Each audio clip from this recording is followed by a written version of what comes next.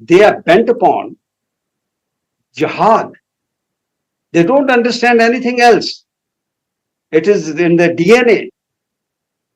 It is in their, what you call, zehen, in their conscience, in their system, inner world. They only see Islam being spread out.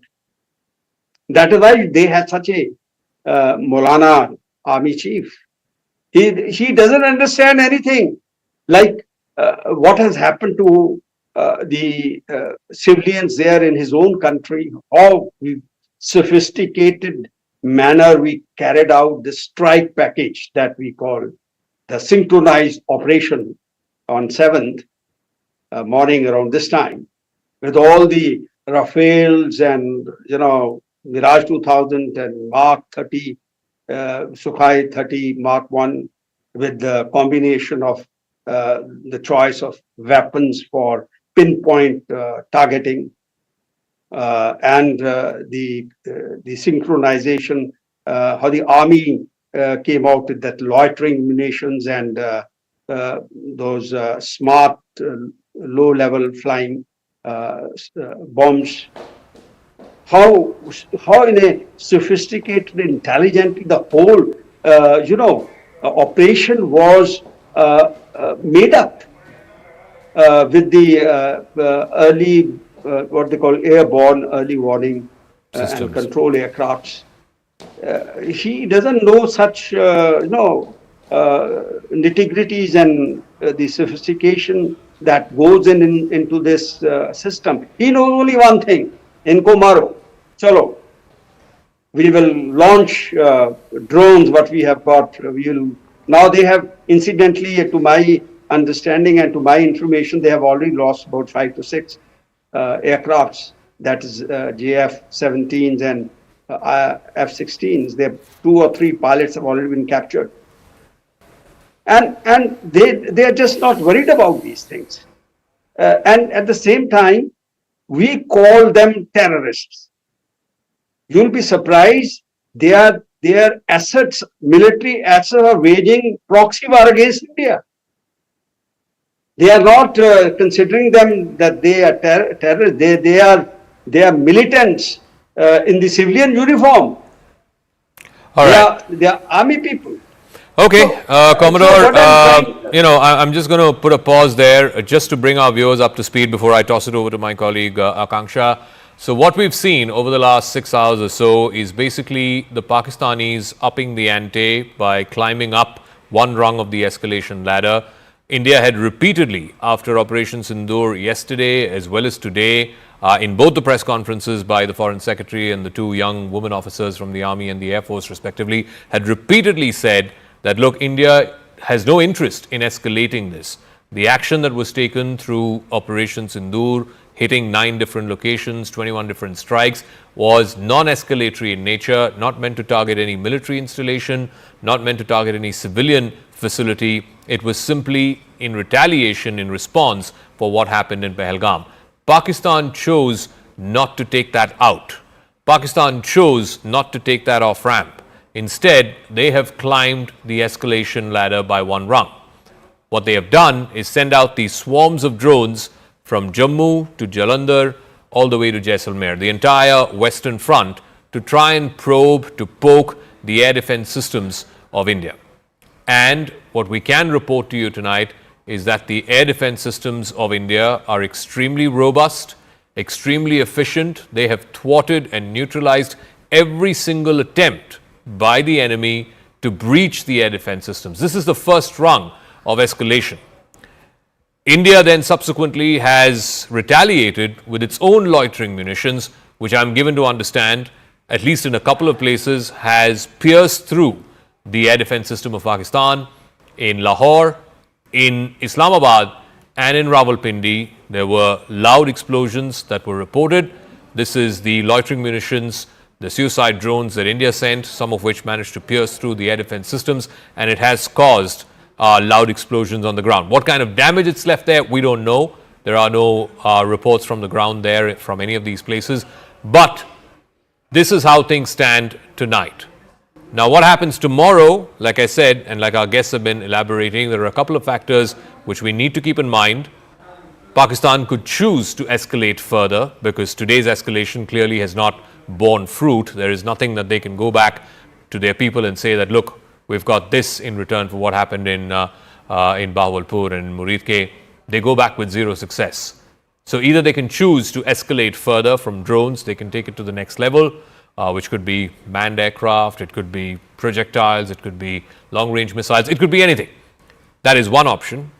The mitigating factor against that, if you were to think rationally, would be that there is this massive $1 billion IMF bailout tranche that is hanging in the balance.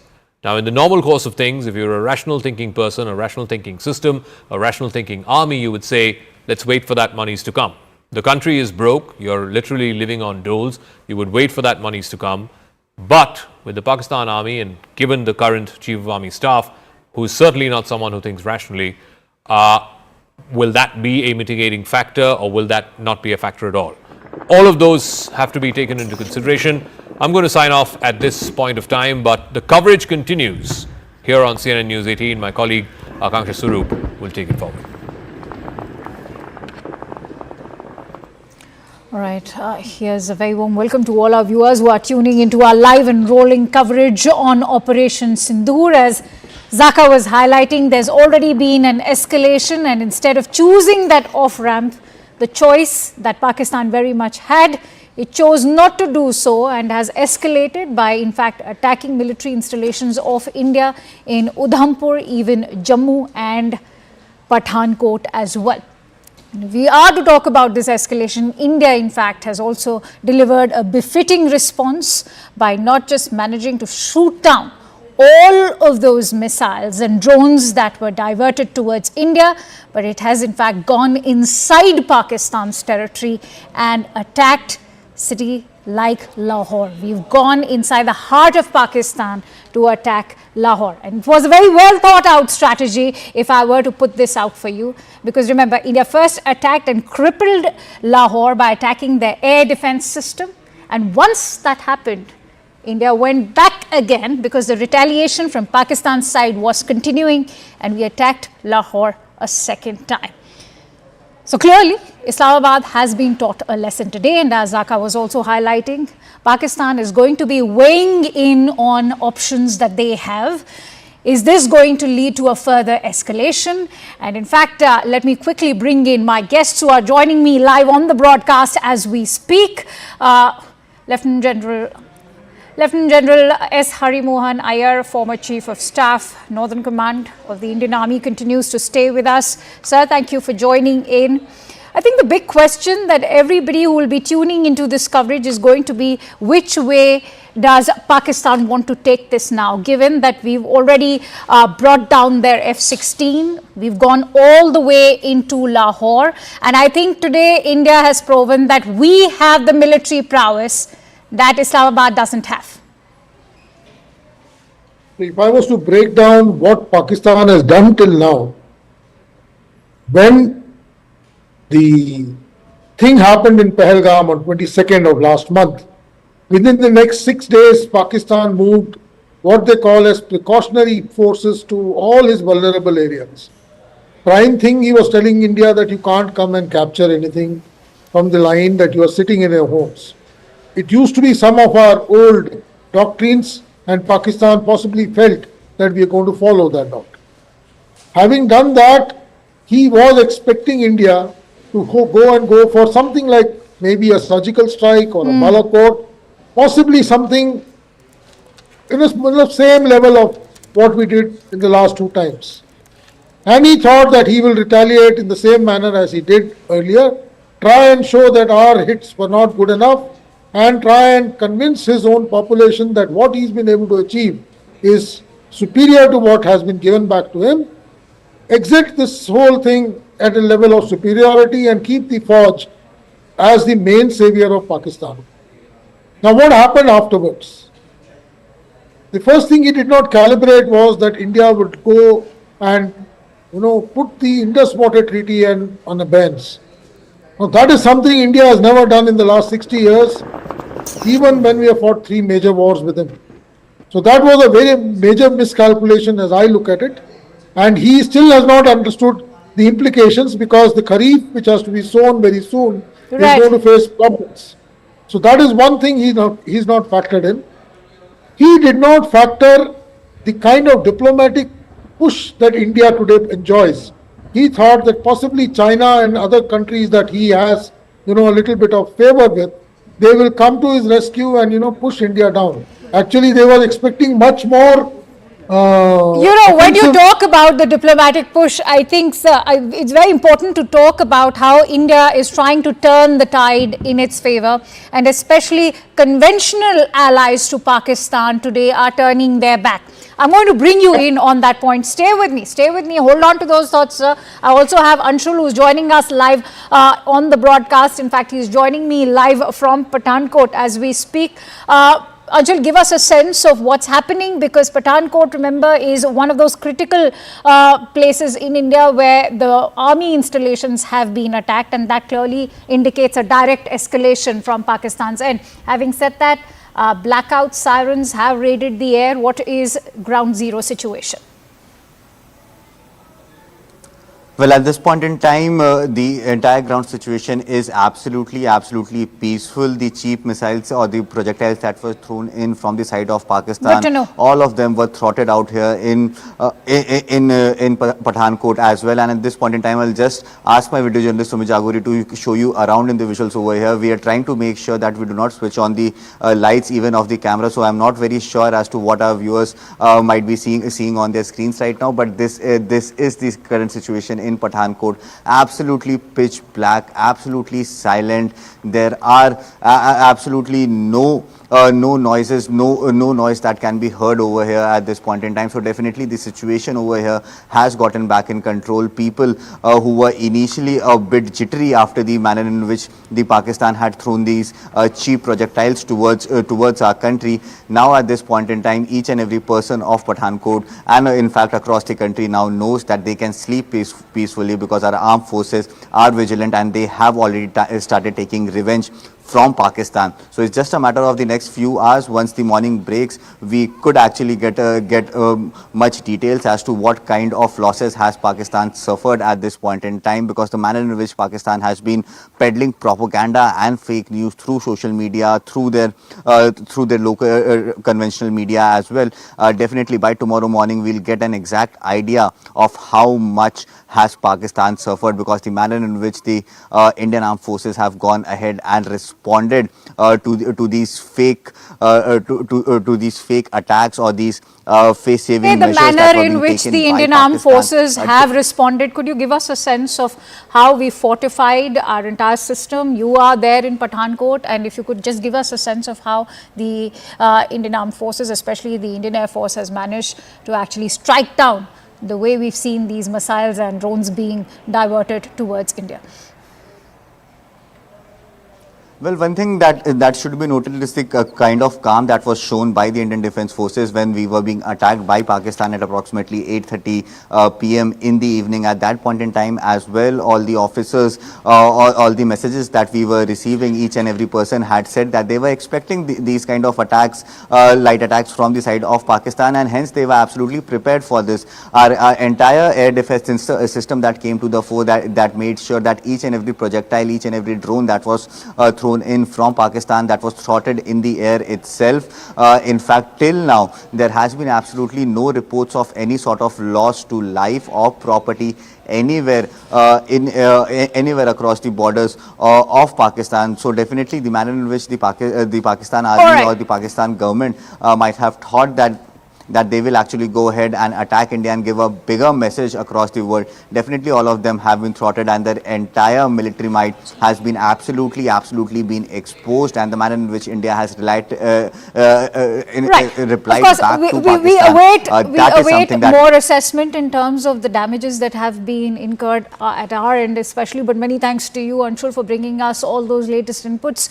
Let me also introduce my guests on that note. I'm joined in by Colonel Rohit Dev, who's a defense expert, Alex Zidan, who's a Republican strategist, also in fact Lieutenant General Harimohan Iyer continues to stay with us. Alex, if I could bring you in, we have a very crucial and big statement coming in from the US State Department. Of course, they have very much acknowledged Pakistan's role, especially when it comes to sponsoring terrorism. Many are saying that better late than ever. Is this kind of support from the United States unprecedented? So far, we've never seen Washington take such a clear-cut stance when it comes to condemning Pak-sponsored terrorism. This is the first page of a new book in American-Indian relations. I think that the statements of support that you're seeing coming from the State Department, coming from the White House, will only intensify in the days and weeks to come if this does continue. The United States and President Trump have obviously called for peace in the region. That's a goal that everyone across our planet should want. However, this administration has a very close relationship with India, and this administration, the Trump administration, is prepared to back India further than any American administration ever before. Let there be no doubt, the United States stands with India, President Trump stands with Prime Minister Modi, and very soon I think you will see more evidence of that cooperation, especially if a trade deal goes through and security cooperation can be increased between the United States and India, and that could include American-made jets and weaponry. All right. Colonel Dev, I want to bring you in on the defense cooperation between the two countries, but that kind of defense cooperation is something that even Islamabad and Beijing share, and they have shared with Washington in the past as well. So no, there's a whole lot of difference. When we say Indo-US relations, we are the only ones who have a 2+2 strategic partnership with the United States of America and also with the Russians. So what I'm trying to imply is that the Americans have made that concession in the geopolitical spectrum to take India as a friend and vice versa. And the period of trust, which is developed over the period of time, especially this decade, has been huge. The Trump administration 1 and Trump administration 2 now are both aligned with the same fervor. Don't forget, Trump was talking about Pakistan being a terrorist state then. Trump was the only person talking about it being Tibet and not China towards the end of his term in Trump 1.0. So I think that kind of a relationship has developed, and trust is the factor which we are looking more and more over the years, but that factor has come up. But China being an ally of Pakistan, I think it's a question mark right now. Okay. Because China faces a huge trade war and other kind of, sort of actions by the US against them. They are looking at amicable partners in the economic sense, and they're looking at India as well. Whereas India has got a very cautious eye now towards China. China cannot do the same what it could do maybe 2.5 decades before this.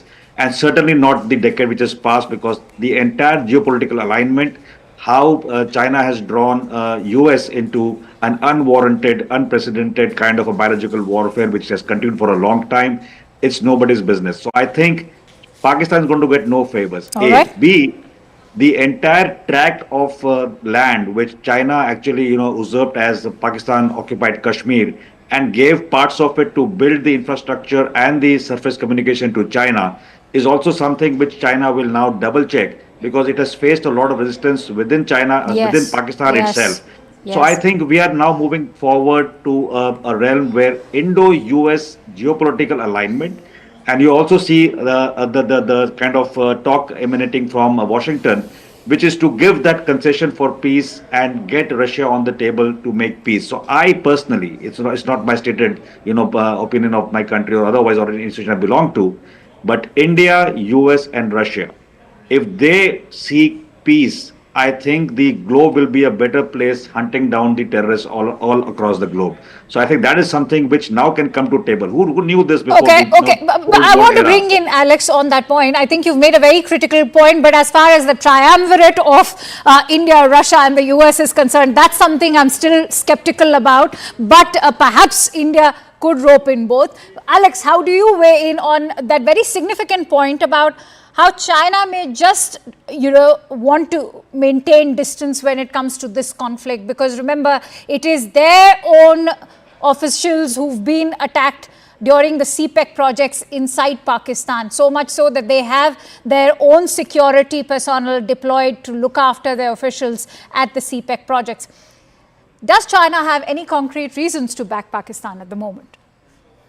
Well, let's hope that tonight China is taking a step back, and those leaders in Beijing are having second thoughts about backing Pakistan. Look, whenever you've got a situation where the United States is on one side of a conflict, it's a different world. China may very well double down on the other side of that conflict because China and the United States are increasingly at odds. This is what happened in the Ukraine conflict. The war between Ukraine and Russia has largely, at least it was during the Biden administration, became a proxy fight between the United States and the Chinese Communist Party over the fate of Ukraine.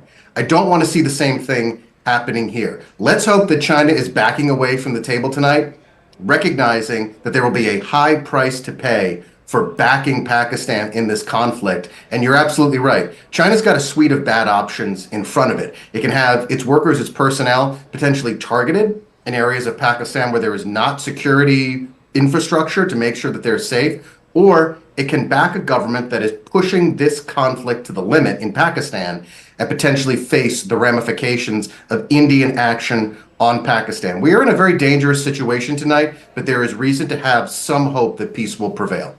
You know, Colonel, when I was talking about the unlikeliness of, say, bringing the US, Russia along with India, because also the way we've seen the United States take that stand in favor of India and condemn that kind of terrorism. On the other hand, we've not seen that kind of time-tested support between New Delhi and Moscow that was there so far. But this time around, we've not really witnessed that kind of support. Well, what more support do you want? You're using the best air defense system currently available to us, which comes from the Russians. No, that's okay. That's okay. We co-developed BrahMos also. So let's not go into the equation of economics.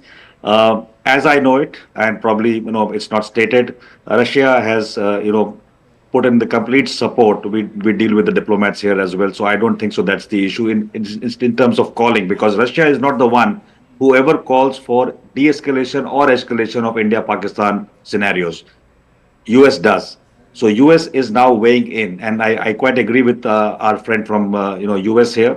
What's also happening behind the scenes is that there has been a pressure all along the Indo-Pacific area, and on one hand you have the Indian carrier fleet in the Arabian Sea, and you have substantial forces in the US Indo-Pacific Command, which is currently towards Japanese seas, and that's South China Sea.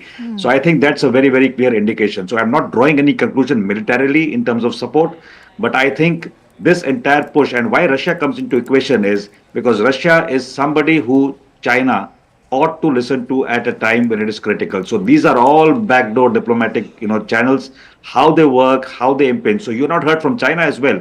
In fact, the Prime Minister of Pakistan was on social media last night, and he was bragging about the support of Turkey, Prime Minister of Turkey. Yes. If you go to the Turkish Prime Minister's Twitter handle, there is no support. The last tweet he has made about Pakistan is when he's receiving and sending him off on 23rd of last month, and that's about all. So you just understand the power, and like my friend says, when you have a superpower like US trying to talk sense into somebody, and today Senator Rubio has spoken to the Pakistani Prime Minister. So I think a lot of sense would have been drilled. They've been told about the consequences, because see, what India has done is very beautifully done. Pakistan wanted us to come into a pig's fight and come into a dogfight in terms of the ground operations, which we have not done. It was in their best interest to have a quick war and then go crying to UN, West, and every ally around in the Middle East to try and say that, no, we are getting harmed and we need to stop the war. We didn't even start the war. We haven't even started. We have all the options on the table. We have made a target list of what is critical to destroy in the Pakistani arsenal. We initially struck the terror camps. We made clear for the first time to state through our diplomatic channels that we have not hit your military, A, and B, it's non-escalatory in nature. Obviously, Pakistan, given that it has invested in terrorism so hard, and all this boil about Kashmir, in which it has created terrorists and fidains and jihadis who have come across with bulletproof jackets and rifles and destroyed people here on the other side, they are going to bite Pakistan more now. Since you mentioned Marco Rubio, I want to bring in Alex. Alex, in fact, Marco Rubio has been consistently engaging with the administrations both in in New Delhi and Islamabad. That's I want to ask you, how much of that appeal for de-escalation is going to land on Islamabad, given that India has made it amply clear that it's not us who escalated it, because remember, the provocation came from their end, especially with that terror attack of 22nd of April. So how much of that is going to register when Marco Rubio says that we condemn this terrorism emanating from Pakistan and we stand by India in its fight against terrorism? Well, I think the Secretary of State, he's the chief diplomat of the United States. So his number one job is to try and promote peace throughout the world. That's exactly what Secretary Rubio is doing. There are different conversations going on in other sectors of the administration. I think Secretary Rubio is striking exactly the right note. No one wants to see this turn into a regional confrontation. No one wants to turn this into a regional war. I mean, it already is a confrontation, unfortunately, but I think this is a moment where forces from the outside, like the United States, like the State Department, like Secretary Rubio, can step in to both parties and encourage the path of de-escalation. The path of de-escalation is always available. The question is, will a nation like Pakistan decide to take it? Pakistan is the one that contributed through its proxies, through the terrorists that executed that horrific attack. They contributed to the escalation. I think the impetus is on them to de-escalate. We're going to see if they take that path tonight. They may very well decide that because there's been an exchange of fire back and forth on both sides, some blood drawn, unfortunately, on both sides, Pakistan may decide to step back. And I'm sure that Secretary Rubio is telling Pakistan to step back. And perhaps, telling that the United States has the back of India if this does go further. Colonel Rovit, how do you weigh in on the role that the United States is playing? Is this just going to be about verbal engagement, or when the US Secretary of State, in fact, as Alex was saying, is the top diplomat of the United States, when he goes on to say that we stand by India, how much of that is going to now play out, especially on the battleground? So I will leave the, construction of theatrics which we get as analysts, or, the media gets when a word is spoken. So Senator Rubio has said something very straight and clear. How you want to draw the conclusion? Now tell me, in a family there is a good kid and a bad kid, right? But both have been kids. One has been a longer kid and a younger kid. How do you deal with that? So obviously to that rogue, you need to talk in a different language, which is happening directly by the United States.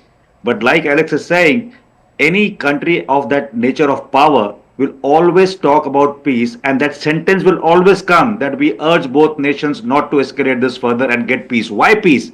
Peace is not about India, Pakistan. Peace is because a lot of other activities are happening between India and US as well, which is nothing to do with Pakistan. Okay. So who wants to spoil that moment, which is nurturing into 6 different sectors where money infusion and trade is happening, and we are looking at our trade needs to be modified? Who wants Pakistan in the equation? Neither we want Pakistan in the equation, and it's nor been the happening US. for over 4 decades. Why didn't it come to a halt, and why did it have to reach that stage? Stay with me, Kaldev. Stay with me. In fact, we're getting in breaking inputs. Let's quickly, in fact, I'm learning that in Baramulla, heavy shelling has started again in various areas of Rajouri is what we are in fact learning right now. Big breaking inputs coming in. Remember, last night also we saw a sudden sort of increase and spike in the artillery fire, and this time again what we can tell you is that heavy shelling has started again in the area of Rajouri. Tejinder brings us those breaking inputs. He's joining me on the phone line. Tejinder, what can you tell us? Yes, you rightly said initially that in Baramulla also, because Uri is line of control and it falls in Baramulla, heavy firing from the Pakistani side is going on, and the Indian army is retaliating effectively. This is in Baramulla, Uri sector is in Baramulla. Now talking about Rajouri, which is in Jammu region, Pakistan army has resorted to unprovoked ceasefire violation in Rajouri. The entire line of control stretch in Rajouri district is the Pakistan is firing in the entire belt, and the Indian army is retaliating effectively. So as we speak, the ceasefire violation is underway in Baramulla, that is in Uri, then in Kupwara, Karna, Keran, These are the places where heavy exchange of firing is going on. In Uri, where one woman has lost her life, three others have been injured in Pakistani aggression, this ceasefire violation.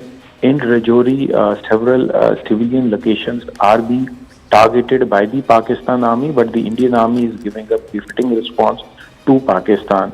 So heavy exchange of firing is underway in Baramulla, in Uri, in Rajouri, Punch, in Keren Karna sector. So the entire stretch of line of control between India and Pakistan is witnessing heavy exchange of firing from either side. Yes. Absolutely. And what is it that you're observing on ground zero? Because remember, India has made it amply clear that they're not being targeting any of the civilian infrastructure in Pakistan territory. But we don't see that happening when it comes to Pakistani side, which continues with that artillery fire. Yes, you rightly said that India has made it amply clear that we will not target any civilian installations, but we will target only those defense installations of Pakistan from where we are being targeted. As far as the ceasefire violation in these areas are concerned, Pakistan is deliberately targeting the civilian population. Yesterday, we reported how 16 innocent civilians, including children, were killed by the Pakistani ceasefire violation in Punch district alone. There have been several injuries which were reported from Uri, Karna, Keren, Rajouri sector. But today, so far, the ceasefire violation which is underway in the Uri sector, one woman has lost her life, three others have been injured, and they are being evacuated to the hospital. Because of this heavy shelling, the evacuation is also being hampered. Right now in Rajouri, there is heavy exchange of firing going on in the entire stretch of the line of control in Rajouri district. There was some air activity that was noticed, and we were told that those were Indian fighter planes that were patrolling that area to ensure that no nefarious design of Pakistan, where in Pakistan is trying to push in their projectiles, their drones into Indian territory, so their attempts are foiled. As the ground situation is concerned, in several parts of Baramulla, there is a complete blackout right now. Just some time ago, there were air raid sirens that were also blaring in the entire area. People, there are announcements that are being made asking people not to venture out, keep all the lights in their houses switched off. So there should be no light that should be visible, and people are asked to maintain minimum activity outside, keep their windows, doors closed. So the situation on ground continues to be tense, but right now in the interiors of say Baramulla and other places, there is a relative calm, but on the line of control, heavy exchange of firing using heavy artillery shells from either side is going on. Yes, we'll have to see how long that calm actually lasts at your end. Stay safe, Tejinder. Thank you for bringing us all those breaking inputs. As Tejinder was highlighting, that the situation is extremely tense along the line of control. As we've already been telling you, how attacks have been happening consistently. Pakistan continues to attack India along all of those western parts, especially also the northern parts in Jammu and Kashmir. Colonel Dev and Alex continue to stay with us. Colonel Dev, my apologies for having interrupted you there for the breaking inputs that were coming in. Please finish your point. And also, I'd like you to weigh in on the way India has made that outreach, especially to the Islamic nations, given that the Iranian foreign minister and the Saudi foreign minister were both in India today itself. So the short point I was trying to finish is that see the US cooperation. The Trump administration has come back. We have reopened the case to seek, the custody of the terrorist who's come to us 19 days ago. Yes. And I think these are the positive steps in which we are, acting as partners together to make sure that we get the correct intelligence and correct inputs. Now, coming to the second part, can you just brush me that part, please? About the Islamic nations, the outreach yes. So that India's made. I'll take your mind back to when late Sushma Swaraj was our Minister for External Affairs. The government that time had two things to look at, and one was talking to Mr. Parikal a lot of times that time we were in service. Two things were very clear. We had to cut the economic taps coming from the Middle East into Pakistan on that, buzzword of Islamic Caliphate and, that representation. And B, we had to speak over and over again to the United States to just make them aware that whatever you are giving in various kinds of grants to the Pakistanis finally ends up them either solidifying their defenses, which is for the conventional warfare, or funding the terrorists. And that is something, if you take your mind to 7th May, I think day before, there was a report from Transparency International published in the US and also by some American institute as well. So Pakistan is going to IMF and they're going to stand, say today, Yes. today India time and tomorrow Yes. US time. Yes. And they're going to ask for $1.3 billion for resilience and some sustainability. They've already taken a loan of that kind of 1.3 in terms of climate change, and they're getting 1 billion ton for 7 years on a sort of encashed mode every year. Now that has to stop. So when they were taken out of FATF, it was a different administration in the US. But today we are looking forward to the United States to make sure that no funding or grant comes to Pakistan till it mends its ways. So I think that is where we are collaborating more. I mean, you don't expect US to send, F-16s here to fight the Pakistanis. We don't need that. We had enough of our thing to do that. We only need the support in terms of that, being a watchdog, telling the Pakistanis that no, you are doing it wrong, and tell them that we are not going to create a situation in which you also try and become a Ukraine and we are going to give you money and funding and weapons thereafter. It's not going to happen. It cannot happen in the new world order or the economic order. The kind of push we have as the market of the world, emerging market, a manufacturing hub, is something which the world looks and US understands that. So our entire relation is construed from the realms of economy. It's not construed from the posturing Yes. of the Yes. geopolitical poles and trying to fight wars. We are not I, Cold War I era think players. I completely agree. You've made a very, very critical point there. And that's where India's belief in multipolarity has in fact stood steadfast in especially galvanizing that kind of global support. I want to bring in Alex over here. Alex, I think that's where India's situation or position in the current global order is very unique.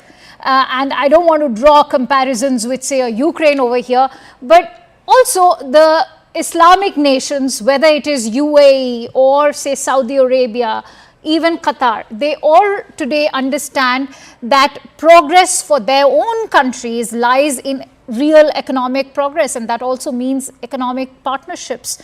At a time when the global economy looks is in fact dwindling, what is the message going out there for these Islamic nations? I think it's the same message that goes to every nation in the world. India is an emerging economic engine. You could also argue that it has already emerged. It's No, a but dynamic why I force. particularly question them, because they've been traditional allies to Pakistan, but this time around we see the tide is changing, turning. Things have changed. Pakistan seems to be largely going it on its own in this particular confrontation. Why? First of all, I think the brutality of the Pahalgam attack exceeded anything that we had ever seen before.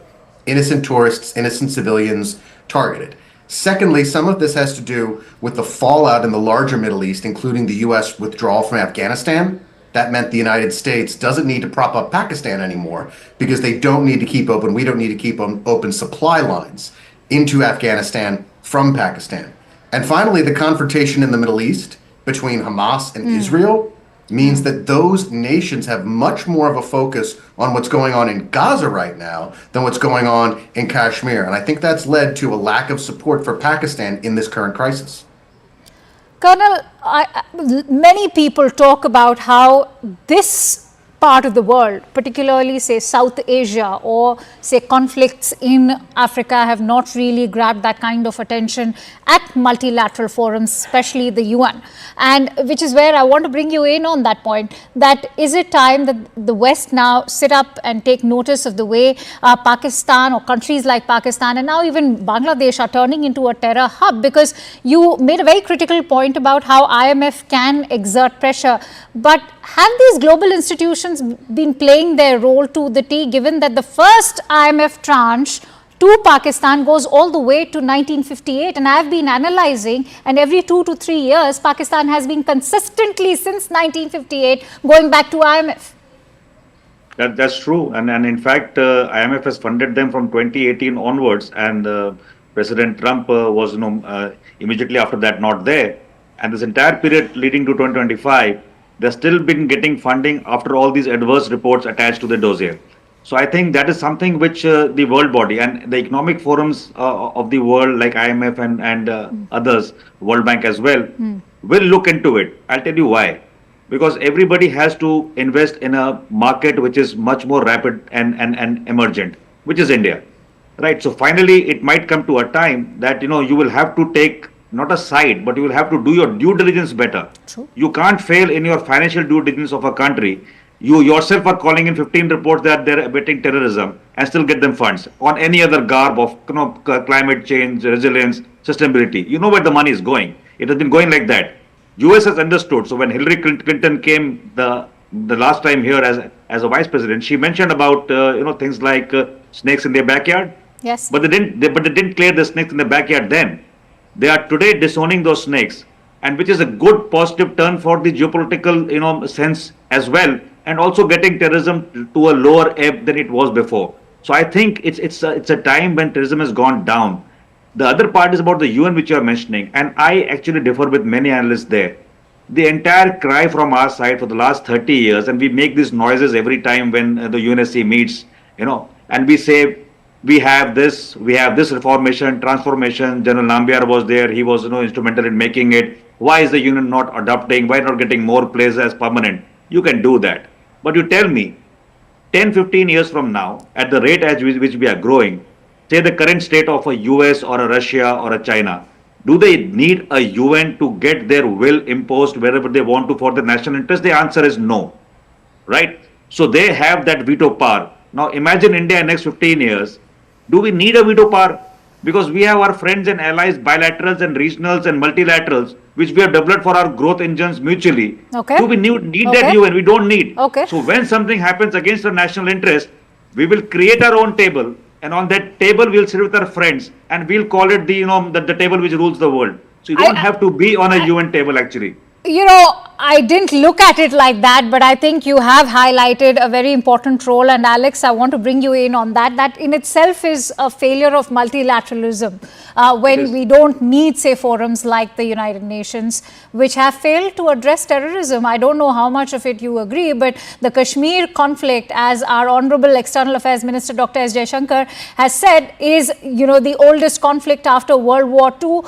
It is the first, it's in fact the oldest in terms of the first entire territory that's been illegally occupied by another nation, that is Pakistan. We took the entire matter to the UN way back in 1947 when both the countries gained their freedom and were Pakistan was I agree. So we took it to the UN.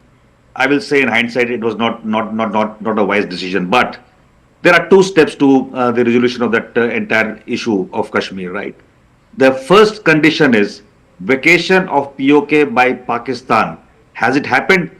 And now do you expect after 70, 75 years, they've actually killed the locals. They have put their veterans and militia and people into POK and given them vast tracts of land to, habitate there. It's been more than 3 generations there.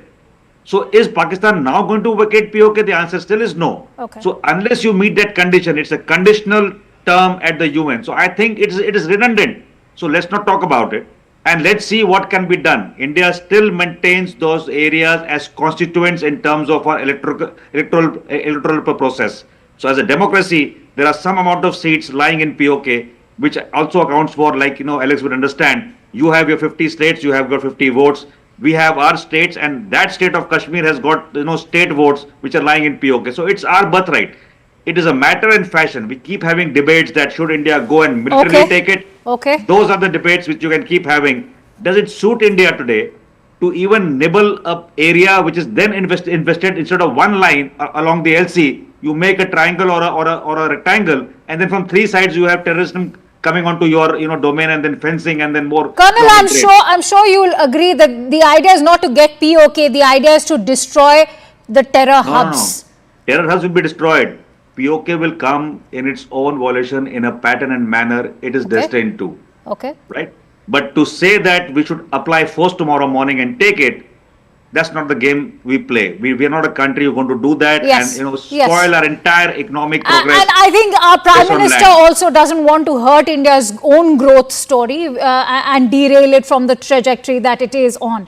But Alex, I want to give you closing thoughts, because many are talking about the role that the United States can play, and perhaps in today's times, you are all very much aware, as the Prime Minister, Indian Prime Minister himself has said, that the solution doesn't lie on the battlefield. What is the solution? Well, that's a very, very difficult question. That's a question that great nations, great statesmen and women have struggled with for more than 75 years on the Indian subcontinent. The solution has to be something that is hammered out at the negotiating table. Bombs and missiles and artillery shells can fly, and they're flying tonight, but they can only hurt, harm, and kill. They can't settle the lingering questions left for more than 75, now well, close to 80 years on the Indian subcontinent. For that, you need diplomacy. Hopefully the United States can lead that diplomacy. I agree with you that the United Nations is effectively useless in a situation like this, a confrontation like this. The first step has to be stepping away from the escalation table.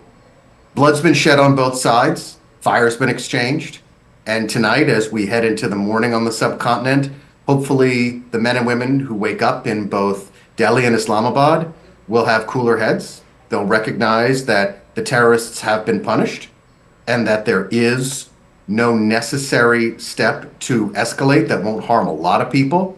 However, we see that if India decides to go ahead and take the next step, the United States will be with the Indian people. But obviously, this is the price of peace. The price of peace is vigilance against terror, vigilance against death, vigilance against harm.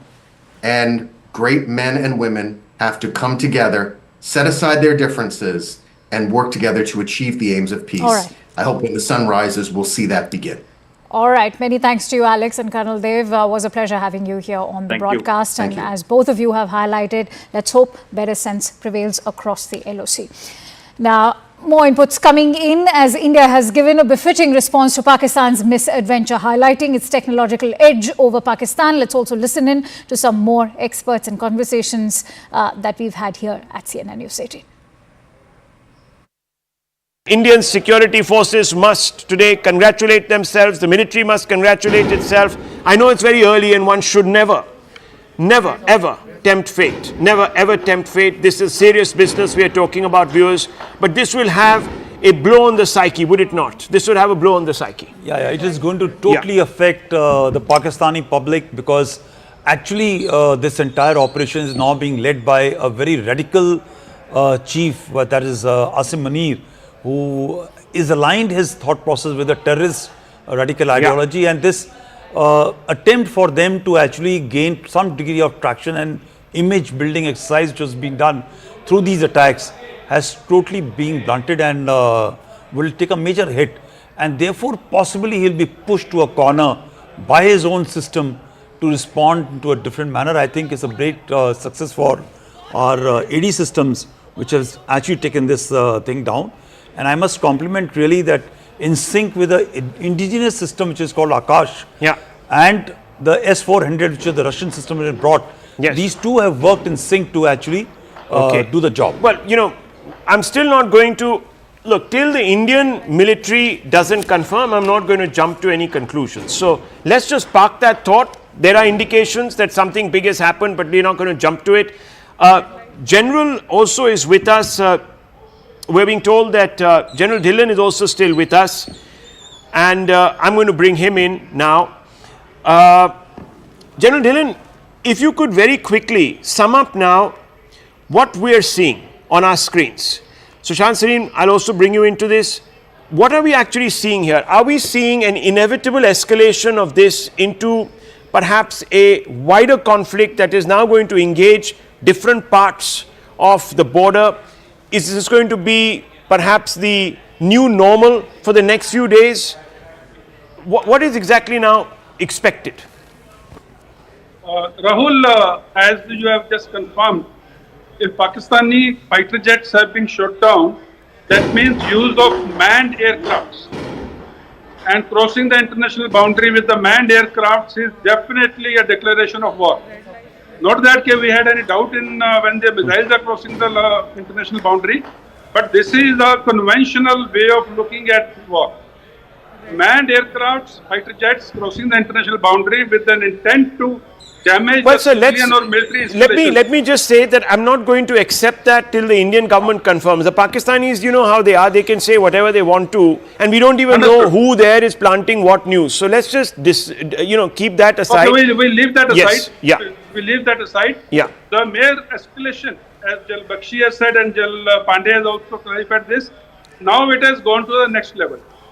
And there is no way that India should not retaliate now or should not take it to the next level, because now is the time when the war stamina petering out of Pakistan will come into play. Pakistan's economy dithering will come into play. Pakistan's stocks of major equipment going down will come into play. And as and when it happens, this is where the victory will be declared. So we should not hold our horses now. We must take it to the next level as a response to what Pakistan has done so far. He has crossed the limit and we should not. And now we know that his war fighting stamina is way below us. And we must capitalize on our strength, military strength, diplomatic, politically, economic strength, we all know. And we must hit targets in Punjab, because that is where it is going to hurt. Because for them, like Jal Pandey was saying, that terrorists are dispensable for them. I think for a Punjabi, Pakistani, Musliman dominated Pakistan army, even Sindhis and Baluchis and Pashtuns and Kashmiris and Baltis are also dispensable. So we must hit at the heart, and that is where the pinch will be felt. So what we are now seeing, Sushant Sareen, is conflict by another name. We may not formally call it that, but we're in that zone now.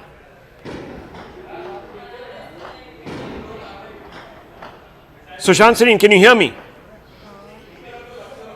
I think you're on mute, Sushant Sareen. You might be on mute. Yeah. I know. I'm sorry because I was just doing I'm doing multitasking right now. So look, let's be very clear about one thing, Rahul. What the Pakistanis tried yesterday was to hit Indian military installations. Okay, that they failed is not an excuse, but our response was also to only target military installations. Now the Pakistanis are such bloody liars. This whole bloody community and this whole goddamn place is a bunch of liars. This whole country has come up because of a lie. So they claim that no, we didn't do anything because their attack failed. They claim we didn't do anything, right? That's what that ISPR fellow whose father was a great nuclear scientist trying to take out electricity out of jinns. That fellow's son is now their ISPR chief, and remember he's also a 3-star general. Look at the kind of guys they make 3-star generals. Anyways, but the point is that these fellows, they've lied. Okay, now we hit back. Our response was slightly proportionate in the sense because they didn't really cause any damage. But I think once they've gone up the ladder, I think our response has to be overwhelming now. Very clearly, right now from what we are hearing is that only the area around Jammu is being targeted, Akhnur, Jammu, that belt. There is some reports that maybe Pathankot has also been, they tried to target Pathankot, or at least there's been they've tried to activate the terrorists in Pathankot and other parts. There are some reports, none of these are confirmed. Anyways, I think we'll take care of that. But I think you have to go up because they have already opened up the space for attacking military targets in Pakistan. Now, what is the great restraint that I will only attack air defense targets and I will not attack the ISI headquarters in Appara or the core headquarters in Lahore? Why not? Now that you opened this up, then everything is up for attacking. The GHQ in Rawalpindi is up for attacking. Right? Now, if they want to go down that road, then I think we should not be holding back to go down that road. Okay. Because quite clearly, they have to step back and they have to start dismantling the infrastructure of terrorism. I think we have had enough. I think the government of India has made it clear multiple times. We don't want an escalation, but if you escalate, we will hit back. we will not hold back, we will hit back. Number one. Number two, we don't want to go into a kind of a war, but if this is what you are going to try and impose on us, we are going to come after you. I think that message is very clearly delivered. Now, the generals in Pakistan have to decide, is their survival more important than their country's survival? I think it's a very simple question for Pakistan and Pakistanis, maybe not for the Pakistan army, because, once they back out, they tend to lose their privileged position. And I think that is the biggest stumbling block from, them taking an off-ramp. And we need to be very clear about it. No face saving has to be given to these lowlifes. No face saving has to be given to these terror sympathizers. And they have come out openly in their sympathy for terrorists. And I have been pilloried for saying there is no difference between the Pakistani state and the Pakistani society. And we have seen evidence of that. How not a single Pakistani has said what the Indians targeted were terrorists. Okay. These are some innocent people. How are these innocent people living in Muridke in these terrorist training camps? Or I think that is well settled. I think that is well settled. We don't need an excuse now. Not after this, do we, Wing Commander Abhishek Matiman is joining us. Wing Commander, what are we seeing here, and how do you see the Indian response now? Look, I don't know, but if you have to go and escalate, you have to go a step above what they are doing on the escalation ladder. We'll have to obviously take out some important, perhaps brigade headquarters. There are many options. So what will we deploy to do this? What can be done? At the outset, Rahul, I must apologize for a late entry. Actually, I was busy referring to combat manuals and international conventions that define war. Okay. So let me congratulate all my countrymen. The Porkies have finally taken the bait. I strongly feel what we see right now in front of us is the beginning of the end of a state called Pakistan. Whatever the thresholds be and whatever the definitions, they have crossed all limits by all boundaries. We have been testing them. We have tested in the last 2 days their offensive as well as defensive capabilities, and thereafter we have been convinced that our capabilities, this has been repeatedly discussed on panels in the last 2 days, our capabilities, be it defense or offense, have proved far greater and much more efficient than the Pakistanis. General Pandya, let me start with you first. I mean, as somebody who commanded the 15 Corps, make sense of this for our viewers, because over the last 4 hours, suddenly, at about 8:30 was my previous show, we started seeing these drones, these flares coming up over Jammu, and then suddenly there were reports of flares happening across Jalandhar, in Pathankot, in Chandigarh, and it went all the way down to Jaisalmer and Jodhpur in Rajasthan. So all along the Western Front, as it were, multiple reports of these drone swarms. What is the big picture here? What is it that Pakistan was trying to do? And of course, India's response to it. So, there are conflicts or engagements are of level of signaling. I'll just take the bigger picture is that what each side is doing to other is important, and starts from what happened on 22nd April, wherein this Pahalgam incident happened, and thereafter the ball was on our court actually to respond in a manner so that it is also reflective of a very responsible nation, in which those words are very clear that it was zero escalatory when we hit out at the targets and at the headquarters of the terrorist headquarters, which we are fully aware. But coming on to the last 4 hours, I can just very quickly wrap up by saying that there is a bouquet of engagement which has been put across, starting from small arms direct firing weapons to missiles which are again short range direct firing systems, to rockets which are again very short range, and they have raised up the level of ante to the crossing of drones, missiles, hitting out targets which are slightly into depth. So while we went out to Bahawalpur, the similar attempts to showcase a quid pro quo scenario to hit out at Jaisalmer and deep into our own Punjab, Rajasthan, and of course Jammu and Kashmir area was attempted by Pakistan, which was deflected and destroyed by our very effective, very well integrated, well oiled system. I'm quite proud because one has been practicing, rehearsing and seeing all these things. I used to always have a doubt in my mind that when the time comes, will they be able to respond? But I guess coming in of Akash and also coming in of S-400 has to change the entire paradigm into our advantage, which has ensured that we have been able to take care of our airspace, which was always a very big gap in our system. So that is one part.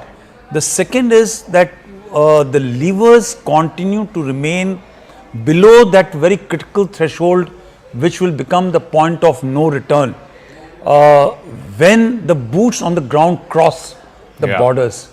So we have to actually now see that where this calculation of the Pakistani, that radical chief is going to take over and how far is willing to take his country on the downslide manner. Because right now we as a nation are giving Pakistani as a nation a chance and option to opt out from the de-escalation scenario, right? It is very clear. Again, I started by saying that it is a signaling not only to Pakistani people but also to the world at large that we as a nation are a responsible nation. We have a leverage to control our this thing, and there is a civilian government in place, and therefore we need to manage and articulate our responses. So one very interesting carefully. thing, compared to previous, let's say, wars and the situations, the flare-ups, the conflicts that India and Pakistan have had, and General Iyer I think is there.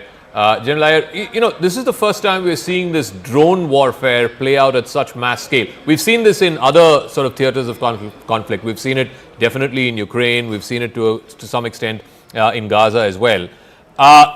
This is the reality of modern day warfare, that you're going to have these swarms of drones first being put out before the aircraft and the other rockets and missiles are being put out. And then of course, as General Pandey here said in our studios, the final step of course would be when your tanks and your armored divisions and your men start moving.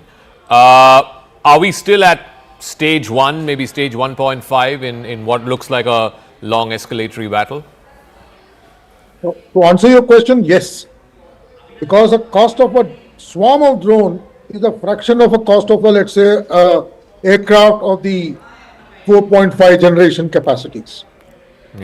Add to it the pilot, which is also involved with it. So when you look at a drone as a weapon, it is much more cost effective than an aircraft. That is point one. Point two, a swarm of drone is very difficult to pick up on radars because it gives you a very, very small signature.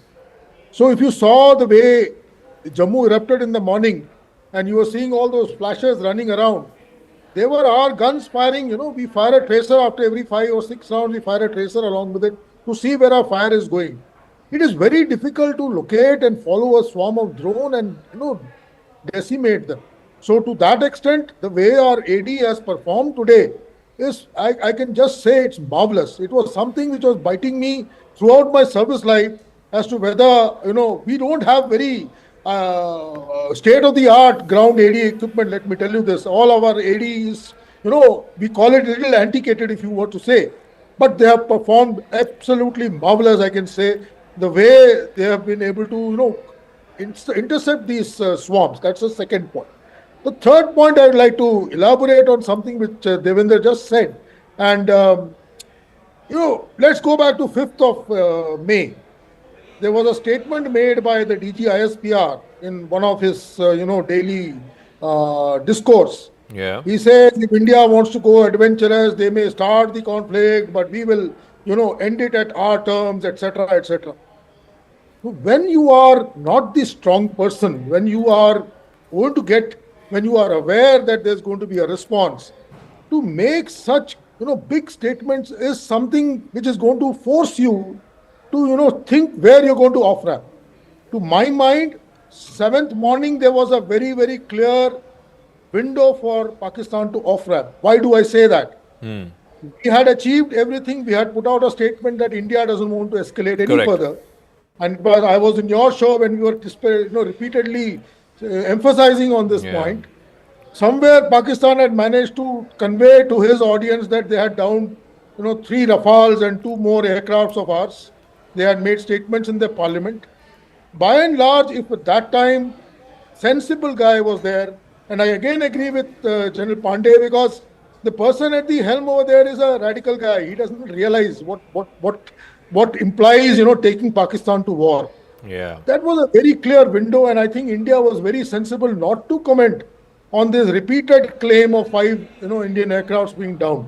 We kept quiet, gave him an exit window, and I felt that yesterday evening they will use that and go out. Possibly we would have been in the end of this scenario right now with both sides quite happy with what they have achieved, because let me tell you, these 9 hits which we have achieved is something we could never think of. Especially in my 39 years of service, I never could think of hitting from Bhalpur right up to Kotli. Yeah. It is a huge swath that we have engaged, and engaged precisely. Okay, So, General, give me a moment. Tajinder is also joining us. He's joining us live from Srinagar. Tajinder, so what's the update across the state? And I specifically also want to know about Jammu, because you're from there.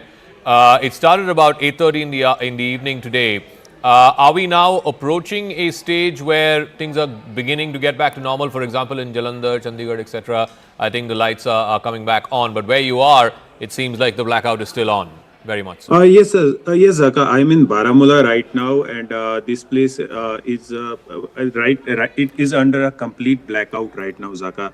I can hear the artillery shells that are being fired from the Pakistan side, though my location is at a safer distance from Uri, where the firing is going on. Pakistan has been violating the ceasefire, and what we have come to know that a civilian, a woman, has been killed in Uri sector because of the continuous ceasefire violation from the Pakistan side. As far as Jammu is concerned, as you mentioned, that in Jammu the electricity has been restored, the blackout is over, and it seems that the attack from the Pakistan side, which has been completely foiled by our defense forces, life is slowly limping back to normalcy in Jammu, though people have been advised to remain cautious, remain indoor, and ensure that no rumors are spread. All the projectiles that were fired from the Pakistan side on the vital military installations in Jammu region were destroyed by our air defense mechanism. So no damage in Jammu, but yes, heavy ceasefire violation is being reported from Rajouri, Poonch, Kathua, Samba, where the Indian Armed Forces, the Border Security Force also is giving a befitting response to Pakistan. As far as the situation on the line of control in Kashmir is concerned, right now heavy firing is going on.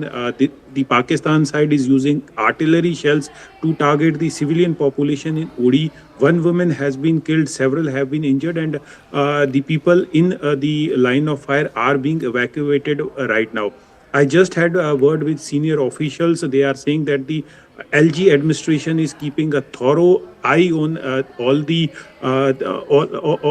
activities that are happening, and the officers have been advised, rather the police has been advised to provide immediate relief to people who are affected because of this ceasefire violation.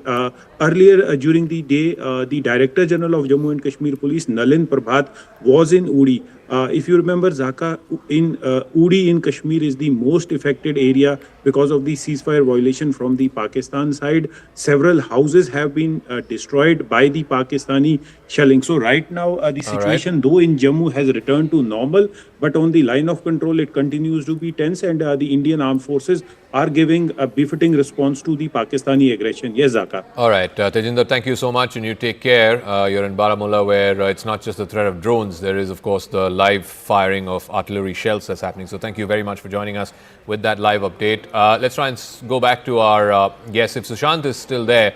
Sushant Sareen, again, make sense of the big picture for our viewers. Are we now locked in this escalatory chain where each side is going up one rung, and either it ends, each of those rungs ends either in a stalemate or in escalation dominance? How far up do both sides go? You can go all the way to a full-fledged war. If if nobody is ready to take an off ramp, and frankly, as of now, let's see, this, for example, if the Saudis have come, they have equities with both India and Pakistan. Will they be able to exercise those equities? I think from the Indian side, it's very clear. We were never interested in escalating, but if the Pakistanis are going to escalate, then we will hit back. Now, what are the Pakistanis going to say? Now, we are saying that we are fighting a war against terrorists. We have only targeted terrorists. What have the Pakistanis done? They've targeted the Indian armed forces, the Indian military. They've targeted us. So we are going to hit back. Do the Pakistanis get an off ramp? And will they be forced to take one? And then what happens to their regime? And Zaka, I think this is a critical point. In Pakistan, it becomes a question of regime survival, not just of Asim Munir, but also of his Chaprasi, the so-called Prime Minister of Pakistan.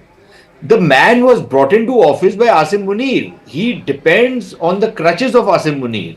Anybody who replaces Asim Munir will probably give a kick to Shahbaz Sharif. So the heads of both those fellows are linked to each other, right? They're Siamese twins in a sense. They cannot be separated. And if you separate them, they both will die. So it's their survival. And for their survival, they're ready to put Pakistan's future at stake. Now, the question is, can the Saudis, for example, give... And please remember, Asim Munir, because he has served in Saudi Arabia, I believe as a defense attaché, understands Arabic, speaks it well, has some contacts in the Saudi system. He used to think that he is somebody who can do a lot of work with the Saudis because he knows many people out there. Question now is, can the Saudis exercise their influence on Asim Munir and tell him to back off? And they have a lot of leverages, not just the Pakistani diaspora, but they have leverages in terms of the amounts of money they give to the Pakistani. Correct. And if they threaten to turn off the tap, Pakistan is in deep trouble. Will the Saudis use those leverages? Again, with India, for example, they will ask us to de-escalate, but I think we are very clear that if the Pakistanis back off, we'll also de-escalate. Otherwise, there is no way out. Please also remember, MBS, the gentleman who's come now to both India and Pakistan, does represent MBS. He doesn't represent anybody else. Of course. In Saudi Arabia, MBS is the boss, right? And he's a guy who is in many ways a visionary, who's trying to forge a new future for Saudi Arabia, who's not really interested in these kind of wars. And there are some major developmental and other projects that he is envisaging with India. So does he want this whole region to start blowing up? I'm not so sure. Then there is the Americans. But the Americans seem to have taken a hands-off approach, right? They have enormous influence if they want to wield it. For example, just tomorrow, the Pakistani IMF package is coming up for renewal. The Americans can very easily hold that out and say that, look, unless you are backing down, no monies are coming to you, because much of that money you use for building up your military and creating trouble in the region. So there are people who have leverages, but are they going to bring those leverages? And if they don't, then we are in this escalation spiral, and I don't see what the incentive for either side is to back off.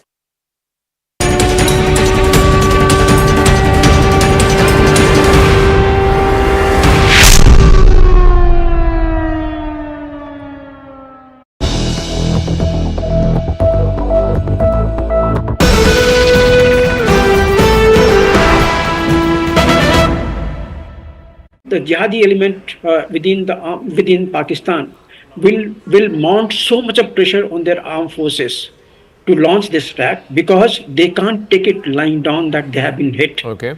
And that was the beginning point. What was prompting us to adopt a posture that the moment you see some initiative being taken, surprise them with the type of things what had happened. Remember, this won't happen the initiation by India, because Pakistan had already initiated day yesterday evening. Day first study evening also, some of our bases were, attempted to be hit. So that was the initiation was already taken by Pakistan. So they were the aggressor in the first place. Fair enough. What has gone past is gone past. And right now, what we must look at it is India must use all the resources. When all these attacks were happening, like what we had seen over Gaza by Iran, that was the time it was coming to my mind that yes, good, that Iron Dome system, our indigenous so-called Iron Dome system is working so well. But that was a time when we felt that possibly our strategic command, they should have initiated something with which we would have seen a changing scenario in Pakistan. Pakistan should have been put into defensive rather than we falling into defensive. Okay, so, that's a fair point. I think we can elaborate on that. But I also want to get up before we take a break. Commodore JJ Singh is also there. JJ Singh is also there with us. Commodore, what you're seeing right now is both sides sort of climbing the escalation ladder. After Operation Sindoor, now Pakistan sending these swarms of drones over Jammu, over Jalandhar, over Jaisalmer, across most cities and towns through the Western Front. India has, of course, thwarted almost all of it, other than one or two explosions, which again, like I said, I stress, no fatalities, no casualties there. What is the next step in this ever-escalating game, as it were, Commodore? Zaka, thank you for having me on the show now. First of all, I must say that we have already gone up the escalatory ladder. We are not at the bottom or in the middle. We are already fighting a missile warfare is already on. Aerial warfare is already on. UAVs are already war is on. So I think that we have moved very high on the ladder. The IB has been compromised. LOC, heavy fighting is going on. Volume of fire has increased many folds than usual.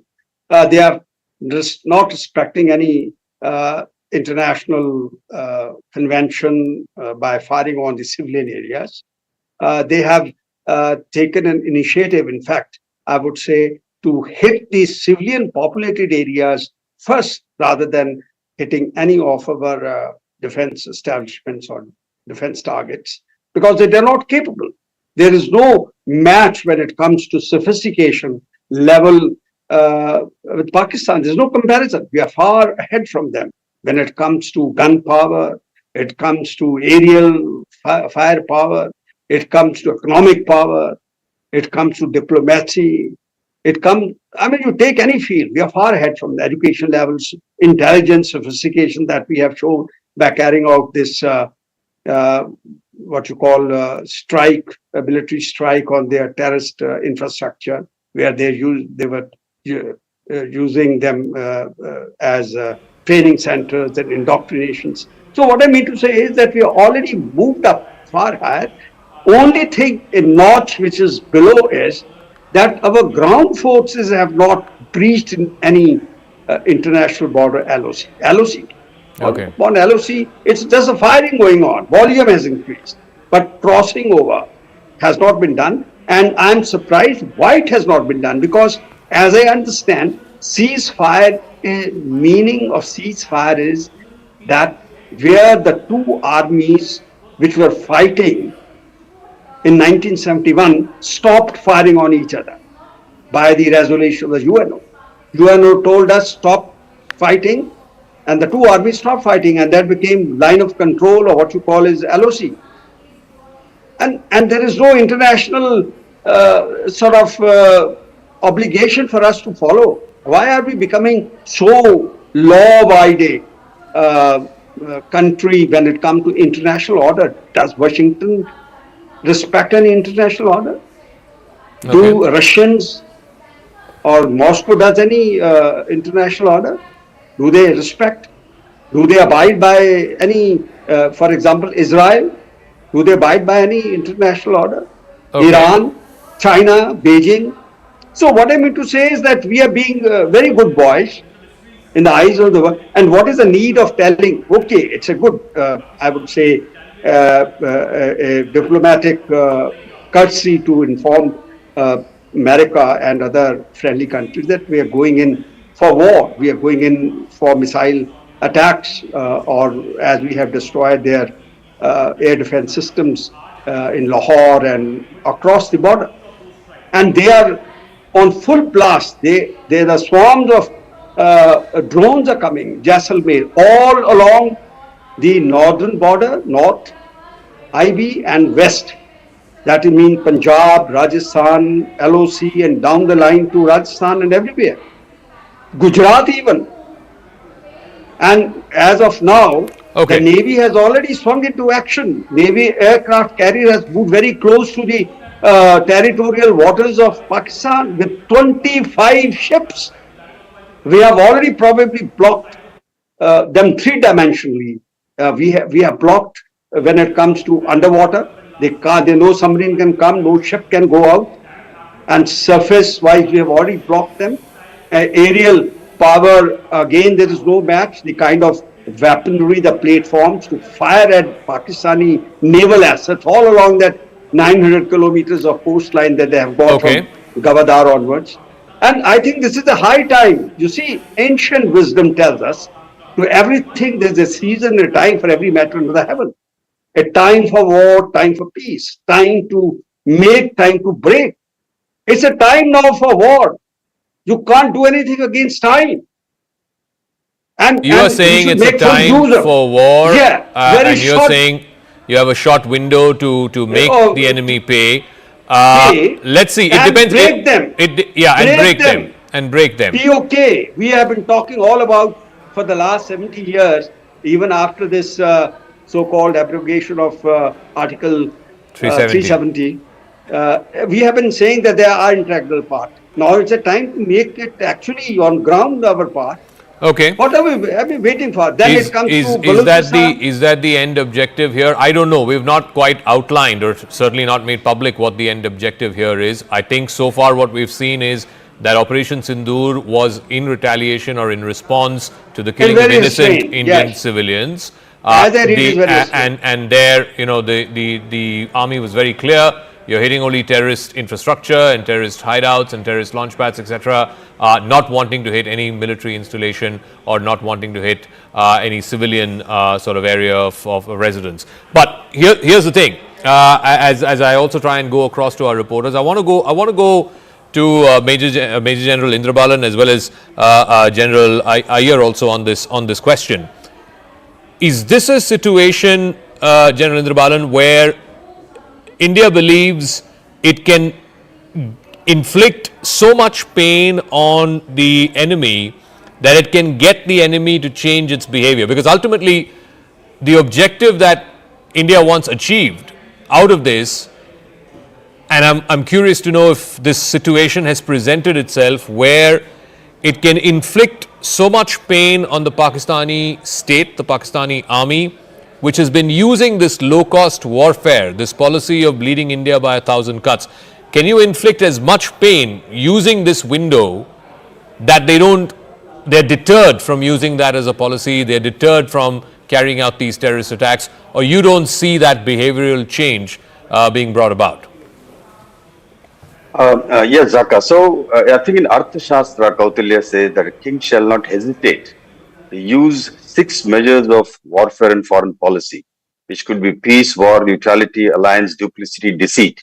Convert these into modern warfare, and we have the domains of AI, we have the domains of technology, we have the domains of economy, we have the domains of water wars, we have the water as a weapon, we have the domains of course, the conventional weapon. So India has its disposal all these kind of modern warfare weaponry, which has been referred to in our history books.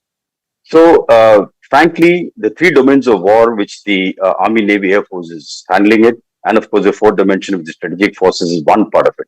But without going into conventional warfare, a full-fledged warfare, I personally feel that there is a possibility of bringing our adversary to his knees and making a behavioral change in their entire approach to the way they deal with India by strangulating them, using a strategy of strangulation from 6 dimensions of foreign policy as well as warfare.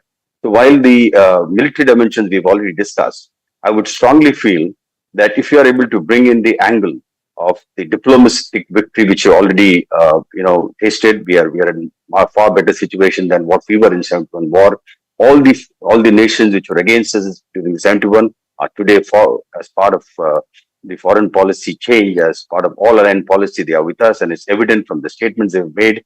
Economically, we are far superior. Commerce-wise, we have already blockaded them. If the Navy goes on to block the sea lanes of communication, I think they'll be blockaded on even these naval routes to bring in even modern weapon systems, leave alone their goods and services. Couple that with the Brahmastra that we have in form of Indus Water Treaty, which can drain them, which can dry them, which can kind of make them kind of cry for water and create an internal strife between Punjab and Sindh. These are the things we do for internal strife without having to actually go in there. And then, of course, the sixth dimension of using cyber warfare to cripple their power systems, to cripple their railways, to cripple their entire stock markets, financial markets, whatever we can with financial, using cyber warfare, using the dark web, using the deep state things at our hand. I think all forms of warfare needs to be deployed now, and we should do everything possible at our disposal to do that, while we keep our conventional forces, their arms, their gunpowder dry at all times, to only to restore or only to retort to a conventional offensive if launched by the Paki forces. Major General, you were talking about the multi-dimensions of war. We're already breaking that story on our screens. Baloch fighters have now, this is from the Balochistan Liberation Army, they have taken responsibility for gutting some gas fields in the Balochistan province of Pakistan. Remember, this has been a stepped up attack. You had the Jafar Express attacks that happened in the middle of March, and then even yesterday there were reports of about a dozen plus Pakistani soldiers getting killed there in Balochistan. So this is, pressure points being built across various dimensions, whether it is in the air, by land, and of course, if Balochistan falls, if Balochistan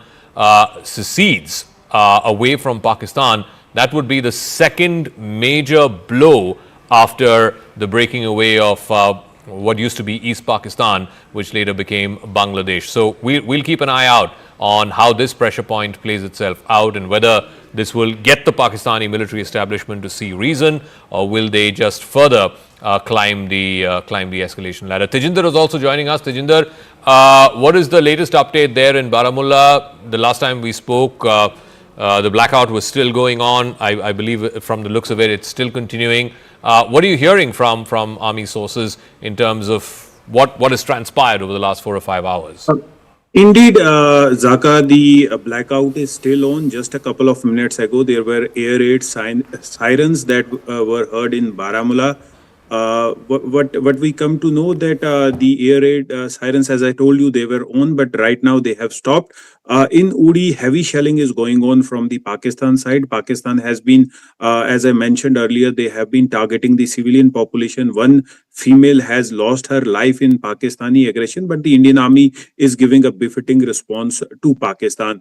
What our sources are telling us that Indian Army is fully prepared. Our defense forces are fully prepared, and they do expect that Pakistan would once again try to do something. They would try to escalate things, but Indian Army armed forces are fully prepared to give it back to Pakistan in the same coin which Pakistan understands. So the situation in the entire region of Jammu and Kashmir continues to be tense. Zaka, in certain parts of Srinagar city, blackout has already been lifted, electricity has been restored. So it clearly shows that the attack which Pakistan tried to carry out is over, especially in Jammu region, where the blackout has been lifted and electricity has been restored in several places.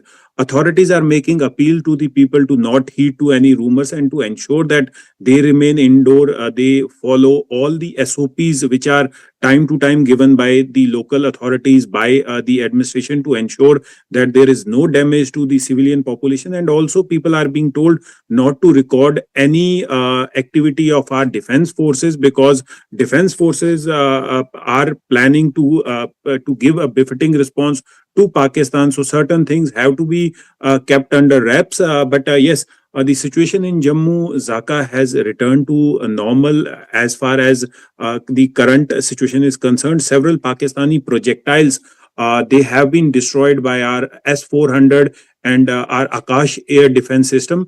Zaka, just a few minutes ago, there were some heavy air activity that was reported from the from close to the line of control in Rajouri district. Our air defense system is in place. So right now we don't know what type of air activity it was, but certain jets were seen hovering in the Rajouri area. So these are just the initial inputs which we are getting. We are in touch with our sources in defense establishment. They would verify and let us know what type of air activity it was. As far as the situation on the line of control is concerned, Zaka, the situation in Poonch has escalated, wherein Pakistan has once again resorted to unprovoked aggression targeting the civilian population. If you remember, just the other day, around 16 civilians were killed when a religious place, a Gurdwara, was targeted by the Pakistan Army. The Indian Army, being a professional army, has been retaliating to the places from where the Pakistan Army has been targeting the civilians. We are not targeting any civilian population, and that was underscored during the press conference which happened earlier yesterday when the Foreign Secretary made it clear that our target during Operation Sindoor were the Pakistani terrorist establishment, the terror training camps, the terror launch pads, and we did not attack any military installation or any civilian installation in Pakistan. But on the other hand, Pakistan is violating the ceasefire, targeting civilian population. So there has been damages to several houses in Poonch, Rajouri, in Uri, Zaka. The loud bangs of the artillery shells that are being fired from both the sides can be heard at a distance of 40 to 45 kilometers. So this is the intensity. Yes, yes. Okay, sir. thanks for that. Let me also get a quick word in from both Akash and Ishan. Ishan, in Srinagar, what is the latest situation? Because there are a lot of claims also being made on social media. I want to just underline that. I want to say that, you know, we are reporting responsibly because this is a war situation. There's no other way to put this. I think one of the earlier guests said this is not merely just a ceasefire violation. This is an offensive from Pakistan. Of course, the Indian Army and the Indian Defence Forces are responding to that measure for measure. A large majority of these drone swarms have been neutralized. They've been hit back and brought down by the air defense systems, both the indigenous ones as well as the foreign ones. But Ishan, just on the situation there in Srinagar as well as in the rest of the Kashmir Valley, is the blackout still on? Are we still looking at this situation continuing for the next few hours? What's the advisory? What's the word that's coming in from the army? Well, electricity is back in most of the places, which means that the alarm that was raised, particularly in wake of the attacks that took place in Jammu, the administration, the government and the security forces deemed it necessary to shut down and get a blackout in the entire Srinagar city and all other districts as well, to ensure that there is full preparedness and there is no hindrance while they carry out operations or there any targeting that takes place, particularly of the military infrastructure. Not only in Srinagar, there are crucial military infrastructure, but other than Srinagar, there are also other places where blackout was done and there was no light for several hours. But now we are being given to understand that certain areas, most of them are getting electricity back. This indicates the fact that they have made sure that there are no drones in the air, there are no projectiles or there are no rockets being fired towards any of the crucial stations in Kashmir. As I can remember, on the very first day, Pakistan made a fake claim that they are going to hit, they have actually hit Srinagar airport, but that didn't happen. So considering all of these things that were accounted by the administration, by the intelligence agencies and the army, it was ensured that the full-time anti-drone systems, anti-aircraft systems were put in place to ensure that if there's a possibility of any aircraft from Pakistan entering the Indian airspace, it is immediately brought down. Not only that, but drones or any projectile, if it tries to fly over Srinagar, it is immediately brought down. We know that right now there's a state of alertness. Hospitals are running on a state of alertness. There are ambulances which are ready to be dispatched in case of any eventuality. We know that police, administration and everyone in Kashmir who's at the helm of affairs is right now in their offices monitoring the situation constantly. They're in touch with the authorities. They're checking reports at every moment that what is happening. But unfortunate bit bit of news that we heard today is that a lady from Uri lost her life in the Pakistan's unprovoked shelling. There's shelling going on in other parts as well, in Kupwara, in Uri. The line of control as we speak is completely lit. I spoke to a journalist friend who is still stuck in Uri. He told me there are shells which have actually landed near the hospital area and in the marketplace in Uri, and they were forced to take shelter in an underground bunker in Uri. So that tells you about the situation that's unfolding in Uri. But other places are also witnessing heavy shelling, and possibly in the morning the damage could be assessed. But there are certain injuries which are being still injured that are being still ferried to the hospital right now as we speak. A grim situation on the line of control, but in Srinagar the lights are back and things are getting a little normal. But yes, it's a wait and watch game. The India is looking at it very carefully. The air defense system is ready. In the case of there is any eventuality, people have been asked not to panic and only trust news sources and information that is coming in from the government. All right, thanks for that, Ishan. I'll get a word in from Akash as well. Akash, tell us, what are you hearing from all three forces, from the Army, the Navy and the Air Force? Of course, we've seen these swarms of drones being neutralized, being brought down by the air defense systems.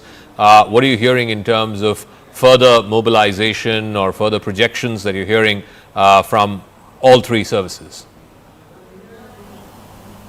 Right, so Zaka, I'll come to that, but first of all, a big update. BSF is saying that around 11 p.m. they have thwarted one major infiltration bid in Samba. So in Samba, at the international border, people were trying to infiltrate, and BSF has foiled that infiltration. This is what is the latest from BSF. Now coming to the forces, operation is still on, Zaka. I have, several inputs of Indian Army and Indian Air Force taking action. As far as, jets are concerned, so Tejinder was reporting about jets, hovering in Rajouri area.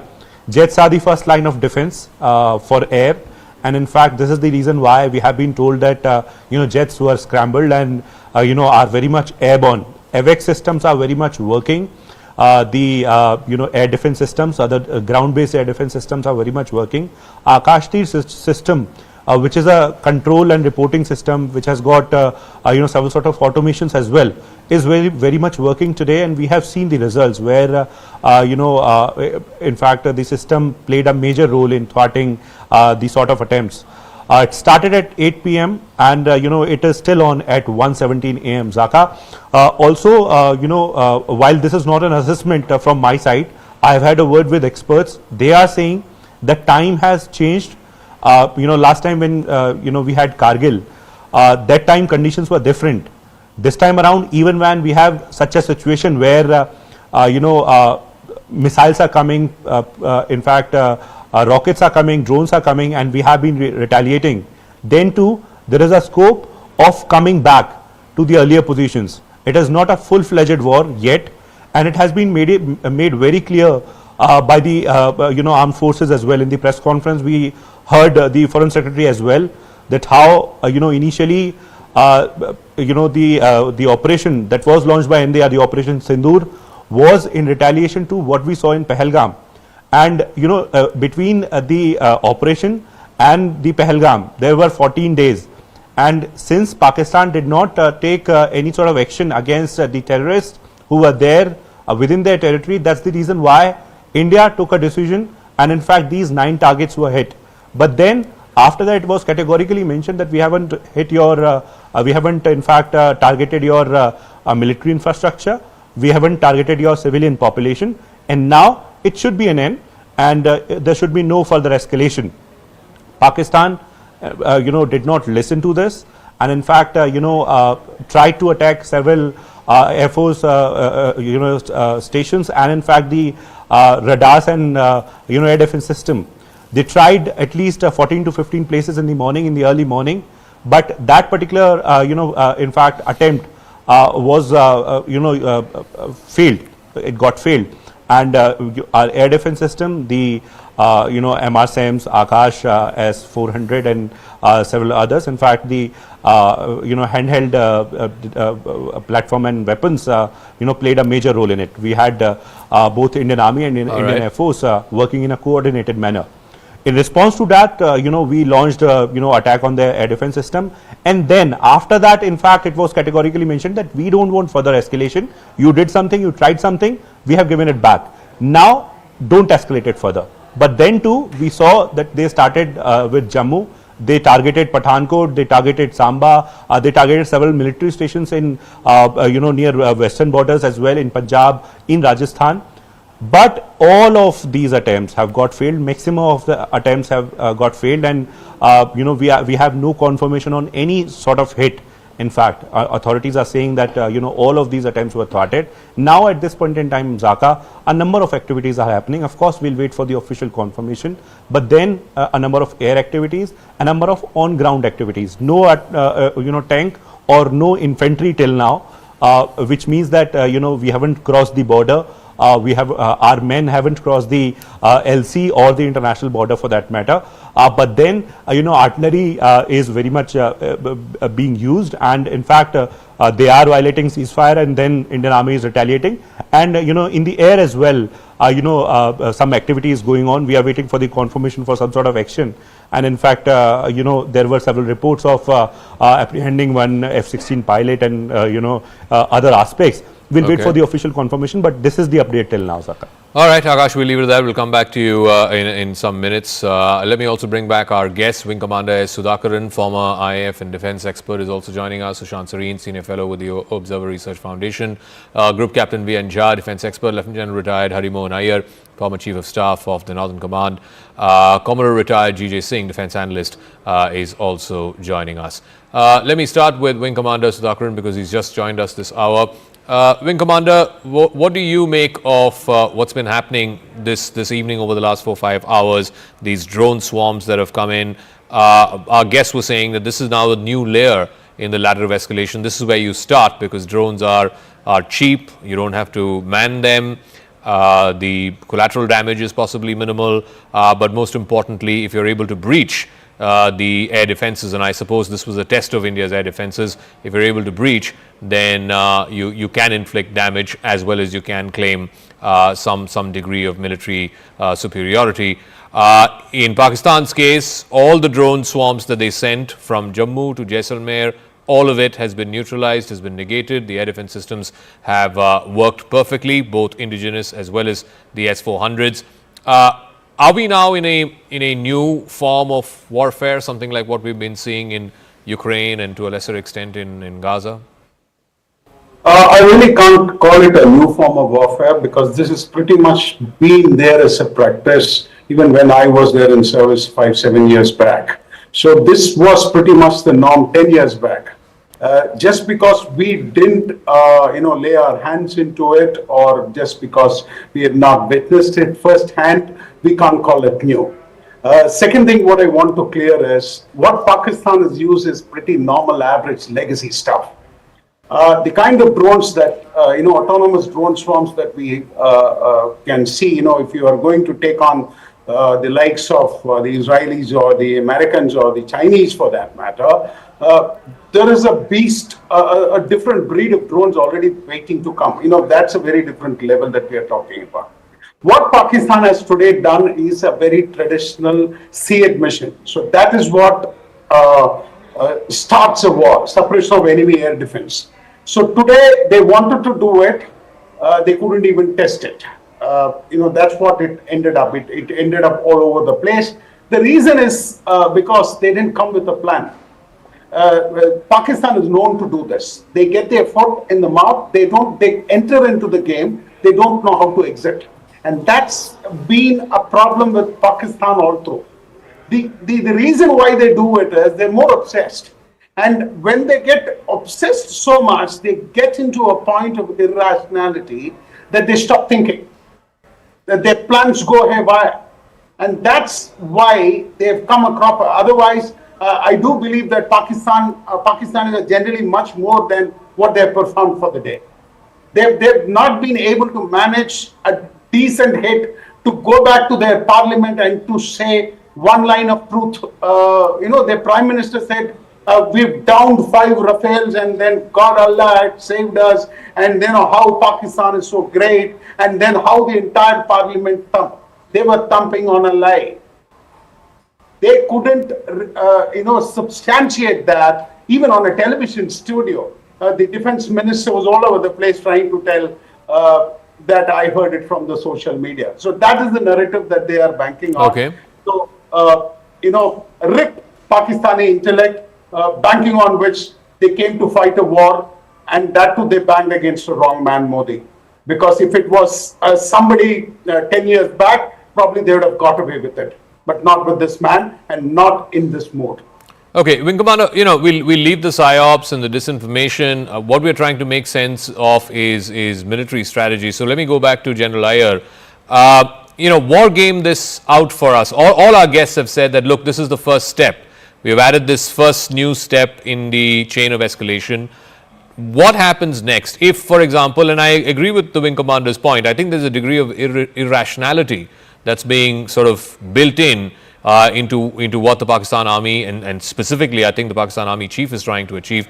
This is not rational behavior. This is completely irrational behavior. But try and make sense of this for our viewers as to what happens next if he's not able to see reason. So Zaka, before I go there, I'd like to go about 12 hours behind in time. There is a reason behind it. Please understand what we did in the daytime of yesterday. People were talking about, we fired drones. No, we didn't fire drones. We fired the Harrops. The Harrops are anti-AD systems.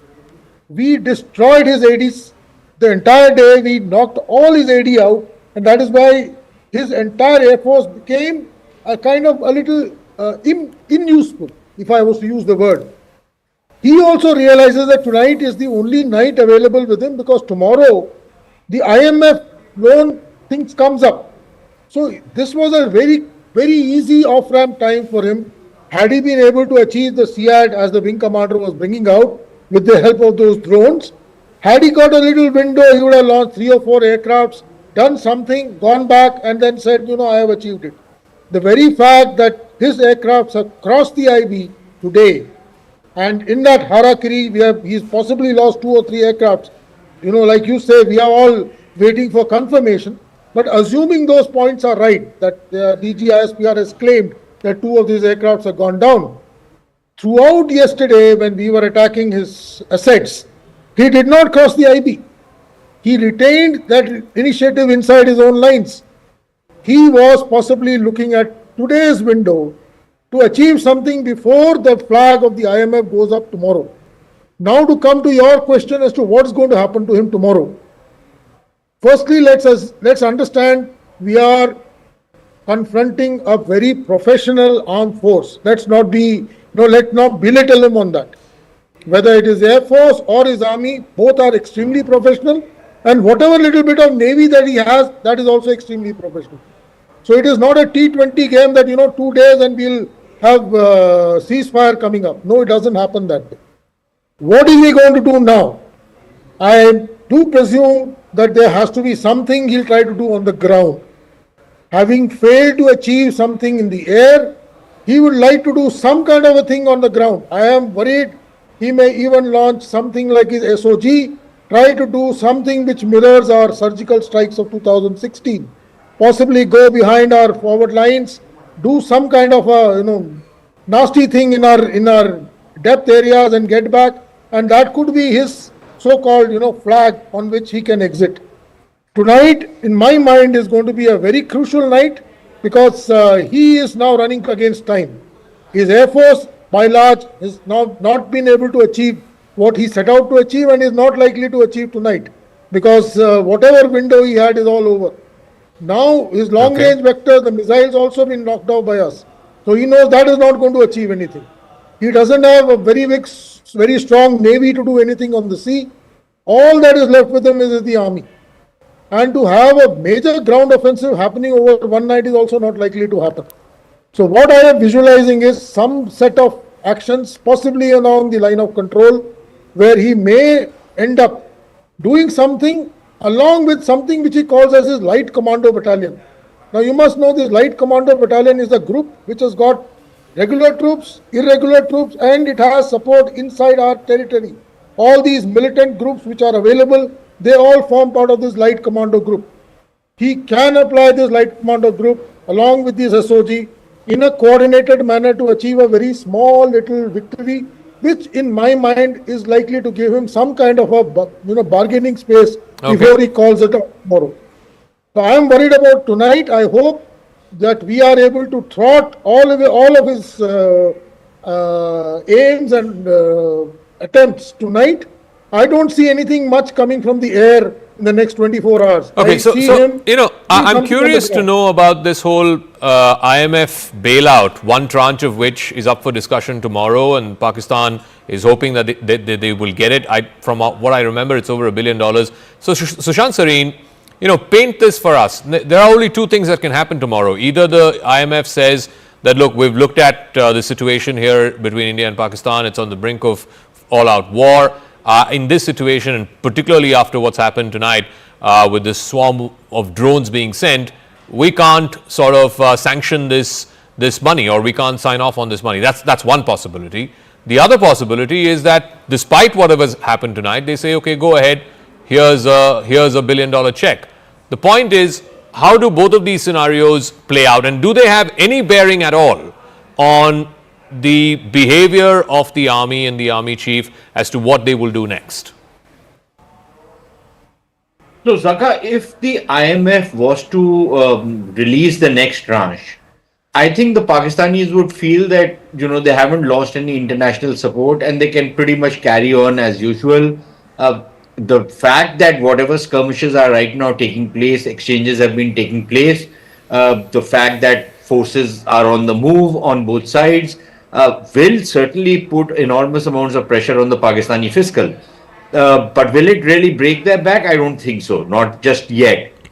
The thing is that, however, if the IMF was to stop the loan or to delay it or postpone it under whatever pretext, that can only happen because, look, at the technical level, the loan has more or less been approved, which is why it's gone up to the staff level. The director level. Executive director level. Now, when all these people sit together, they will have to decide whether they're going to approve the loan or not. And that's by voting. Now, India just has about 3.5% share. So our vote doesn't really count. But if the Americans, for example, were to hold out and not vote in this thing, they have the position to exercise a veto with the 17%, because 15% allows you a veto. So the Americans are in a position to veto this. If the Europeans or the Japs or somebody else gets together with us, we can still veto it, but that will only ultimately the Europeans and the Japanese and some of these other fellows will only take the lead of the Americans. So I think the American role is going to be critical in whether this tranche goes through or not. Now, if this tranche doesn't go through, then it puts enormous amounts of pressure on Pakistan. Already we've seen that today their stock market crashed by something like 7,000 points, almost 8 or 9% or thereabouts. There will be enormous amounts of pressure coming, because then many of the other loans that the Pakistanis are trying to get will not come their way. Will then the Chinese, who are not giving any new loans to Pakistan, all that the Chinese have been now doing is rolling over the old loans which they've already given. They're not even extending the tenures of their loans. The Pakistanis are requesting them that instead of every year rolling over these loans, why don't you extend them for about 2-3 years? The Chinese have so far not agreed to that. So the Chinese are not giving any new money. The West is not really giving any new money. The Saudis have given whatever they had to give, but there's no real new monies coming in. Where do the Pakistanis go and borrow money? As of now, when they go to commercial banks, they are borrowing money at something like 8.5% on dollar rates, right? Yeah. You can do the math yourself. It's unaffordable, but they are borrowing money because they need money, and there are no cheaper loans coming their way. So the economic side is a very critical pressure point on the Pakistanis to knock some sense into their head. Will that impress the generals whose survival is at stake? I don't know. It's difficult to say. But Zaka, I have to say one thing, and please allow me. All compliments to your reporters. They have been at it since morning. Ishan, Ashish, Tejinder, and they've done a stellar job. So I think it is extremely important that while we all are sitting in the comforts of our home, although I'm rather sleepy now. But these young people, your reporters have done a fabulous job. So I think congratulations are in order to all of them. Thank you, Sushant. Thank you. I'm sure it means a lot to all of them. It means a lot to me as the head of this channel. But thank you very much indeed for those warm compliments. So let me take that thread, that thought with I think Group Captain Jha is sort of putting his hand up. So Sushant ended by saying that, look, whether or not the loan is sanctioned or not sanctioned may or may not have a bearing on the behavior of the generals. And I think General Iyer was also sort of shaking his head, affirming that, yeah, I don't think it will influence the behavior of the generals. So then what is the calculation? Because if the calculation is just, oh, I need to ensure that, my Gaddi is safe, or the army needs to ensure that their hold on power.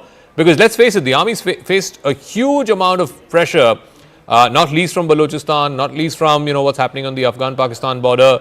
For whatever it's worth, this whole fight that's been happening between Imran Khan and the army chief, it's very, very deeply personal. And the army chief is not exactly winning that game. So this is his sort of plan B in that sense, to try and show to the Pakistani people that, look, I can still get you guys to rally around the flag. I'm still the savior of the nation, the defender of the Quam, as it were.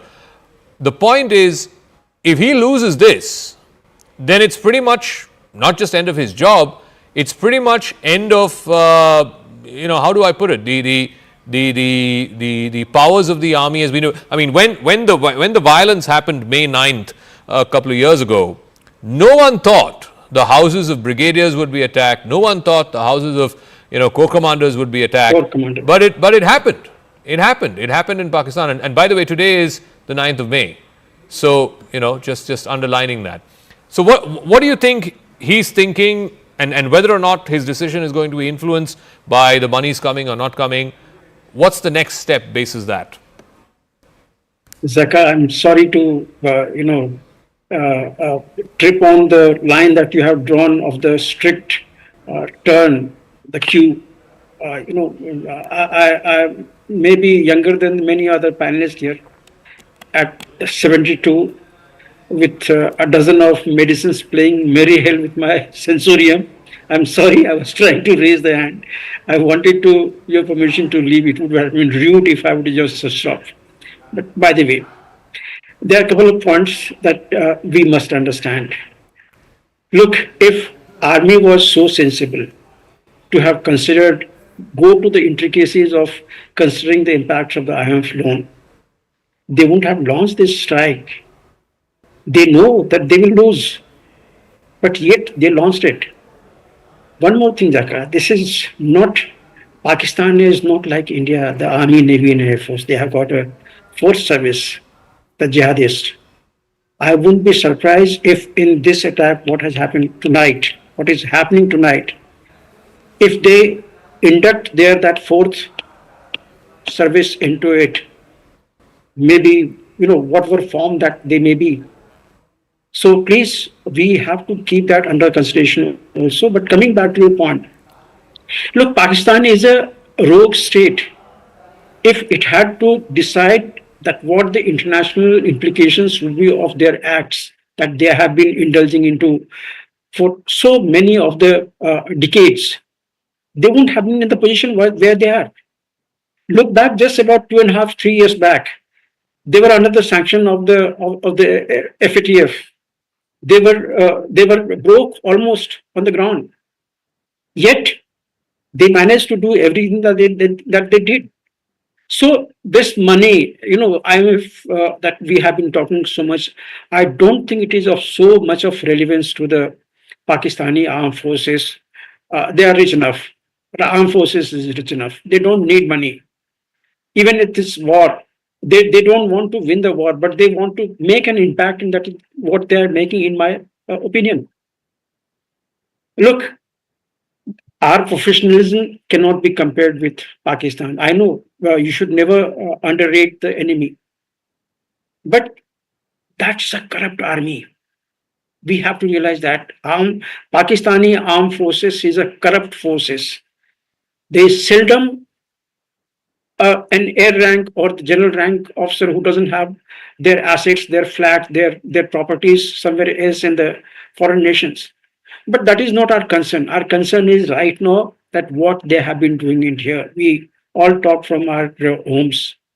Your people are there at the periphery. My concern is just one. If one hut, gets through the air defense system, what damage it make? If one or two or three of the drones, killer drones, if they get through the air defense system, what impact it makes? We are seeing it every day. What is happening in Ukraine or in Russia? Russia has got a very credible air defense system, yet Ukraine they manage it. So let's be very frank about the what is going to happen, where we are going up to, where we are leading to.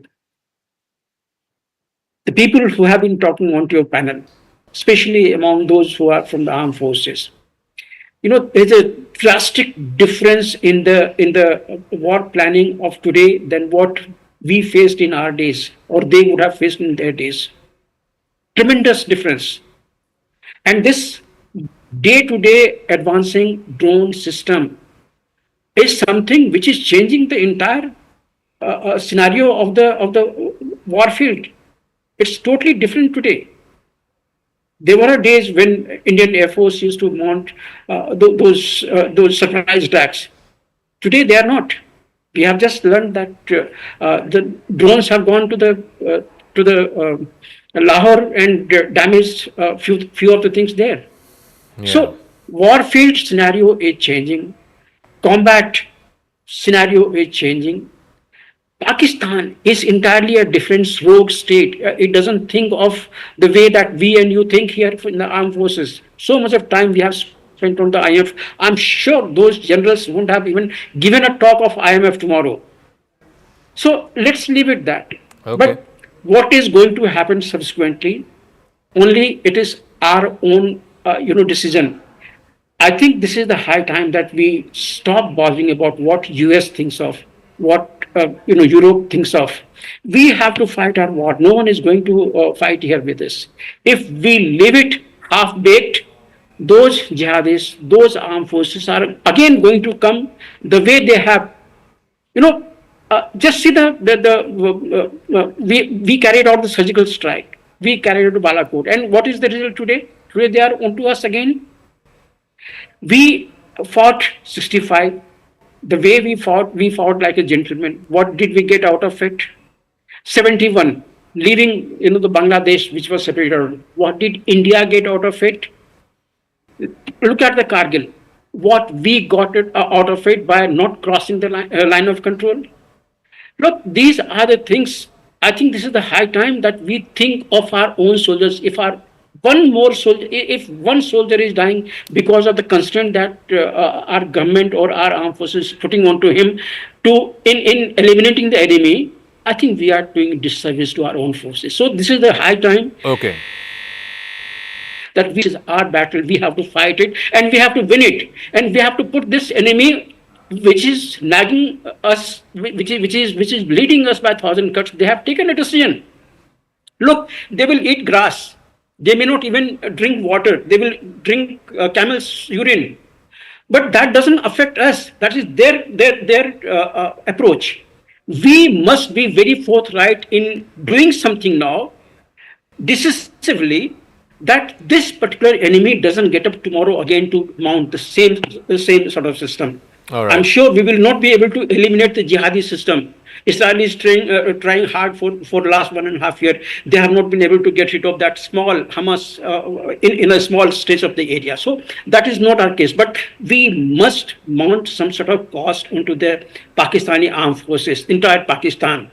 That in case if their jihadi network, they make a damage here, they dent us here, they are made to pay the price for it. And very high price. That should be the norm hereafter. Okay. Not just that 7th has happened and now again we keep quiet for another 5 years. No, that is not the way. Okay. So anyway, I wish the armed forces very best of everything. I wish that none of our soldiers they die of any injury. This is my wish. I wish our air defense system is very high up. But I also wish that we should mount the offensive. We should put Pak onto the defensive and put them, hit them so hard that they are down to the ground. All right. Group Captain, thank you for that. I know it's getting very late for all of us, another 10-15 minutes or so. But I want to get a word in from Commodore Singh as well. And you echoed what the Group Captain said a little while earlier, that you believe that this is a window of opportunity for India to go in. I don't want to use phrases lightly, but go in for the kill, in as much as that if this is going to break the pattern that India has been a victim of for the last 30-40 years, that is, that there is this low-cost warfare that keeps sort of nibbling at you every few years, it keeps sort of gnawing at you every few years, and if India has been trying to break out of this cycle, break out of this pattern, and you have this window of opportunity now, Commodore, you reckon, first of all, why do you think that there is this narrow window of opportunity now which India should take? Because we have seen in the past, we've tried to take precipitative action. We have taken precipitative action. But again, a few years down the line, we are again back to square one. What basically I want to drive home the point is that the solution to this whole problem lies in that we break Pakistan.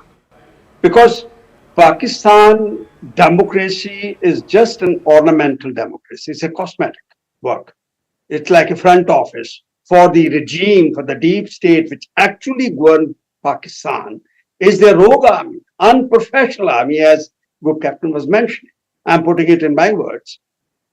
They don't listen to anyone. Do you think they listen to their foreign minister, to their prime minister, to their defense minister? I don't think so. They do. Do they control the foreign policy? No.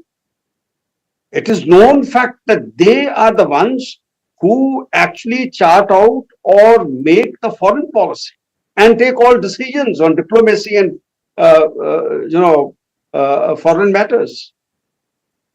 These people are just kept there for showing to the world that we're a democratic country, for getting this like 1 billion loan from IMF. Tomorrow, when their foreign minister or their finance minister, the prime minister goes, he will start saying, India didn't give us any proof, they attacked us, they are the first ones who came upon us, they have killed our civilians, although we killed their terrorist infrastructures. There is a wide gap in the perception. Like, for example, that gap even exists among us. Some of us think that Pakistan can be brought to reason, they can be brought to understanding, as we are very intelligent people, wise people, we go by reason, we go by decency, we go by certain ethics. We have got some culture, we have got some sabita. But do they have? Yes, they have one. That is their Islamic jihadi mindset, which you can't change. Their internal engineering is such that they are bent upon jihad. They don't understand anything else. It is in their DNA. It is in their, what you call, zehen, in their conscience, in their system, inner world. They only see Islam being spread out. That is why they had such a Maulana army chief. He doesn't understand anything. Like what has happened to the civilians there in his own country, how sophisticated manner we carried out the strike package that we call the synchronized operation on 7th morning around this time, with all the Rafales and Mirage 2000 and Mark 30, Sukhoi 30 Mark 1, with the combination of the choice of weapons for pinpoint targeting and the synchronization, how the army came out with that loitering munitions and those smart low-level flying bombs.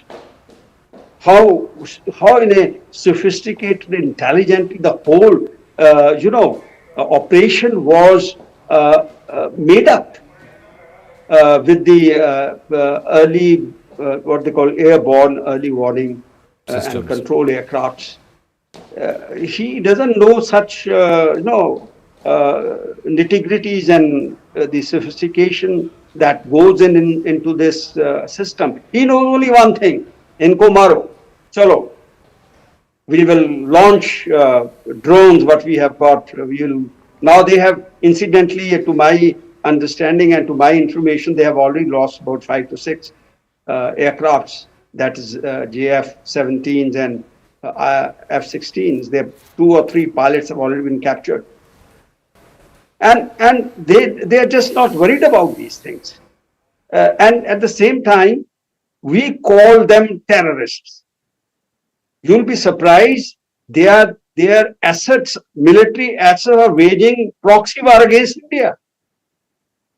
They are not considering them that they are terrorists. They are militants in the civilian uniform. All right. They are army people. Okay, Commodore, I'm just going to put a pause there just to bring our viewers up to speed before I toss it over to my colleague Akanksha. So what we've seen over the last 6 hours or so is basically the Pakistanis upping the ante by climbing up one rung of the escalation ladder. India had repeatedly, after Operation Sindoor yesterday as well as today, in both the press conferences by the Foreign Secretary and the 2 young women officers from the Army and the Air Force respectively, had repeatedly said that, look, India has no interest in escalating this. The action that was taken through Operation Sindoor, hitting 9 different locations, 21 different strikes, was non-escalatory in nature, not meant to target any military installation, not meant to target any civilian facility. It was simply in retaliation, in response for what happened in Pahalgam. Pakistan chose not to take that out. Pakistan chose not to take that off ramp. Instead, they have climbed the escalation ladder by one rung. What they have done is send out these swarms of drones from Jammu to Jalandhar all the way to Jaisalmer, the entire western front, to try and probe, to poke the air defense systems of India. And what we can report to you tonight is that the air defense systems of India are extremely robust, extremely efficient. They have thwarted and neutralized every single attempt by the enemy to breach the air defense systems. This is the first rung of escalation. India then subsequently has retaliated with its own loitering munitions, which I'm given to understand, at least in a couple of places, has pierced through the air defense system of Pakistan. In Lahore, in Islamabad, and in Rawalpindi, there were loud explosions that were reported. This is the loitering munitions, the suicide drones that India sent, some of which managed to pierce through the air defense systems, and it has caused loud explosions on the ground. What kind of damage it's left there, we don't know. There are no reports from the ground there from any of these places. But this is how things stand tonight.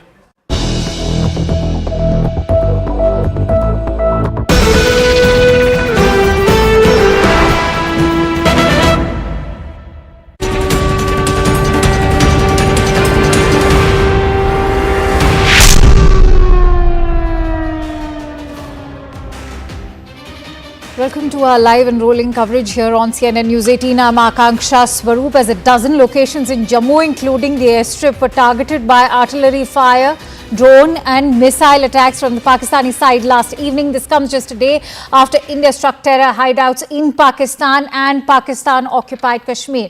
One woman has been killed and another person injured in a ceasefire violation by Pakistan in the Uri sector of Jammu and Kashmir. Pakistan is targeting civilian areas in Uri and Kupwara sectors with artillery fire. The Indian Army, as you are learning, is responding firmly to this aggression. The security agencies say that Pakistan has launched 8 missiles targeting the Jammu civil airports, Samba, Pura, Arnia and nearby military installations as well. However, all missiles were effectively intercepted by the S-400 air defense system in India. the Pakistani army also resorted to firing across the line of control in Jammu and Kashmir in areas near Poonch and Rajouri. And in fact, joining me live from the newsroom is Ayushman Jamwal, who will bring us more inputs. But in fact, we have some breaking inputs coming in right now as we are learning that the PTI leadership in Pakistan is afraid that missiles or drones will come to Adiala jail as well. And that, remember, is very crucial because the PTI says that it is afraid that Imran Khan's life will now be harmed under the pretext of war. That is what Imran Khan's party, the Pakistan Tehreek-e-Insaf, has had to say. They are now afraid that even the Adiala jail, where Imran Khan is currently jailed, will be impacted by these barrage of missiles that are coming from India. Let's also listen in.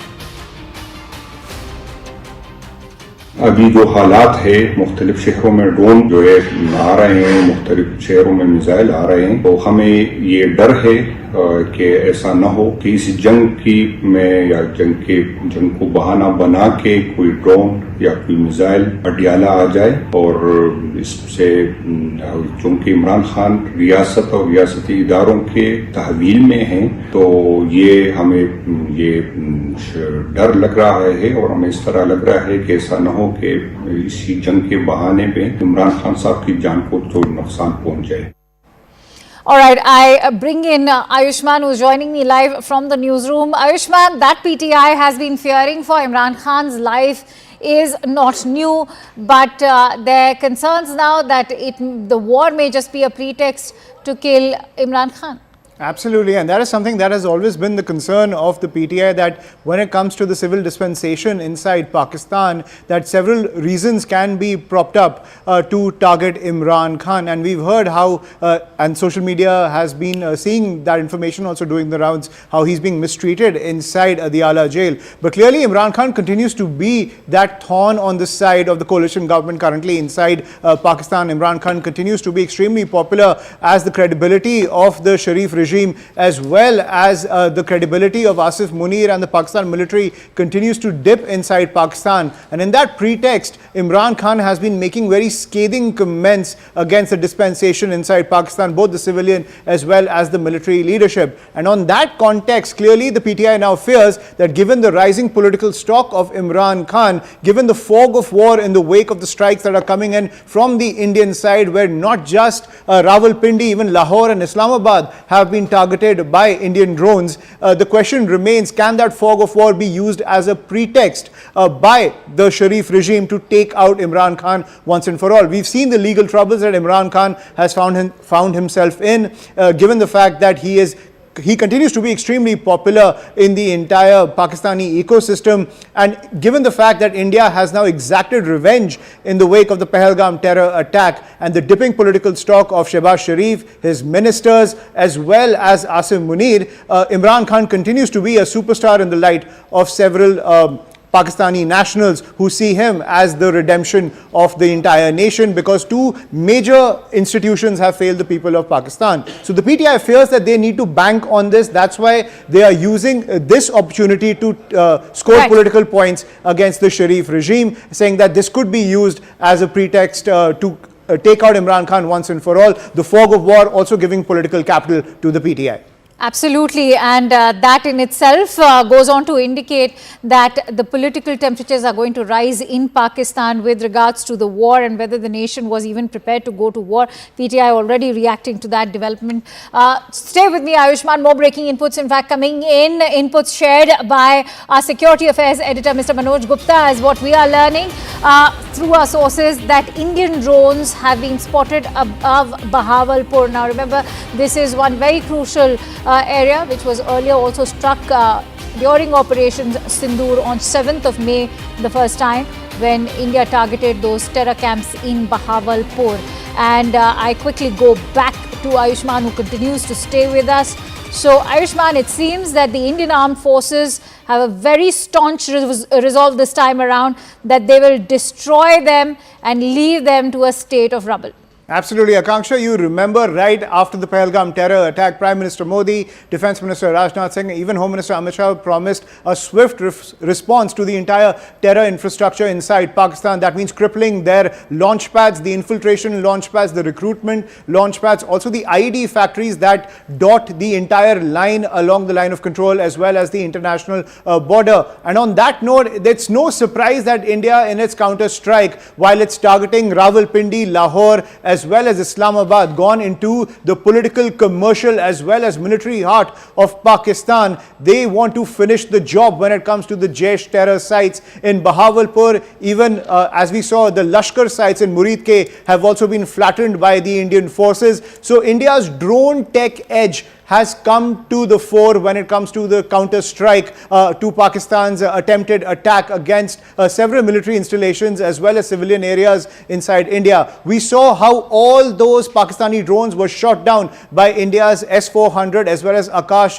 defense systems. But now India, using its superior drone technology to target not just the key commercial, political and military areas inside Pakistan, but also trying to finish the job when it comes to the terror infrastructure inside Pakistan. And Bahawalpur being one of the epicenters of the Jaish terror network, India leaving no stone unturned to ensure that the entire network is eradicated, because Pakistan is only escalating the entire fight and India only paying them back in kind using its superior technology. All right, many thanks to you, Ayushman, for bringing us all those inputs. In fact, more breaking inputs coming in. This time, this is with regards to the PCB. What we are learning has confirmed today that the remaining fixtures of the Pakistan Super League have been shifted to the UAE. The last 8 fixtures, which were previously scheduled in Rawalpindi, even Multan and Lahore, will now be staged at the UAE. Intel sources are telling CNN News 18 that the action has been taken after a drone attack near Rawalpindi Cricket Stadium. That's raised their safety fears for the players, even the staff and the fans. Now, foreign players have reportedly sought to exit the league amid the conflict. And that's a big breaking news coming in. And remember, this is indeed going to spell mammoth loss for PCB, which is now going to be shifting its remaining fixtures of the Pakistan Super League to the UAE. As we said, that the last 8 fixtures were previously scheduled in Rawalpindi, Multan and Lahore. And as we all know, that India has already attacked critical military installations in Lahore. To be precise, their surface-to-air defense system has in fact been completely destroyed. And there was a method to madness. We went and destroyed their missile defense system, and after that, that's when India in fact destroyed Lahore. And now clearly it's a state of heightened alarm in Pakistan, following which they have now decided to shift the locations, the remaining fixtures of the Pakistan Super League to the UAE. And with that, we have some more breaking inputs in fact coming in. This is with regards to the reactions coming in from the United States. The latest what we are learning is the reaction coming in from the US Vice President J.D. Vance, who sent out a message to Pakistan saying that India and Pakistan tussle is not the business of the United States, but added that de-escalation was the need of the hour. He says, and let me quote, "We are concerned about any time when nuclear powers collide. We want this thing to de-escalate. We cannot control these countries, though, but we are not going to get involved in the middle of war. That's fundamentally none of our business and has nothing to do with America's ability to control it." A very significant reaction coming in again from the US VP, who, remember, has condemned the Pahalgam terror attack. Why J.D. Vance is such a critical figure to the ongoing conflict between New Delhi and Islamabad is precisely because he was in the country on 22nd of April when that barbaric terrorist attack took place in Pahalgam, and he was one of the early voices from the United States to have condemned that terrorist attack. But let's also try and decode the larger messaging over here when he says that de-escalation was the need of the hour and that they have no plans to in fact get into this tussle between India and Pakistan, and that it is not the business of the United States. It's not the first time under the new Trump administration, Trump 2.0. We are seeing echoes of the previous administration as well, when Donald Trump has already made it amply clear that the US president has made up his mind that any of these conflicts are not going to be a concern for Washington. We've seen a similar approach being adopted by the United States when it comes to Taiwan, South China Sea, and that's exactly what we're now seeing is the larger messaging that's coming here as far as the Kashmir conflict is concerned. But to also put it in terms of geopolitics, important to highlight that the United States is also giving a free hand to New Delhi when it says that it is not the United States' role to in fact get into this tussle between the two countries. At the same time, they have urged both the parties to de-escalate the existing tensions. Remember, it's not just the US Vice President who is currently engaging. In fact, those lines that have been shared by the US Vice President are in an interview that he's given to Fox News. At the same time, we all know that the US Secretary of State Marco Rubio has been consistently engaging with administrations in Islamabad and New Delhi, urging both sides to de-escalate. But at the same time, a very significant message coming in from the US Secretary of State Marco Rubio, who said that the United States stands firm by India's side when it comes to the fight against terrorism. So the Trump administration has made it amply clear that they condemn the attack in Pahalgam and that they are standing with India in its fight against terrorism. And they have also taken a stand and in fact supported India in its fight. But not just that, they have also asked Pakistan to end these terror hubs, also stop funding terrorism, an action that has not been taken so far. And India has been very firm when it comes to galvanizing that kind of global support, whether it is from Western forces like that of EU, the United States, or even say the Islamic nations. The head of OIC, which is Saudi Arabia, it also is a known fact that the Saudi foreign minister and the Iranian foreign minister both happen to be in New Delhi today. So the global consensus is very much in India's favor. As we all know, the traditional allies of Pakistan are also turning their back towards Pakistan.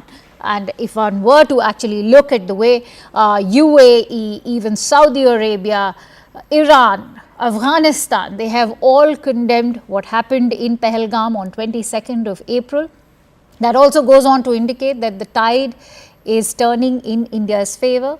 And under Trump 2.0, the voices that are coming in actively from the current administration, whether it is the US Vice President, J.D. Vance, or even the Defense Secretary, Pete Hegseth, or the US Secretary of State Marco Rubio, we've heard condemnation not just coming in from the Trump administration, but also equally importantly, the US Congress that in unison has echoed the Indian sentiment that terrorism and talks cannot go hand in hand.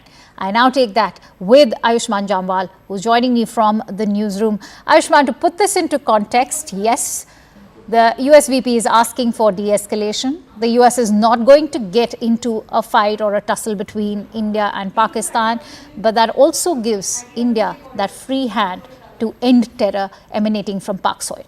Right. And Akanksha, when we look at the statements that have come in from the State Department, from Marco Rubio, he's given the diplomat's response. But J.D. Vance always gives the MAGA response, the political response. Now, and for the longest time, Donald Trump's entire pitch has been that he needs a great deal when it comes to dealing with any other country. That means that if America is giving support to any country, it needs something from that country. And when it comes to Pakistan, like we saw with Ukraine as well, Donald Trump feels that the fact that terror continues to emanate from Pakistan, the fact that its fingerprints have been found in several terror attacks across the globe, it's not great to financially support Pakistan and even strategically support Pakistan. At the same time, Pakistan in the corner of China is also something that Donald Trump sees as an adversarial relationship between the entire bloc of Pakistan and China, especially given the fact that China has multiple strategic investments now inside Pakistan. So on the geopolitical chessboard, Donald Trump has made it very clear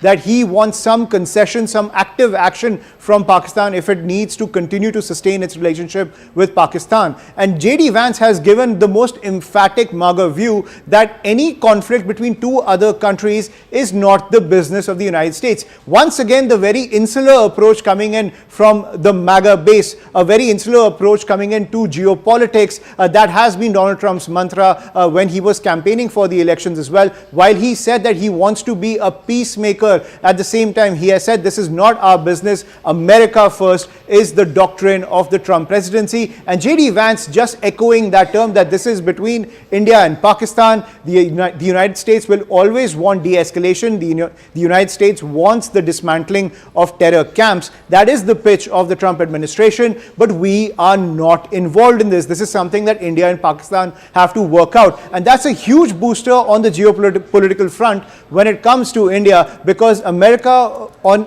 if you look at the history, has been siding with Pakistan when it comes to several flashpoints between India and Pakistan, especially when India was promoting its nuclear program as well. The sanctions that we faced under Atal Bihari Vajpayee, that is something that India has been very wary of. But the ideological resonance between the Modi government and the Trump administration has also played out on the geopolitical stage, where India now has a free hand to deal with Pakistan the way it sees fit. To put it in a more geopolitical context, or rather take it forward as you've been highlighting, Ayushman, there are a lot of hopes right now that the United States may help in de-escalating the tensions, considering Pakistan has not chosen to de-escalate any further. Will this kind of language that's coming out from Washington have any impact at the moment, that too at a time when Marco Rubio has been maintaining touch?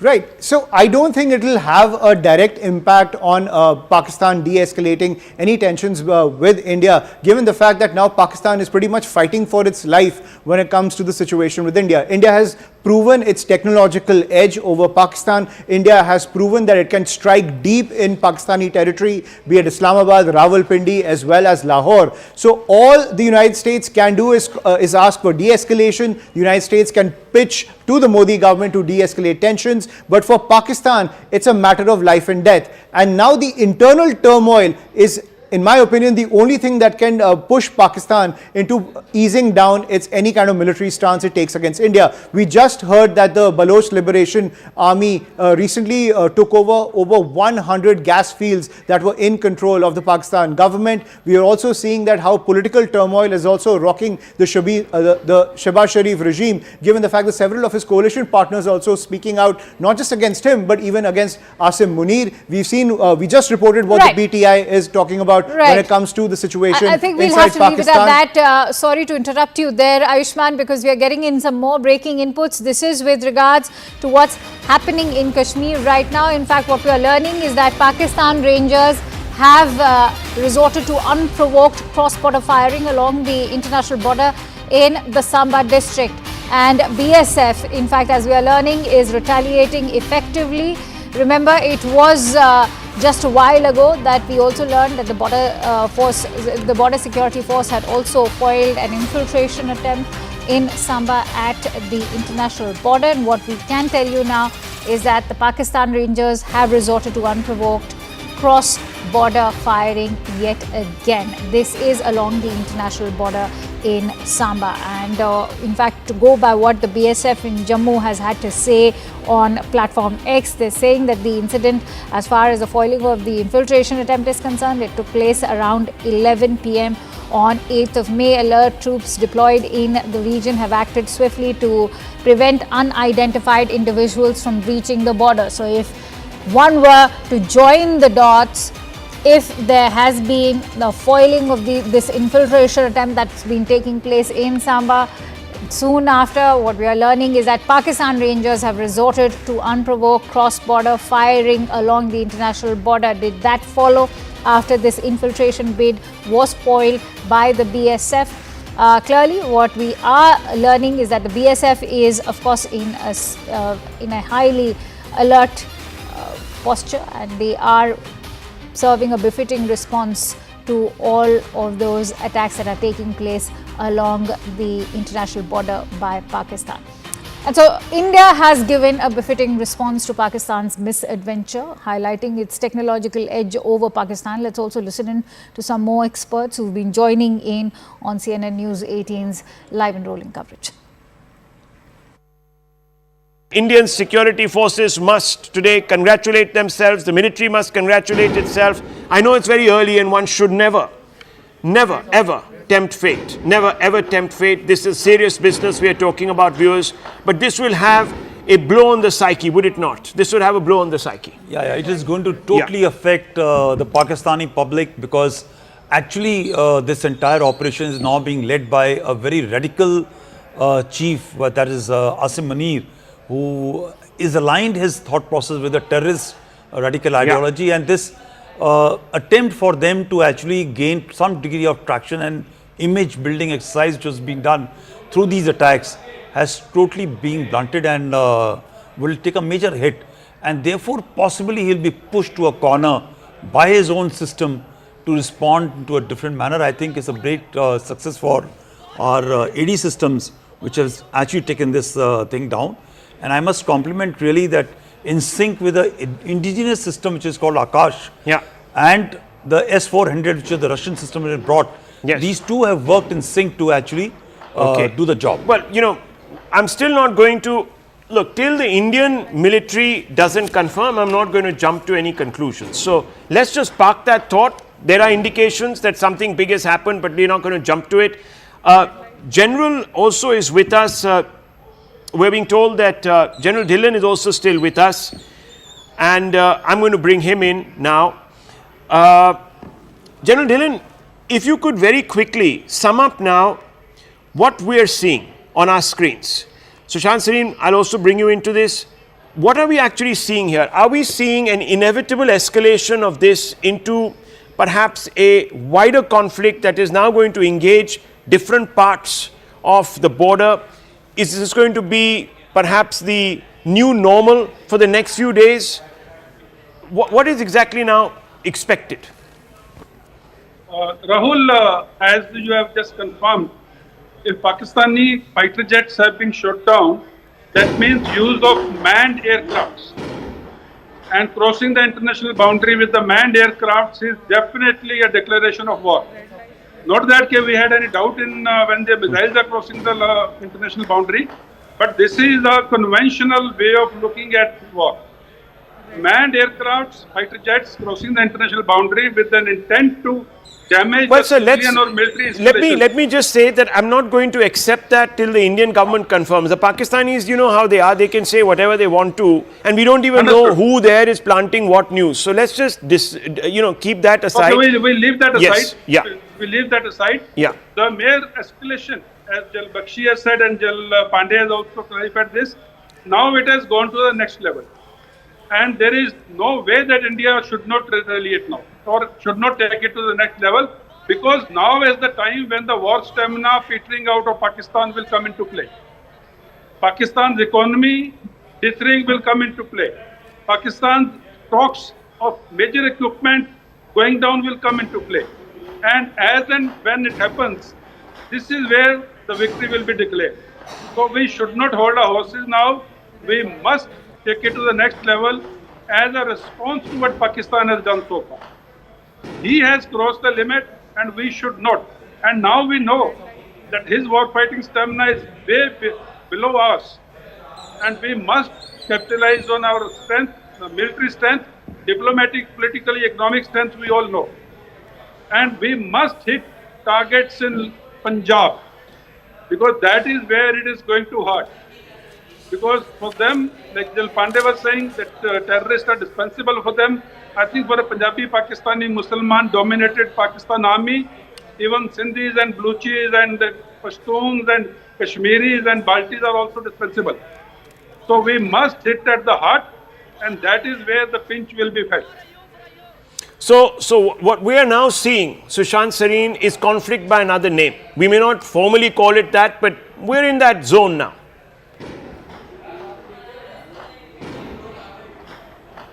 Sushant Sareen, can you hear me?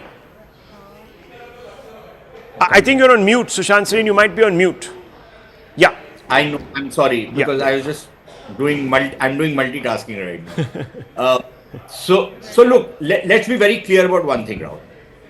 What the Pakistanis tried yesterday was to hit Indian military installations. Okay? That they failed is not an excuse. But our response was also to only target military installations. Now the Pakistanis they are such bloody liars. This whole bloody community and this whole goddamn place is a bunch of liars. This whole country has come up because of a lie. So they claim that no, we didn't do anything. Because their attack failed, they claim we didn't do anything, right? That's what that ISPR fellow whose father was a great nuclear scientist trying to take out electricity out of jinns.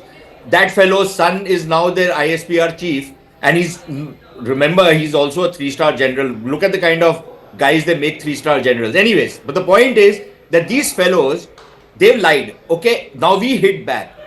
Our response was slightly proportionate in the sense because they didn't really cause any damage. But I think once they've gone up the ladder, I think our response has to be overwhelming now. Very clearly, right now, from what we are hearing is that only the area around Jammu is being targeted. Akhnur, Jammu, that belt. There is some reports that maybe Pathankot has also been, they tried to target Pathankot, or at least there's been some, they've tried to activate the terrorists in Pathankot and other parts. There are some reports, none of these are confirmed. Anyways, I think we'll take care of that. But I think you have to go up because they have already opened up the space for attacking military targets in Pakistan. Now, what is the great restraint? That I will only attack air defense targets and I will not attack the ISI headquarters in Appara or the core headquarters in Lahore. Why not? Now that you opened this up, then everything is up for attacking. The GHQ in Rawalpindi is up for attacking.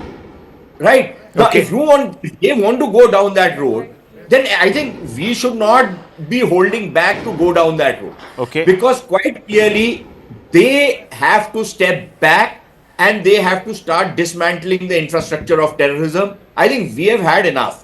I think the government of India has made it clear multiple times. We don't want an escalation, but if you escalate, we will hit back. We will not hold back. We will hit back. Number one. Number two, we don't want to go into a kind of a war, but if this is what you are going to try and impose on us, we are going to come after you. I think that message is very clearly delivered. Now, the generals in Pakistan have to decide, is their survival more important than their country's survival? I think it's a very simple question for Pakistan and Pakistanis, maybe not for the Pakistan army, because, once they back out, they tend to lose their privileged position. And I think that is the biggest stumbling block from, them taking an off-ramp. And we need to be very clear about it. No face saving has to be given to these lowlifes. No face saving has to be given to these terror sympathizers, and they have come out openly in their sympathy for terrorists. And I have been pilloried for saying there is no difference between the Pakistani state and the Pakistani society. And we have seen evidence of that, how not a single Pakistani has said what the Indians targeted were terrorists. Okay. These are some innocent people. How are these innocent people living in Muridke in these terrorist training camps? Or I think that is well settled. I think that is well settled. We don't need an excuse now. Not after this, do we, Wing Commander Abhishek Matiman is joining us. Wing Commander, what are we seeing here, and how do you see the Indian response now? Look, I don't know, but if you have to go and escalate, you have to go a step above what they are doing on the escalation ladder. We'll have to obviously take out some important, perhaps brigade headquarters. There are many options. So what will we deploy to do this? What can be done?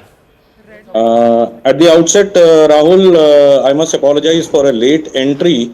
Actually, I was busy referring to combat manuals and international conventions that define war.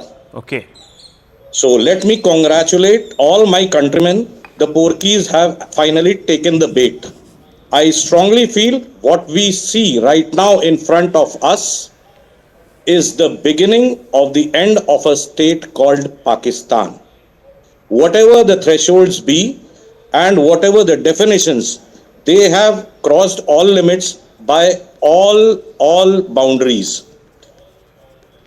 We have been testing them. We have tested in the last 2 days their offensive as well as defensive capabilities, and thereafter we have been convinced that our capabilities, this has been repeatedly discussed on panels in the last 2 days, our capabilities, be it defense or offense, have proved far greater and much more efficient than the Pakistanis. The situation, the tensions between these two nuclear-powered countries, India and Pakistan, is escalating. Is that true? Well, first of all, thank you so much for having me on the CNN.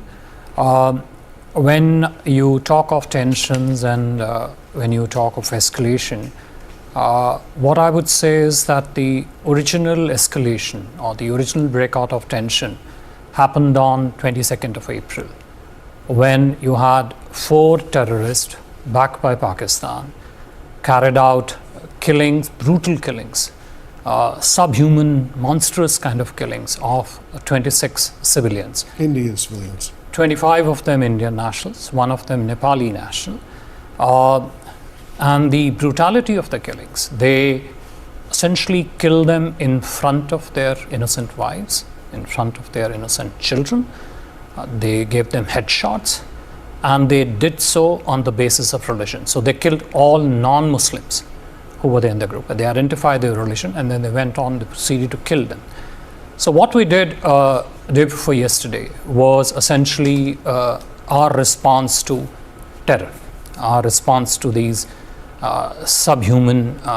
when you say what you did yesterday, meaning the escalation in the military response. As I said, the original escalation was on 22nd of April. And when that happened, we had clearly said that, we are a responsible country. We will have a very measured, calibrated, proportionate, responsible response. And that's what we did day before yesterday. What we did was we took out the terror factories at 9 locations in Pakistan and in Pakistan-occupied Kashmir. Took them out where they trained them, they equipped them, they armed them, they organized them. Those are the facilities which we took out.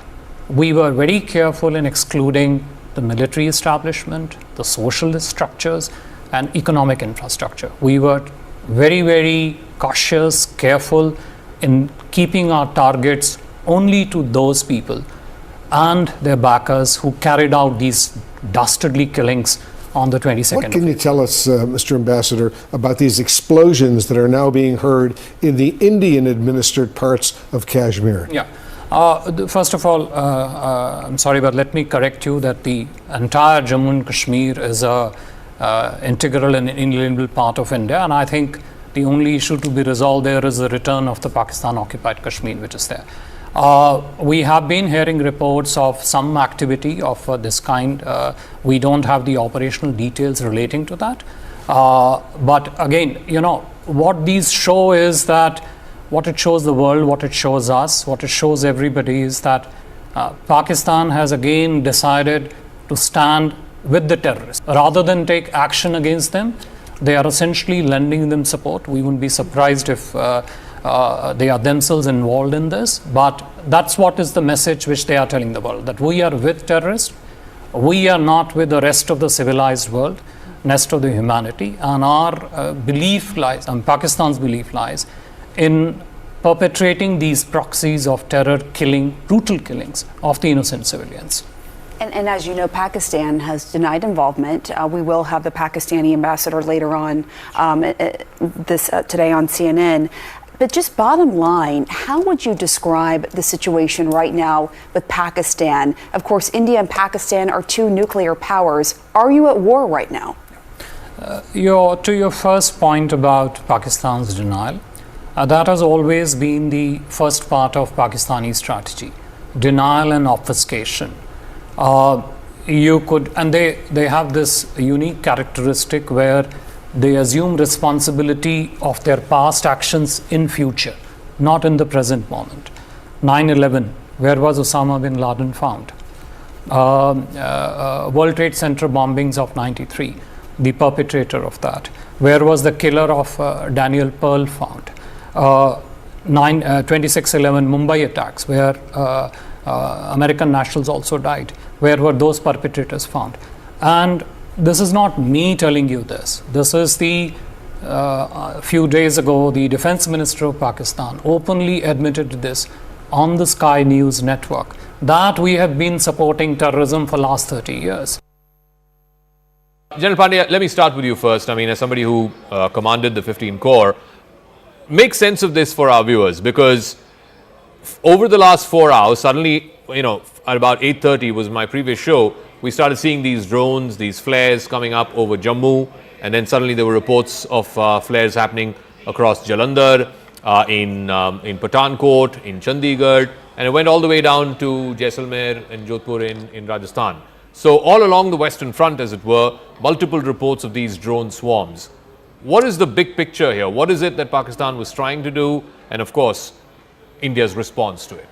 So, there are conflicts or engagements are of level of signaling. I'll just take the bigger picture is that what each side is doing to other is important, and starts from what happened on 22nd April, wherein this Pahalgam incident happened, and thereafter the ball was on our court actually to respond in a manner so that it is also reflective of a very responsible nation, in which those words are very clear that it was zero escalatory when we hit out at the targets at the headquarters of the terrorist headquarters, which we are fully aware. But coming on to the last 4 hours, I can just very quickly wrap up by saying that there is a bouquet of engagement which has been put across, starting from small arms direct firing weapons to missiles, which are again short range direct firing systems, to rockets, which are again very short range. And they have raised up the level of ante to the crossing of drones, missiles, hitting out targets which are slightly into depth. So while we went out to Bahawalpur, the similar attempts to showcase a quid pro quo scenario to hit out at Jaisalmer and deep into our own Punjab, Rajasthan, and of course Jammu and Kashmir area was attempted by Pakistan, which was deflected and destroyed by our very effective, very well integrated, well oiled system. I'm quite proud because one has been practicing, rehearsing and seeing all these things. I used to always have a doubt in my mind that when the time comes, will they be able to respond? But I guess coming in of Akash and also coming in of S-400 has to change the entire paradigm into our advantage, which has ensured that we have been able to take care of our airspace, which was always a very big gap in our system. So that is one part. The second is that the levers continue to remain below that very critical threshold, which will become the point of no return when the boots on the ground cross the borders. So we have to actually now see that where this calculation of the Pakistani, that radical chief is going to take over, and how far is willing to take his country on the downslide manner. Because right now we as a nation are giving Pakistani as a nation a chance and option to opt out from the de-escalation scenario, right? It is very clear. Again, I started by saying that it is a signaling not only to Pakistani people but also to the world at large that we as a nation are a responsible nation. We have a leverage to control this thing, and there is a civilian government in place, and therefore we need to manage and articulate our responses. So one very interesting carefully. thing, compared to previous, let's say, wars and the situations, the flare-ups, the conflicts that India and Pakistan have had, and General Iyer I think is there. General Iyer, this is the first time we're seeing this drone warfare play out at such mass scale. We've seen this in other sort of theaters of conflict. We've seen it definitely in Ukraine. We've seen it to some extent in Gaza as well. This is the reality of modern day warfare, that you're going to have these swarms of drones first being put out before the aircraft and the other rockets and missiles are being put out. And then, of course, as General Pandey here said in our studios, the final step, of course, would be when your tanks and your armored divisions and your men start moving. Are we still at stage 1, maybe stage 1.5 in what looks like a long escalatory battle? To answer your question, yes. Because the cost of a swarm of drone is a fraction of a cost of a, let's say, aircraft of the 4.5 generation capacities. Yeah. Add to it the pilot, which is also involved with it. So when you look at a drone as a weapon, it is much more cost effective than an aircraft. That is point one. Point two, a swarm of drone is very difficult to pick up on radars because it gives you a very, very small signature. So if you saw the way Jammu erupted in the morning and you were seeing all those flashes running around, they were our guns firing. We fire a tracer after every 5 or 6 rounds, we fire a tracer along with it to see where our fire is going. It is very difficult to locate and follow a swarm of drone and decimate them. So to that extent, the way our AD has performed today is, I can just say it's marvelous. It was something which was biting me throughout my service life as to whether, we don't have very state-of-the-art ground AD equipment. Let me tell you this, all of our AD is, we call it a little antiquated if you were to say, but they have performed absolutely marvelous, I can say, the way they have been able to, intercept these swarms. That's the second point. The third point, I would like to elaborate on something which Devendra just said. And, let's go back to 5th of May. There was a statement made by the DG ISPR in one of his, daily discourse. Yeah. He says if India wants to go adventurous, they may start the conflict, but we will, end it at our terms, etc., etc. When you are not the strong person, when you are aware that there's going to be a response, to make such, big statements is something which is going to force you to, think where you're going to off-ramp. To my mind, 7th morning, there was a very, very clear window for Pakistan to off-ramp. Why do I say that? We had achieved everything. We had put out a statement that India doesn't want to escalate any further. But I was in your show when we were repeatedly emphasizing on this point. Somewhere Pakistan had managed to convey to his audience that they had downed 3 Rafales and 2 more aircrafts of ours. They had made statements in their parliament. By and large, if at that time sensible guy was there, and I again agree with General Pandey, because the person at the helm over there is a radical guy. He doesn't realize what implies, taking Pakistan to war. Yeah. That was a very clear window, and I think India was very sensible not to comment on this repeated claim of 5, Indian aircrafts being down. We kept quiet, gave him an exit window, and I felt that yesterday evening they will, use that and go out. Possibly we would have been in the end of this scenario right now with both sides, quite happy with what they have achieved, because let me tell you, these 9 hits which we have achieved is something we could never think of. Especially in my 39 years of service, I never could think of, hitting from Bahalpur right up to Kotli. Yeah. It is a huge swath that we have engaged and engaged precisely. Okay, So, General, give me a moment. Tajinder is also joining us. He's joining us live from Srinagar. Tajinder, so what's the update across the state? And I specifically also want to know about Jammu because you're from there. It started about 8:30 in the evening today. Are we now approaching a stage where things are beginning to get back to normal? For example, in Jalandhar, Chandigarh, etc., I think the lights are coming back on. But where you are, it seems like the blackout is still on. Very much so. Yes, sir. Yes, Zaka. I'm in Baramulla right now, and this place is it is under a complete blackout right now, Zaka. I can hear the artillery shells that are being fired from the Pakistan side, though my location is at a safer distance from Uri, where the firing is going on. Pakistan has been violating the ceasefire, and what we have come to know that a civilian, a woman, has been killed in Uri sector because of the continuous ceasefire violation from the Pakistan side. As far as Jammu is concerned, as you mentioned, that in Jammu, the electricity has been restored, the blackout is over, and it seems that the attack from the Pakistan side, which has been completely foiled by our defense forces, life is slowly limping back to normalcy in Jammu, though people have been advised to remain cautious, remain indoor, and ensure that no rumors are spread. All the projectiles that were fired from the Pakistan side on the vital military installations in Jammu region were destroyed by our air defense mechanism. So no damage in Jammu, but yes, heavy ceasefire violation is being reported from Rajouri, Poonch, Kathua, Samba, where the Indian Armed Forces, the Border Security Force also is giving a befitting response to Pakistan. As far as the situation on the line of control in Kashmir is concerned, right now, heavy firing is going on.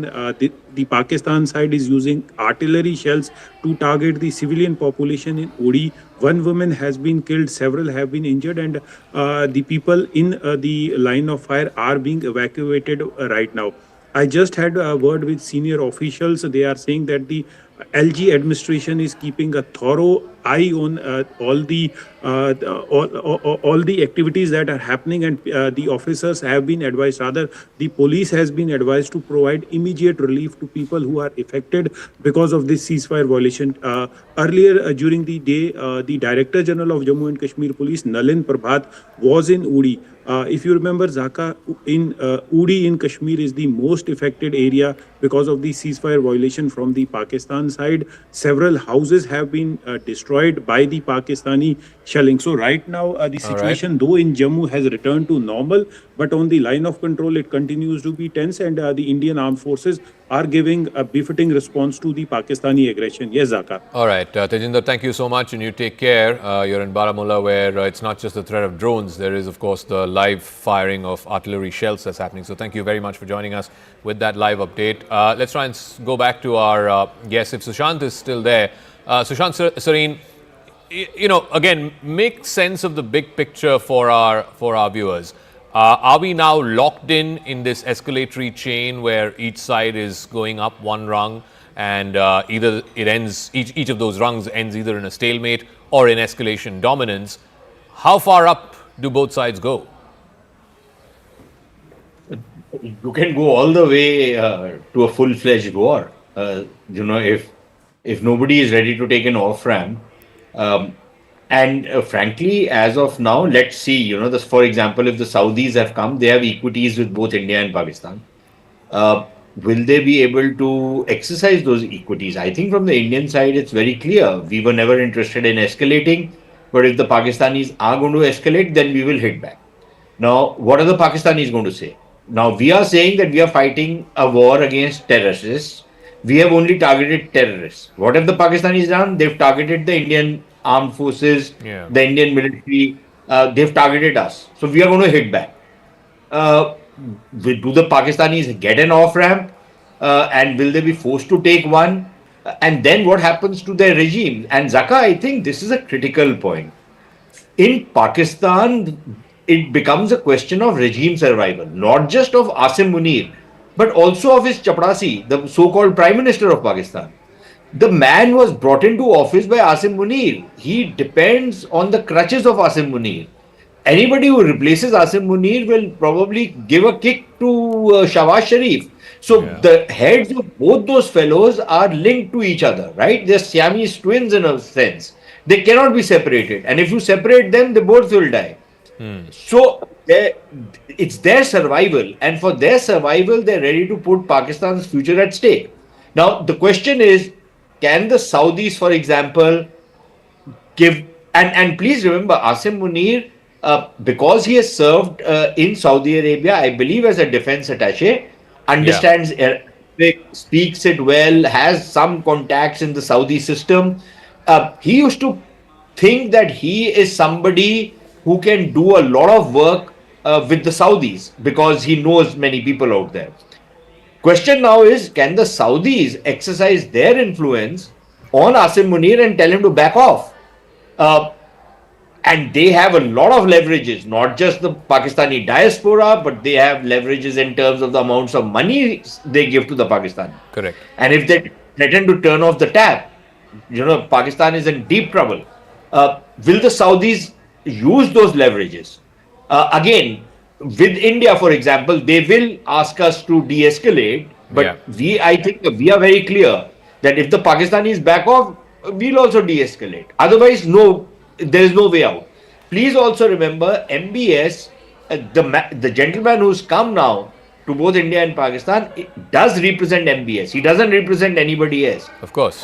In Saudi Arabia, MBS is the boss, right? And he's a guy who is in many ways a visionary, who's trying to forge a new future for Saudi Arabia, who's not really interested in these kind of wars. And there are some major developmental and other projects that he is envisaging with India. So does he want this whole region to start blowing up? I'm not so sure. Then there is the Americans. But the Americans seem to have taken a hands-off approach, right? They have enormous influence if they want to wield it. For example, just tomorrow, the Pakistani IMF package is coming up for renewal. The Americans can very easily hold that out and say that, look, unless you are backing down, no monies are coming to you, because much of that money you use for building up your military and creating trouble in the region. So there are people who have leverages, but are they going to bring those leverages? And if they don't, then we are in this escalation spiral, and I don't see what the incentive for either side is to back off. The situation, the tensions between these two nuclear-powered countries, India and Pakistan, is escalating. Is that true? Well, first of all, thank you so much for having me on the CNN. When you talk of tensions and when you talk of escalation, what I would say is that the original escalation or the original breakout of tension happened on 22nd of April, when you had 4 terrorists backed by Pakistan carried out killings, brutal killings, subhuman, monstrous kind of killings of 26 civilians. Indian civilians. 25 of them Indian nationals, 1 of them Nepali national. And the brutality of the killings, they essentially killed them in front of their innocent wives, in front of their innocent children. They gave them headshots, and they did so on the basis of religion. So they killed all non-Muslims who were there in the group. They identified their religion, and then they went on, they proceeded to kill them. So what we did day before yesterday was essentially our response to terror, our response to these subhuman... when you say what you did yesterday, meaning the escalation in the military response. As I said, the original escalation was on 22nd of April. And when that happened, we had clearly said that, we are a responsible country. We will have a very measured, calibrated, proportionate, responsible response. And that's what we did day before yesterday. What we did was we took out the terror factories at 9 locations in Pakistan and in Pakistan-occupied Kashmir. Took them out where they trained them, they equipped them, they armed them, they organized them. Those are the facilities which we took out. We were very careful in excluding the military establishment, the social structures, and economic infrastructure. We were very, very cautious, careful in keeping our targets only to those people and their backers who carried out these dastardly killings on the 22nd. What can you tell us, Mr. Ambassador, about these explosions that are now being heard in the Indian-administered parts of Kashmir? Yeah. First of all, I'm sorry, but let me correct you that the entire Jammu and Kashmir is a integral and inalienable part of India, and I think the only issue to be resolved there is the return of the Pakistan-occupied Kashmir, which is there. We have been hearing reports of some activity of this kind. We don't have the operational details relating to that. But again, what these show is that what it shows the world, what it shows us, what it shows everybody is that Pakistan has again decided to stand with the terrorist. Rather than take action against them, They are essentially lending them support. We wouldn't be surprised if they are themselves involved in this, but that's what is the message which they are telling the world, that we are with terrorists, we are not with the rest of the civilized world, rest of the humanity, and our belief lies, and Pakistan's belief lies in perpetrating these proxies of terror killing, brutal killings of the innocent civilians. And as you know, Pakistan has denied involvement. We will have the Pakistani ambassador later on today on CNN. But just bottom line, how would you describe the situation right now with Pakistan? Of course, India and Pakistan are two nuclear powers. Are you at war right now? To your first point about Pakistan's denial, that has always been the first part of Pakistani strategy, denial and obfuscation. They have this unique characteristic where they assume responsibility of their past actions in future, not in the present moment.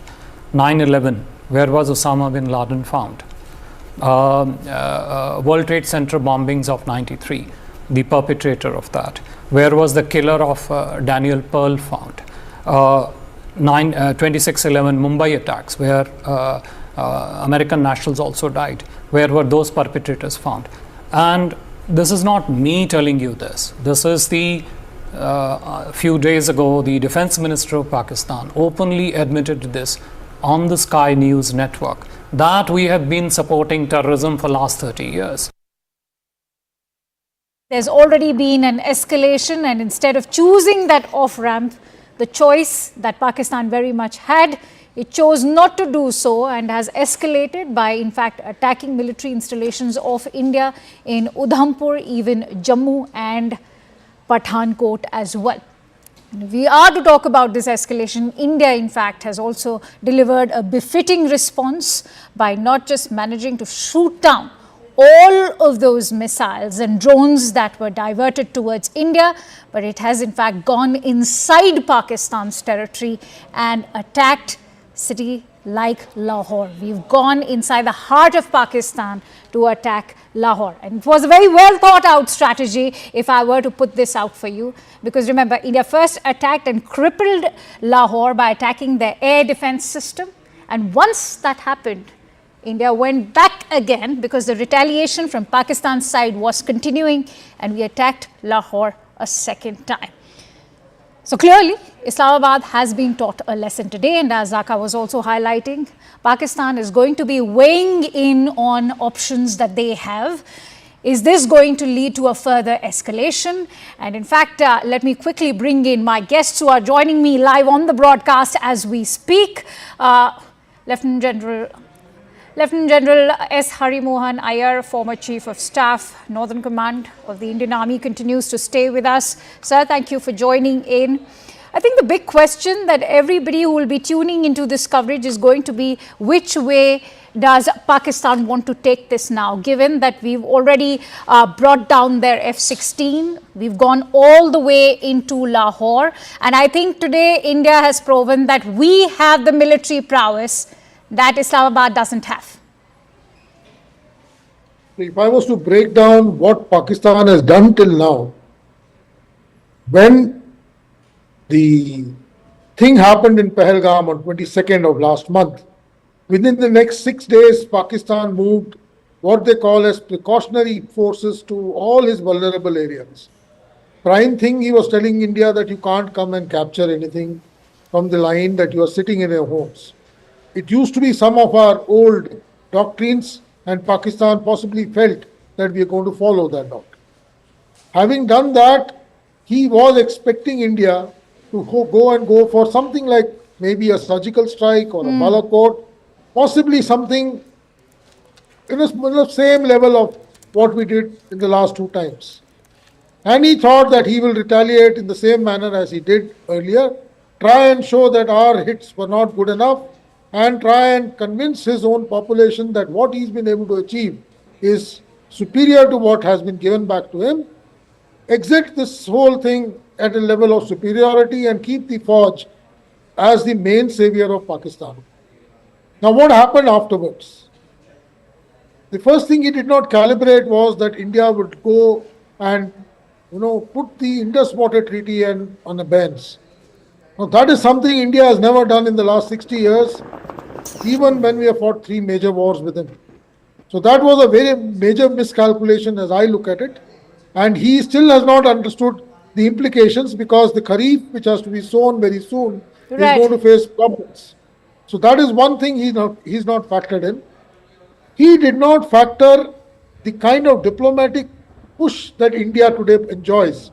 He thought that possibly China and other countries that he has, a little bit of favor with, they will come to his rescue and, push India down. Actually, they were expecting much more.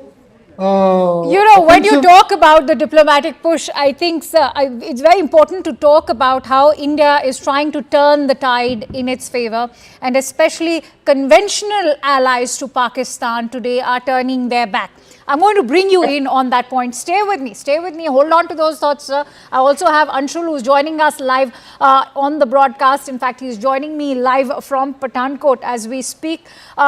Anshul, give us a sense of what's happening, because Pathankot, remember, is one of those critical places in India where the army installations have been attacked, and that clearly indicates a direct escalation from Pakistan's end. Having said that, blackout sirens have raided the air. What is ground zero situation? Well, at this point in time, the entire ground situation is absolutely peaceful. The cheap missiles or the projectiles that were thrown in from the side of Pakistan, Good to know. all of them were throttled out here in Pathankot as well. And at this point in time, I'll just ask my video journalist Sumit Jagori to show you around in the visuals over here. We are trying to make sure that we do not switch on the lights even of the camera. So I'm not very sure as to what our viewers might be seeing on their screens right now. But this is the current situation in Pathankot. Absolutely pitch black, absolutely silent. There are absolutely no noises, no noise that can be heard over here at this point in time. So definitely the situation over here has gotten back in control. People who were initially a bit jittery after the manner in which the Pakistan had thrown these cheap projectiles towards our country, now at this point in time, each and every person of Pathankot and in fact across the country now knows that they can sleep peacefully, because our armed forces are vigilant and they have already started taking revenge.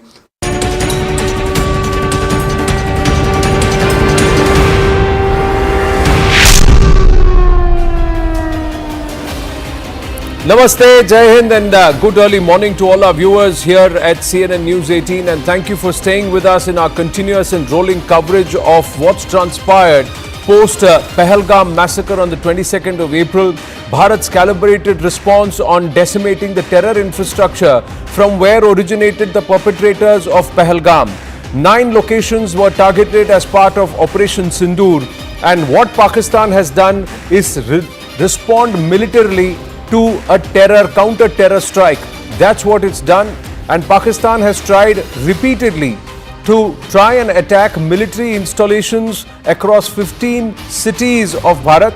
They failed the first time late last evening, that is on the 8th, when they tried yet another attempt, this time quite hot in Jammu and Kashmir towards Punjab and also parts of Gujarat and Rajasthan. Similar installations, that's where they tried to make these attempts, and they were again pushed back. They were foiled by the integrated air defense systems that include the MR-SAMs and the S-400s and Akash. The integrated air defense system has come good again. Not a single target was hurt. Also reports where an F-16 may have been downed by the Indian forces. So Pakistan suffering reversals after reversals, and more importantly, embarrassment heaped on General Asim Munir. Thrice, it's a hat-trick of embarrassments, a hat-trick of reversals. And there will be huge amount of pressure on the Pak military general, who's tried to spew venom ahead of the Pahalgam terror attacks, that his position itself becomes untenable as the Pak army chief. Let's take you through the developments at 5 a.m. this morning. Amid escalating India-Pak tensions, the PTI leadership now fears for former Prime Minister Imran Khan's life. PTI is afraid that missiles or drones will come to Adiala jail and Imran Khan's life will be harmed. under the pretext of war. Pakistan, meanwhile, remains spooked after Bharat strikes terror hotbeds. After Pakistan escalated the attack against Bharat, top sources say that the Indian drones have been spotted hovering over Bahawalpur.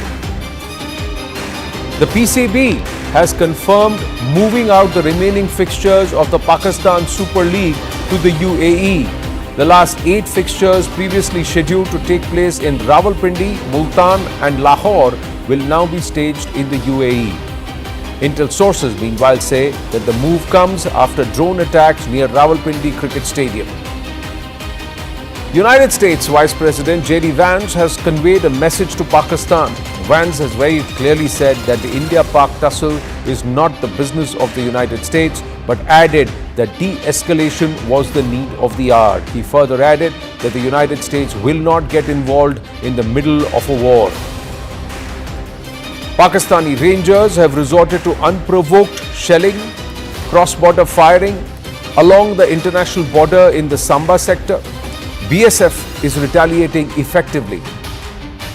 Indian ambassador to the United States, Vinay Mohan Kwatra, has said that the Indian strikes in Pakistan were only aimed at terror hotbeds, and Pakistani military's retaliation is being seen by India as an act of protecting terrorists, prompting further Indian strikes. We've just got news coming through. Pak Rangers have resorted to unprovoked cross-border firing along the international border in the Samba sector. BSF is retaliating effectively. We are also getting latest visuals from Jammu and Kashmir's Poonch, where Pakistan has violated ceasefire along the line of control.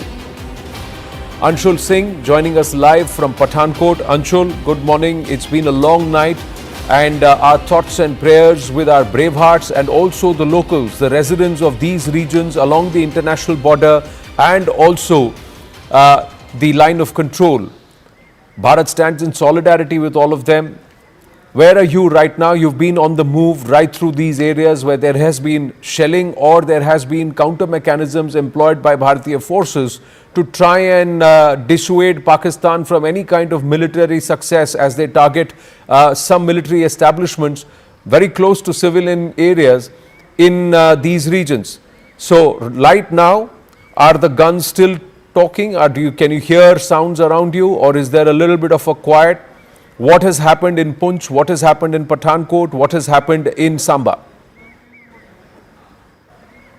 Well, yes, over the last 3 to 4 hours, there was absolute silence that was over here in Pathankot. But over the last half an hour, what I can confirm is that there were loud noises that came in at least 10 times over the last half an hour, and then there were eventually I also saw a projectile in the sky as well. But definitely somewhere or the other, it is seeming like that Pakistan is still not letting go. They are still trying to attack India before the dawn breaks, trying to just make sure that even one of their projectiles that could land in India, so that they could do some face-saving measures. But out here, our forces are absolutely vigilant, not only on the borders but also inside this district of Pathankot.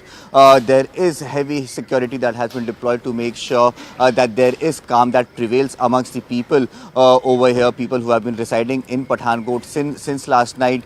Initially, when the projectiles were actually left from the side of Pakistan at approximately 8:30 p.m. Last night. Since then, there has been a continuous blackout over here in Pathankot and in near adjoining areas such as Jalandhar and Amritsar as well. And till now over here, specifically in Pathankot, the blackout is maintained. It is expected that once the dawn breaks, then the blackout will be taken back, and then eventually electricity would be restored in this entire district. But yes, I'll just try and show you in the visuals over here. The morning the sun is just coming out, the dawn is just breaking, and probably the last attempts that could have been made from the side of the enemy to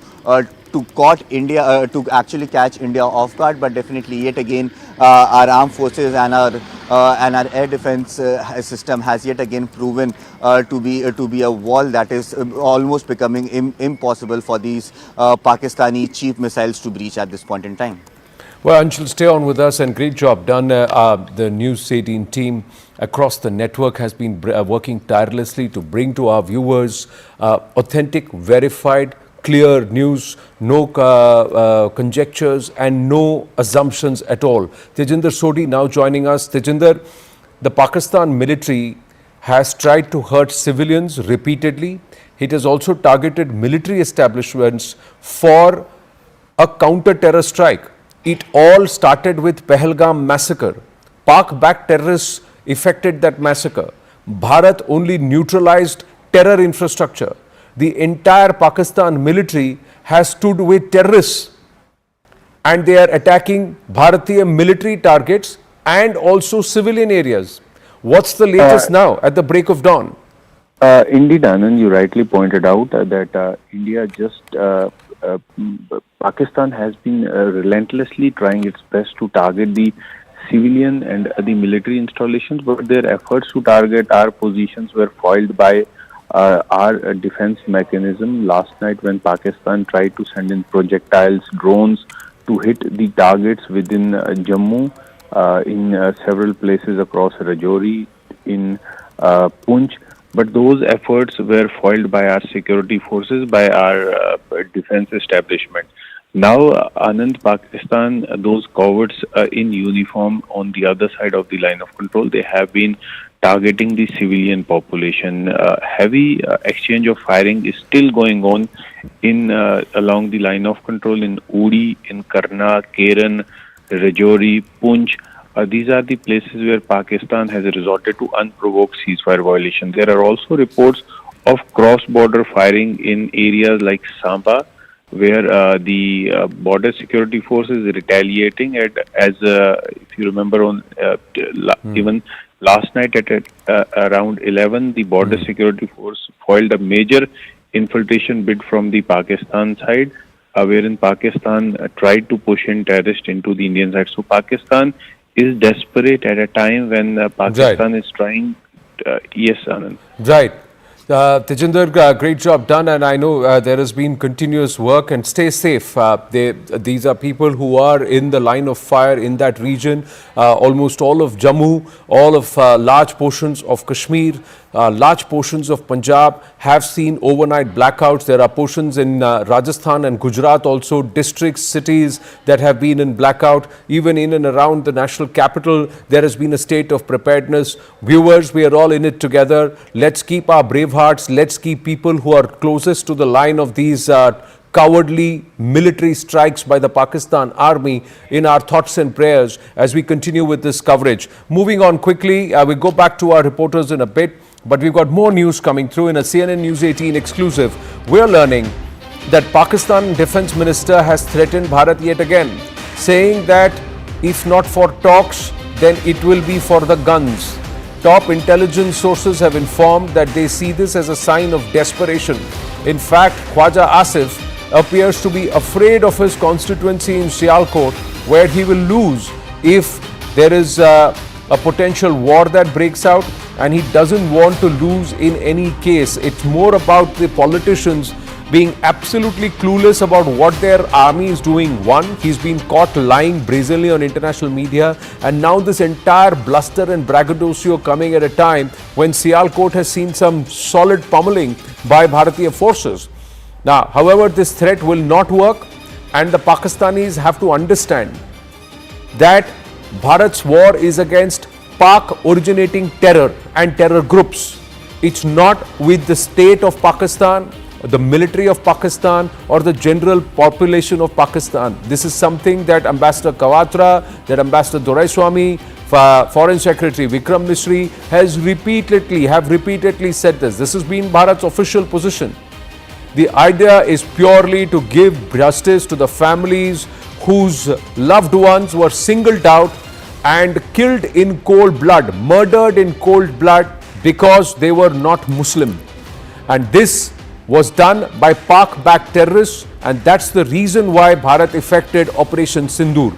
This is a message clearly, and if Pakistan continues to go down this line, they become officially state backers of terror and terror groups. And Pakistan should be deemed then a terror state. Terror state Pakistan. That's where the direction is that the Pakistan polity and Pakistan military is taking them to. Let's listen into what Khwaja Asif is saying.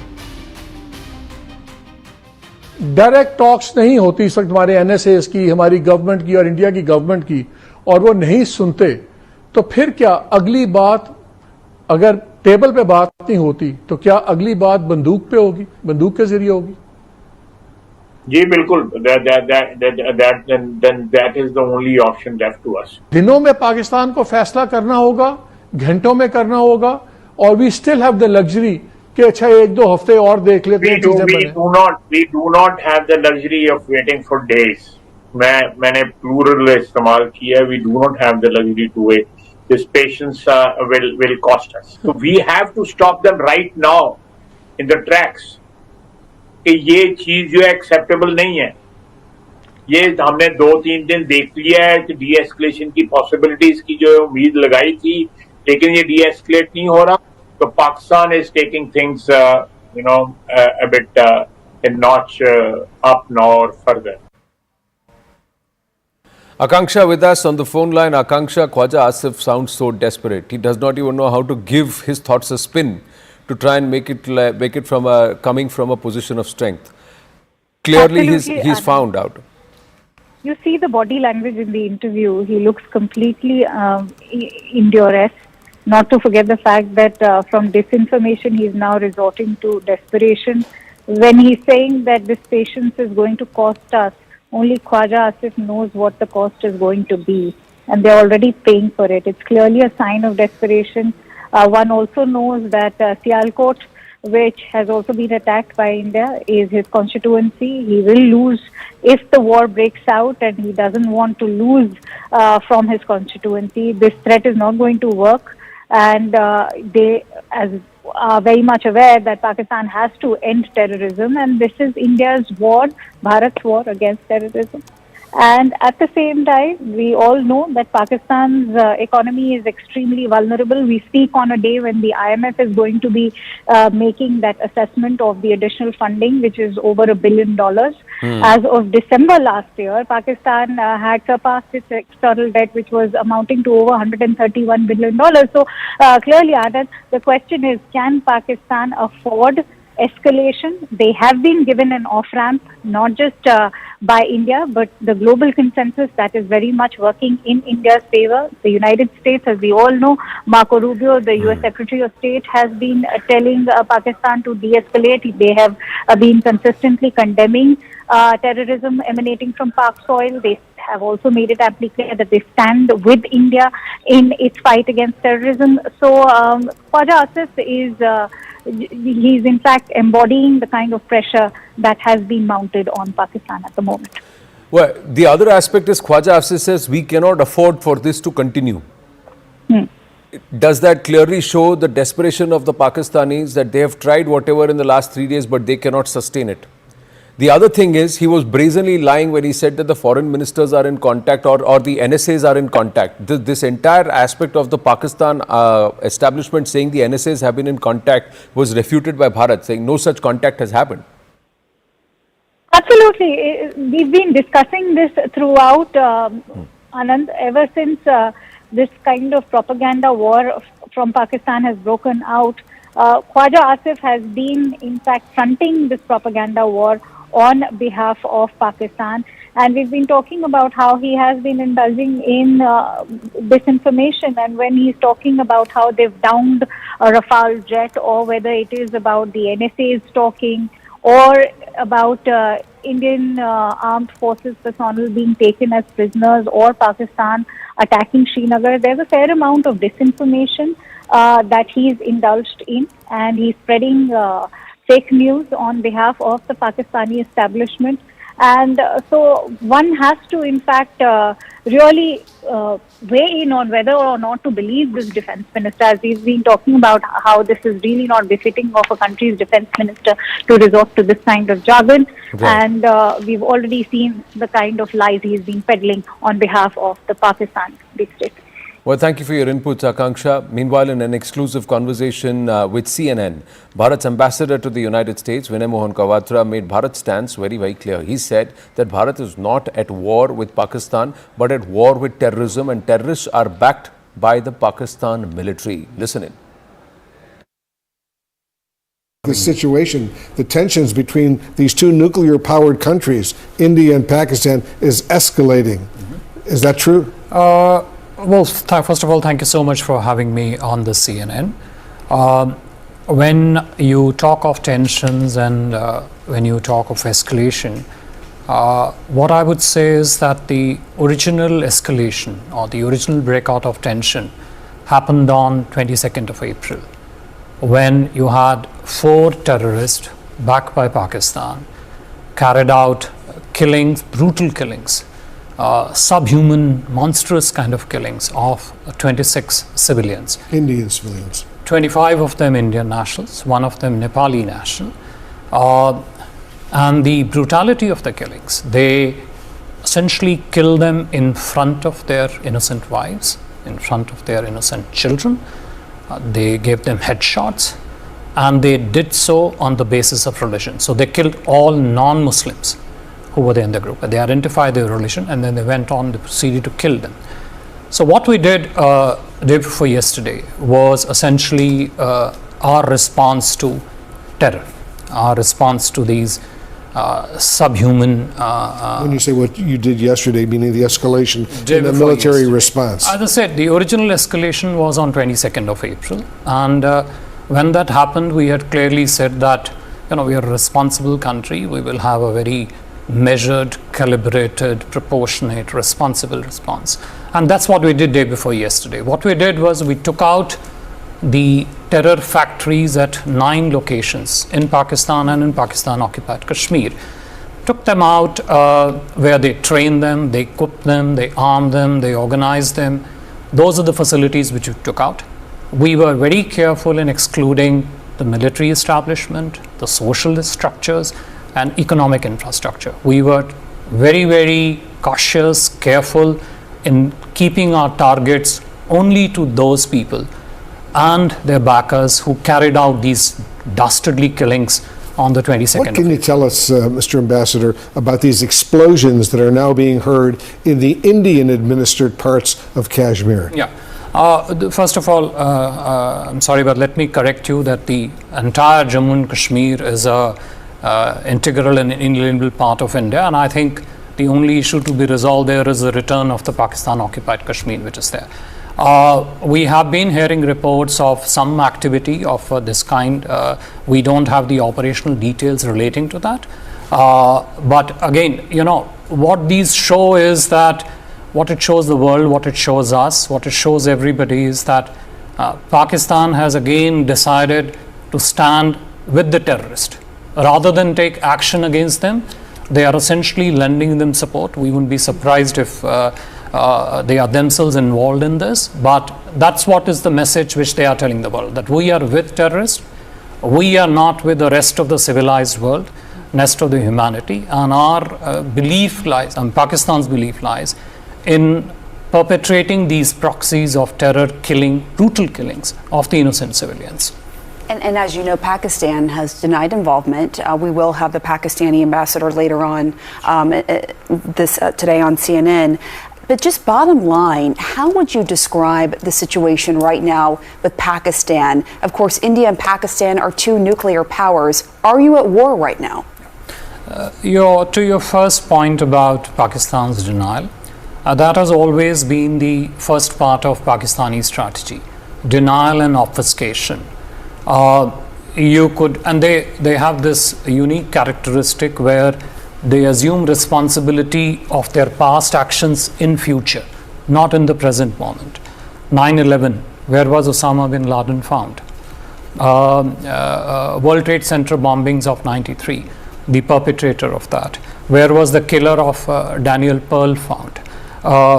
26/11 Mumbai attacks, where American nationals also died. Where were those perpetrators found? And this is not me telling you this. This is a few days ago, the defense minister of Pakistan openly admitted this on the Sky News network that we have been supporting terrorism for last 30 years. We got more news coming through. Pakistan also running a parallel war with Bharat and trying hard to take and push fake news. This entire campaign of disinformation is being called out, and with regular intervals they're trying to push disinformation. The latest development, Pakistan has claimed that there was a drone attack in Jalandhar and also circulated fake videos on social media. The PIB, the Press Information Bureau, has now fact-checked the same, clarifying that this is an unrelated video of a farm fire. The video has the time code 7:39 p.m. while the drone attack began well after. So clearly multiple instances of fake news, disinformation being pushed across the board, and especially social media using old videos, drone attacks of that have happened elsewhere in some other region of the world quite some time back have been now claimed as Pakistan military strikes. Air crashes have been claimed as downing of Bharatiya fighter planes. There is so much disinformation. This is also an information war which now Bharat has amped up and said we are going to now call you out. So this entire campaign of disinformation, starting from their political leadership to social media and of course their military wing, that is the ISI and ISPR, being called out loudly by the Indian government. Let's go across to Anshul for more. Anshul, repeated efforts at disinformation, and that's the reason why perhaps that Bharat has also requested platforms like X to withhold the access to about more than 8,000 such handles which have been instrumental across the world in trying to push this kind of disinformation. Well, definitely 8,000 Twitter handles or X handles have already been identified by the Indian government, whereas there are several other handles on X which are being operated under the guise of Hindu names, under the guise of Indian names, and these channels, handles are actually making sure that the entire campaign of misinformation or disinformation that is being given out from the side of Pakistan, that is eventually propagated in India. But now, over here, especially over the last 48 hours, the government has jumped into action, and they are making sure that each and every video or each and every disinformation that is being shared to propagate some sort of a panic in the country, that could actually be thwarted. And hence we are seeing that PIB one after the other is doing fact checks of all these videos and disinformation that is being circulated at this point in time. In fact, just a few moments ago as well, 2 fresh videos have been released from the side of PIB, in which they have very clearly mentioned that both these videos are not of the attacks that was conducted by Pakistan yesterday. In fact, these were old videos that had surfaced yet again. That were in fact surfaced with the intention to create some sort of a panic in India. But definitely the manner in which the government is thwarting all these efforts that are being made by the rogue nation of Pakistan. Definitely all these efforts are going in vain. Also the manner in which we out here in conventional media have been reporting, making sure that each and every information that we put out is actually checked, verified before telling this to our viewers. Definitely this campaign that is being tried to be launched from the side of Pakistan is definitely not seeing the light of the day at this point in time. Well, we got more news coming through in yet another attempt. CNN News 18 is learning, and we are learning that an old video is being shared on social media with the claim that Pakistan has launched a missile attack on Bharat in retaliation. The PIB, or the Press Information Bureau, has clarified that this video that is being shared by Pakistani handles and trying the effort to try and again push disinformation on social media is of an explosion that took place in Beirut, in Lebanon, in the year 2020. So this is a 2020 video. And the PIB further appealing to viewers, consumers on social media and also patrons on social media not to fall for propaganda that's being spread by Pakistani influenced handles and Pakistani handles. Anshul, still with us. Anshul, so more fakery that's come through from the Pakistanis, and this needs to be exposed. And more importantly, perhaps some punitive action to be taken by those who are deliberately peddling these lies. In fact, the news doing the rounds is that Pakistan was actively planning to target certain religious establishments in Punjab and try to push that as the work of Bharatiya authorities. Well, definitely, this is how this rogue nation works. In fact, this was very clearly stated by the Foreign Secretary yesterday in the press conference as well, that this country, since the times of inception, has been based on lies and lies itself, and has been continuously being exposed on international forums for the last 75 years, and that is something that is being continued by Pakistan today as well. In fact, such videos from different parts of the world, videos from Gaza, videos from Israel, Beirut, all of these are being shared on social media platforms from very specific handles, which actually, as I mentioned, which actually project to be from the Indian side of the border, and these videos are then circulated in WhatsApp groups with the target to create some sort of a panic amongst the local people, amongst the citizens of India. But the manner in which all these efforts have been thwarted, both from the side of the Indian government and from the side of the conventional media, definitely all these efforts that have been put in by Pakistan are definitely going in vain at this point in time, because each and every piece of misinformation that they are trying to push through at this point in time, that is actually being fact-checked, and then their entire intention is also being exposed both by the government and by the media as well. Well, is there going to be any other punitive action that is going to be taken? Even there are media platforms, not just social media, but news media platforms that have been caught peddling these and amplifying this kind of fake news. So, is Bharat going to take any legal action against such entities, whether they are local or international? Well, it is very, very likely at this point in time, because the government has been very clear that, especially at this time when the situation is very sensitive, definitely each and everything that is being shared that could actually have an impact, that should actually be verified before putting this out, and this responsibility should be taken by the media houses. But we have seen that several international media channels have also gone ahead and put out fake news, or put out fake narratives on their channels, on their websites, which has eventually resulted in actually creating some sort of a debate out here in the country. But all of this has been fact-checked. The Indian government is still identifying those accounts that are still peddling these fake news on social media platforms. 8,000 accounts were identified yesterday that were asked to be blocked by the Indian government, whereas more accounts with who are operating under the guise of Indian citizens, they are also being identified at this point in time, and we can expect that over the next few hours itself, there could be more action that could be taken against these accounts, and then eventually there could be action that could be taken against media houses who have been peddling fake news to create some sort of a panic in our country.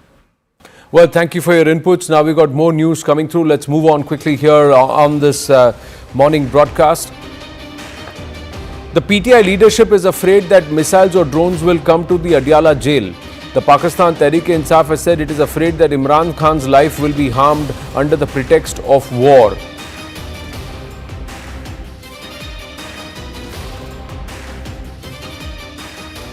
अभी जो हालात है, मुख्तलिफ शहरों में drone जो है आ रहे हैं, मुख्तलिफ शहरों में मिसाइल आ रहे हैं, तो हमें ये डर है कि ऐसा न हो कि इस जंग में या जंग को बहाना बना के कोई ड्रोन या कोई मिसाइल अडियाला आ जाए, और इससे चूंकि इमरान खान रियासत और रियासती इदारों के तहवील में हैं, तो ये हमें ये डर लग रहा है, और हमें इस तरह लग रहा है कि ऐसा न हो कि इसी जंग के बहाने पे इमरान खान साहब की जान को तो नुकसान पहुंच जाए.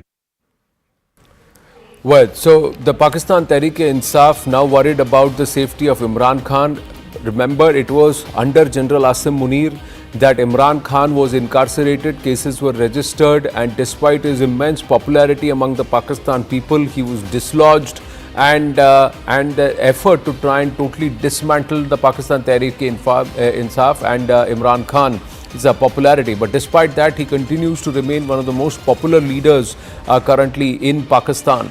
And now the Pakistan Tehreek-e-Insaf worried that under the pretext of this war with Bharat, Imran Khan himself may be neutralized. A drone may land or a missile may land at the Adiala jail and Imran Khan may be claimed or proclaimed dead. Akash Sharma joins us with more. Akash, so PTI not taking Asim Munir's name openly, but they are worried that they may just, that the current establishment may just finish Imran Khan off, because General Asim Munir has reasons to blame Imran Khan for the current state of affairs, where he remains perhaps one of the most unpopular and unsuccessful military generals in Pakistan history, if you were to take out the military leadership during 1971. Look at the number of reversals that someone like General Asim Munir has had. He's not been able to control the Baloch. The Pakistan army has been pummeled. What happened with the Jafar Express is national embarrassment and global embarrassment for a military general. He's been unable to control the Afghan situation. The Afghans are absolutely outraged with the way more than 1.5 million Afghan refugees were forcibly pulled out of their homes, especially those who were economically less able. They were the ones singled out by the Pakistan military. The Baloch are upset, the Afghans are upset, the Pashtuns are upset, and Bharat is absolutely upset with what happened with Pahalgam all across, and 3 nights of reversals as a military general. So much shame heaped on Asim Munir in the last 48 to 72 hours. It's never before in a Pakistani military general history, barring 1971. Akash Sharma joins us with more. The PTI now believes, Imran Khan's party, his supporters believe that the Pakistan military may then try to finish off Imran Khan by landing a drone or a missile in Adiala jail. The fear is of course because of the fact that we have seen strikes from India, if in fact the precision strikes from India, but then it is also because of the sort of developments that have happened. There is a fear that army may take some sort of step and then blame it over to India. And Junaid Akbar, who is the president of PTI from Khyber Pakhtunkhwa, is somewhere reflecting, in fact, highlighting the concerns within the party for the safety. And we have seen in the past that how, in fact, the senior military leadership, in fact, went to Imran Khan in the jail, that in such a time, he should come with the government and the Pakistani military Anand. But it seems like it hasn't worked, and that's the reason why, the party president from one particular region is coming out with such a concern. Also, as far as the political context is concerned, so we know that how the Pakistani, former Prime Minister was ousted in fact in 2022 and with a no confidence vote, and has faced several legal cases since then. We know that how Pakistan, in fact, the whole system in Pakistan works on the basis of the kind of support you have from the army, and then in case you have that, you can continue with the government, or else you'll face the same consequences as Imran Khan is facing right now. But this is somewhere the concern that Pakistani army can, take some sort of step against Imran Khan and then blame it over to, India, because of the kind of, in fact, strikes that we have been seeing, at different places in Pakistan, within Pakistan. But this is the biggest fear. The Pakistani army, and Asim Munir was the one, Akash, Asim Munir was the one who has incarcerated Imran Khan. The PTI blames Asim Munir for what has happened. Many believe that this was a deal struck between Nawaz Sharif and Asim Munir, and that's how Asim Munir became the army chief. Very clearly, there was a fight, there was a tussle, because Imran Khan's man was Faiz Hamid and not Asim Munir. And Asim Munir and Faiz Hamid were at loggerheads. And clearly, the dislodgement of Faiz Hamid and the shunting off of Faiz Hamid, and of course, the dislodging of Imran Khan was all under the patronage of Asim Munir. So right now, the PTI believes that Asim Munir would try and get some win personally for himself because of the reversals with Bharat, and some drone may land at Adiala jail, finish off Imran Khan, and the blame will be put on Bharat. Right. And this is possible. And there's a reason why this is possible, because Pakistanis were devious. There is a huge amount of conversation. We're just waiting for Bharat to officially confirm this, that the attacks and the drones that were negated or neutralized over Amritsar were with this devious plot of attacking a religious institution in Amritsar, a very holy one, and then to try and pin the blame via some agents of the ISI sitting over in Canada and UK and elsewhere in the world and blame it on Bharat. And that was foiled by our by our air defense systems. Well, we'll try and go across to Akash in just a bit. Meanwhile, J.D. Vance has sent a message to Pakistan saying that India-Pakistan tussle is not the business of the United States, but added that de-escalation was the need of the hour. He says, and I quote, "We are concerned about any time when nuclear powers collide. We want this thing to de-escalate. We cannot control these countries, though, but we are not going to get involved in the middle of war. That's fundamentally none of our business and has nothing to do with America's ability to control it." Now, how should one read this? Has Donald Trump left it to Prime Minister Narendra Modi to deal with Pakistan and Bangladesh, or has America left Pakistan high and dry in the past between 65, 71, and America has oftentimes stood up, even in 1999. America has often stood up to help Pakistan and support Pakistan and diplomatically, militarily back it and engage with it, all because it had vested interests in Afghanistan. Now that the Americans have pulled out of Afghanistan, is Pakistan's utility for them come to a zero? This is the same leadership under whom Pakistan was openly called out for using billions of dollars of American money towards and redirecting it towards efforts variant from the purpose for which it was given. And is this the same leadership now that is saying the tap is off? You are not going to get anything else from us. There is no support, there is no diplomatic involvement or pressurizing, and there is nothing at stake for us here. You are at your own mercy, but the larger call is that are there a bunch of crazies in Pakistan who may take an effort and try and use this entire nuclear bluster and bluff and somewhere effect it out in desperation? That's the biggest concern that many in the region now have in this failed state that is openly backing terrorists, that is Pakistan. Meanwhile, Bharat's High Commissioner to the United Kingdom in an interview with Sky News showed proof of military backing to terrorists in Pakistan, and he showed a photo which shows Pakistan military standing behind a sanctioned terrorist under the American sanctions regime. He called Hafiz Abdul Rauf. Now, this was something that we have put out very clearly here on CNN News 18 on the right stand, that this person who is leading the prayers is a US proscribed terrorist. But UK Ambassador, India Envoy to the United Kingdom, Vikram Doraiswamy, picking up the picture and highlighting this is the man who's a mastermind of and a key operative of the Lashkar-e-Taiba, which is again behind many attacks on Indian soil. This is a report I'm reading from Reuters based on 2 US officials telling Reuters this. They're saying it's the first time that Western officials have confirmed that there was high confidence that Pakistan had used the Chinese-made J-10 aircraft to launch air-to-air missiles against Indian fighter jets, bringing down at least 2.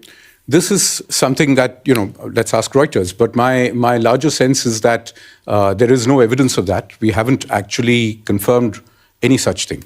The better point is to ask actually if all of this is true, and if Pakistan has essentially succeeded in making its point as it wanted to, why are they not stopping? The question you have to ask yourself, however, is the other one, which is that if Pakistan says it's retaliating, as my colleague, the Pakistan High Commissioner, said here yesterday, what are they retaliating about? They're retaliating against attacks on terrorism infrastructure. So what does that tell you of their relationship with the terror groups? Well, they're saying that they're distancing themselves completely from Pahalgam, and they're saying they had nothing to do with it. They've said that they've asked for an investigation, and India has refused an international investigation that they were happy to cooperate in.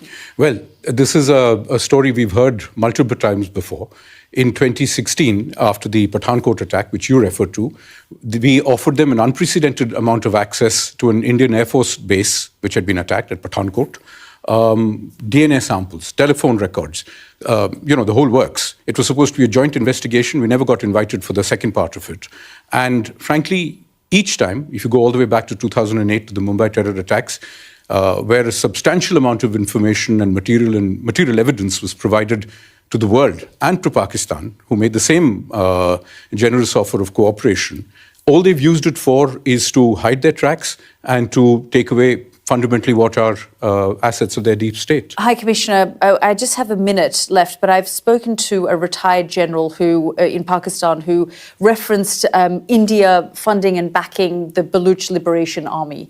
They've said that they have done that for years, and when I asked him about Masood Azhar, he said, well, their family members were targeted. Should we be doing the same to, the high-level militants from the BLA, the Baluch Liberation Army, that are seen and operate within Delhi? Well, look, let me show you this photograph of yesterday, I believe it is, to your viewers.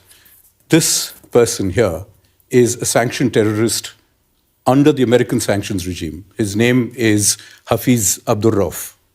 He's a brother of the founder of the terrorist groups that you're mentioning. Look who's behind him, Pakistani military. Look at the coffins there. They have the Pakistani national flag. If you're going to be giving terrorists state funerals, what does that make of your system? And everybody knows that for the last 30 years, Pakistan has used this as a means of subcritical warfare against India. If the international community really wants to be able to look at this and worry about it, the simple solution is to tell Pakistan it has an opportunity for an off-ramp. These are things that the world should have compelled Pakistan to do 30 years ago, and to compel them to implement their promises about taking down this infrastructure. It has not done so. We can't verify these images ourselves, and this is part of one of the problems, High Commissioner, that both sides, there's a lot of information coming out, but independent journalists, foreign journalists are not being given access. The Pakistanis have said to me, you're free to come to the sites that have been targeted, and we can take you to the line of control as well with the military to show you what's been hit and targeted. And in the same way, the information that we find that we're getting out of, and this image that you've shown was shown at a press conference that the military in Delhi put out as well.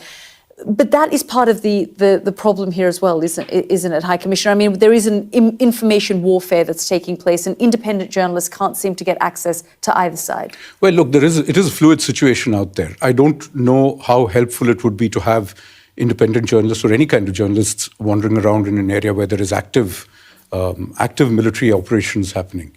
The logical solution would be, as we've said repeatedly, for Pakistan to take the opportunity of an off-ramp, which we have made abundantly clear, including this morning, that if Pakistan stops attacking our military facilities, the matter ends there. But it is for them to decide. More news, and this is on the non-kinetic front. So there is a kinetic action that's being initiated, and the escalation ladder is being upped by the Pakistani side. Bharat, meanwhile, is also looking at the non-kinetic offensive moves, along with the abeyance, putting Indus Water Treaty in abeyance and the tap-on, tap-off strategy. The other one is to put Pakistan back into the FATF grey list. In fact, this time push for a blacklist. Top government sources have informed that Bharat is seeking the relisting of Pakistan on the FATF grey list, raising concerns that international aid and financial support from multilateral institutions are being misused to fund terror activities. Now, Indian authorities have also presented evidence to the global community linking several major terror attacks, including the Moscow theatre bombing and London Bridge attack, to individuals trained in what are being referred to as Pakistan's schools of terror. Pakistan is the only nation, mind you, even as we bring in Pallavi Ghosh on this, that has a university of jihad. So this is a state that has also accorded terrorists and their families, their kith and kin, proscribed terrorist organizations, their families get the state funeral and also the Pakistani flag, as that was shown by the Ambassador Doraiswamy and as we've highlighted here. Pallavi is with us. Pallavi, so this is the non-kinetic offensive. The FATF meeting is scheduled in June. So is there going to be a concerted push?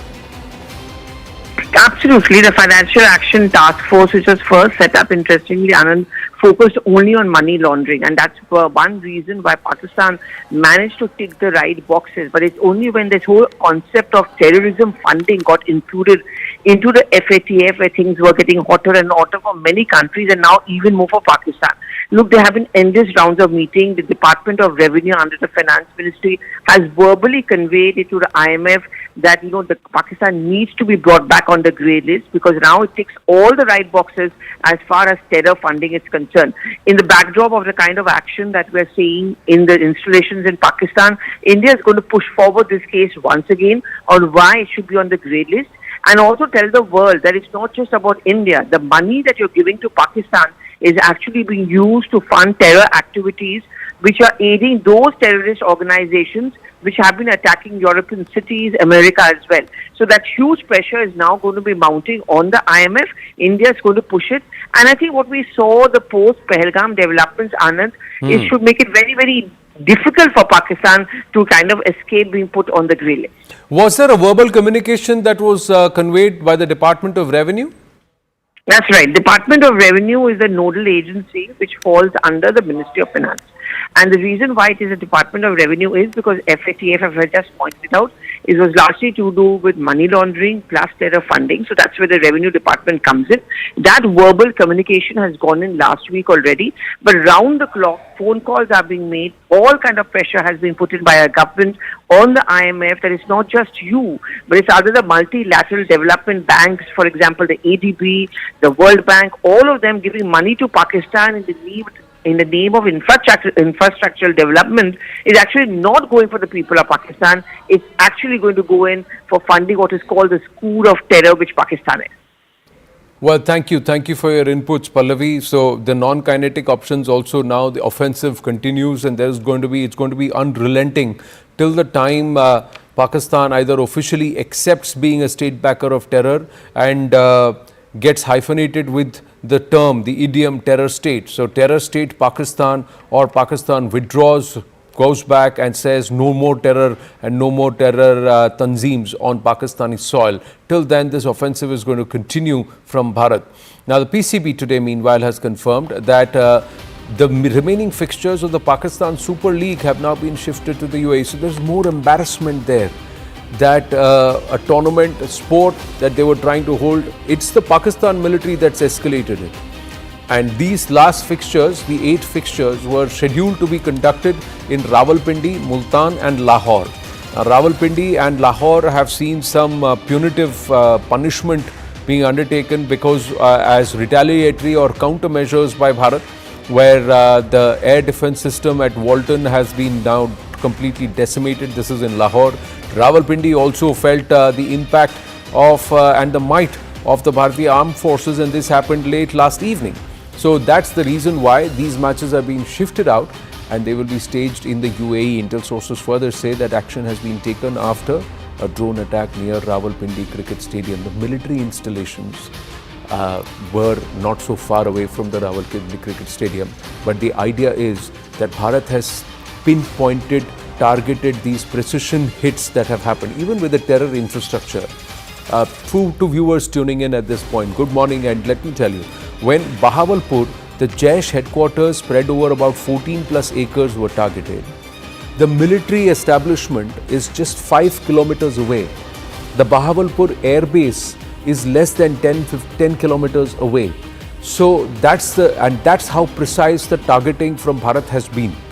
Akash Sharma now is back with us. Akash, so cricket, the PSL last 8 matches have been moved out to the UAE.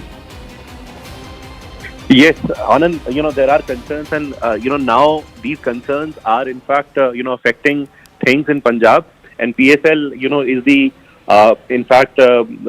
initial news that we are getting, that how the matches have been shifted to UAE, and foreign players are somewhere afraid because of the sort of developments that are happening. We know that how India has been striking different locations in Pakistan, specifically after the sort of attempt that has happened from Pakistani side. Now there is a fear that this will further escalate, and that's the reason why this decision has been taken by PCB, that is Pakistan Cricket Board. And we are learning that not just this, but there are a number of things that are getting impacted in Pakistan. Pakistan is in fear. They are expecting a strong retaliation, which is already happening since last night. We have been seeing the air activities as well as the ground activities from on ground. We are waiting for an official input as to what is the intensity of the sort of activities that are happening. But definitely this shows that how Pakistan is fearing several attacks from India now, especially when they have tried, failed. In fact, they have failed in, striking. This is another question, Akash. Along with the foreign players who want to get out of Pakistan at the earliest, the fact is that Bharat was very clear in the statement that was issued on the 8th, in the joint briefing, where they said that the Indian state will only retaliate in equal measure to what Pakistan tries. So the failure of the Pakistan general, the inability of the Pakistan general to be able to de-escalate the situation should be writ large. If PCB is suffering, cricket is suffering, it's because of the Pakistan military and its general, Mullah Munir, as he's been called. People of Pakistan are in fact, showing their, emotions and the sentiments on social media. They are also not very happy, Anand. They are also not very happy with the sort of decisions that their military is taking. You rightly pointed out, India has, time and again clarified that we don't want further escalation, and that's the reason why our strikes are limited. You tried to attack our air defenses.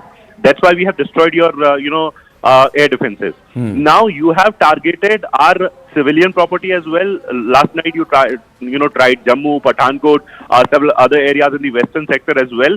And now a strong retaliation is there. This is the reason why people of Pakistan are writing on social media. They are not happy with General Munir. And, in fact, there was a buzz on coup. In fact, we have no confirmation on that, of course. But yes, people in Pakistan are visibly unhappy with the sort of developments that are taking place. Well, Akash, you should check with those within the Ministry of Defence and those who you're in touch with. And we'll also ask former Fauji's when they join us. Has there been any general in Pakistan who's faced such humiliation outside of 1971? In Pakistan military history, is he the most failed, unsuccessful and incapable military general? Is that what General Asim Munir has reduced his stature to? And with that, bringing down a whole nation with him? That's the big question. Akash, thank you for your inputs. Meanwhile, former Pentagon official Michael Rubin has now said that it was Pakistan who started the conflict by backing and harboring terrorism on its soil. Pakistan started the conflict with its support for terrorism. Indians were the victim of terrorism.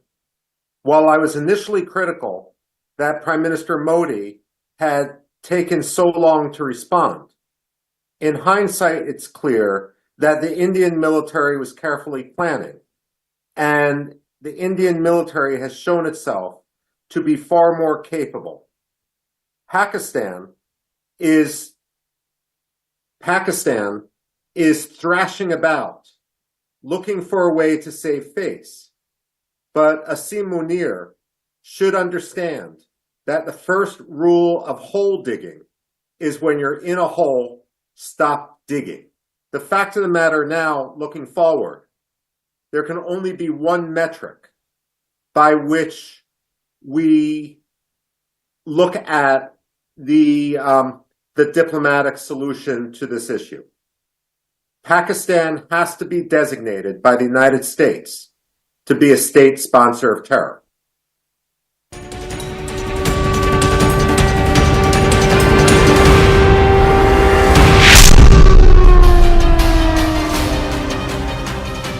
Namaste, Jai Hind, and thank you for staying with us here at CNN News 18. Top of 6 a.m. this Friday morning. Viewers, we'd like to tell you all is well.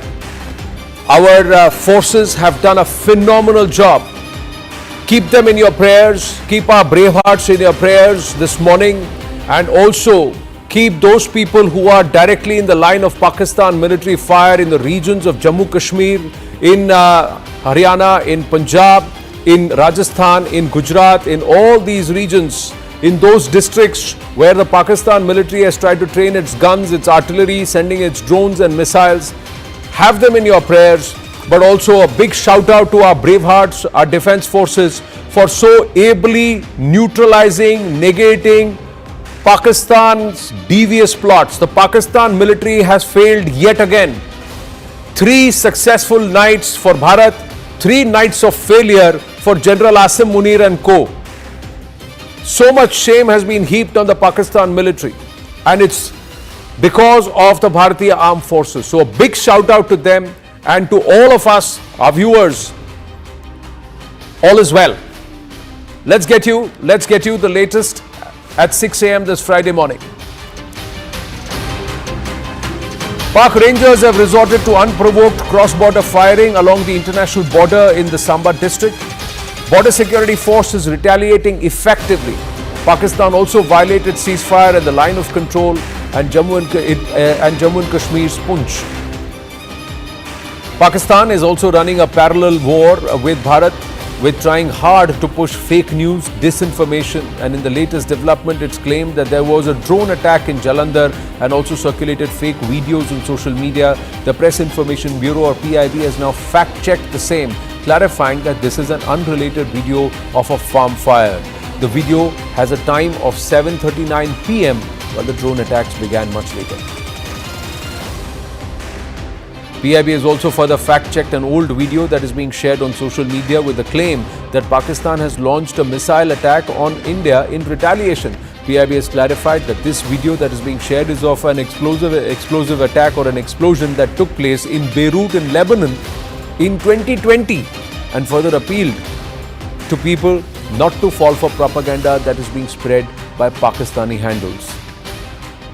The United States Vice President J.D. Vance has conveyed a message to Pakistan. Vance has said that India-Pak tussle is not the business of the United States, but added that de-escalation was the need of the hour. He further said that the United States will not get involved in the middle of war. Top government sources, meanwhile, have informed that India is seeking the relisting of Pakistan on the FATF grey list, raising concerns that international aid and financial support from multilateral institutions are being misused to fund terror activities. Indian authorities have presented evidence to the global community linking several major terror attacks, including the Moscow theatre bombing and London Bridge attack, to individuals trained in what are being referred to as Pakistan's schools of terror.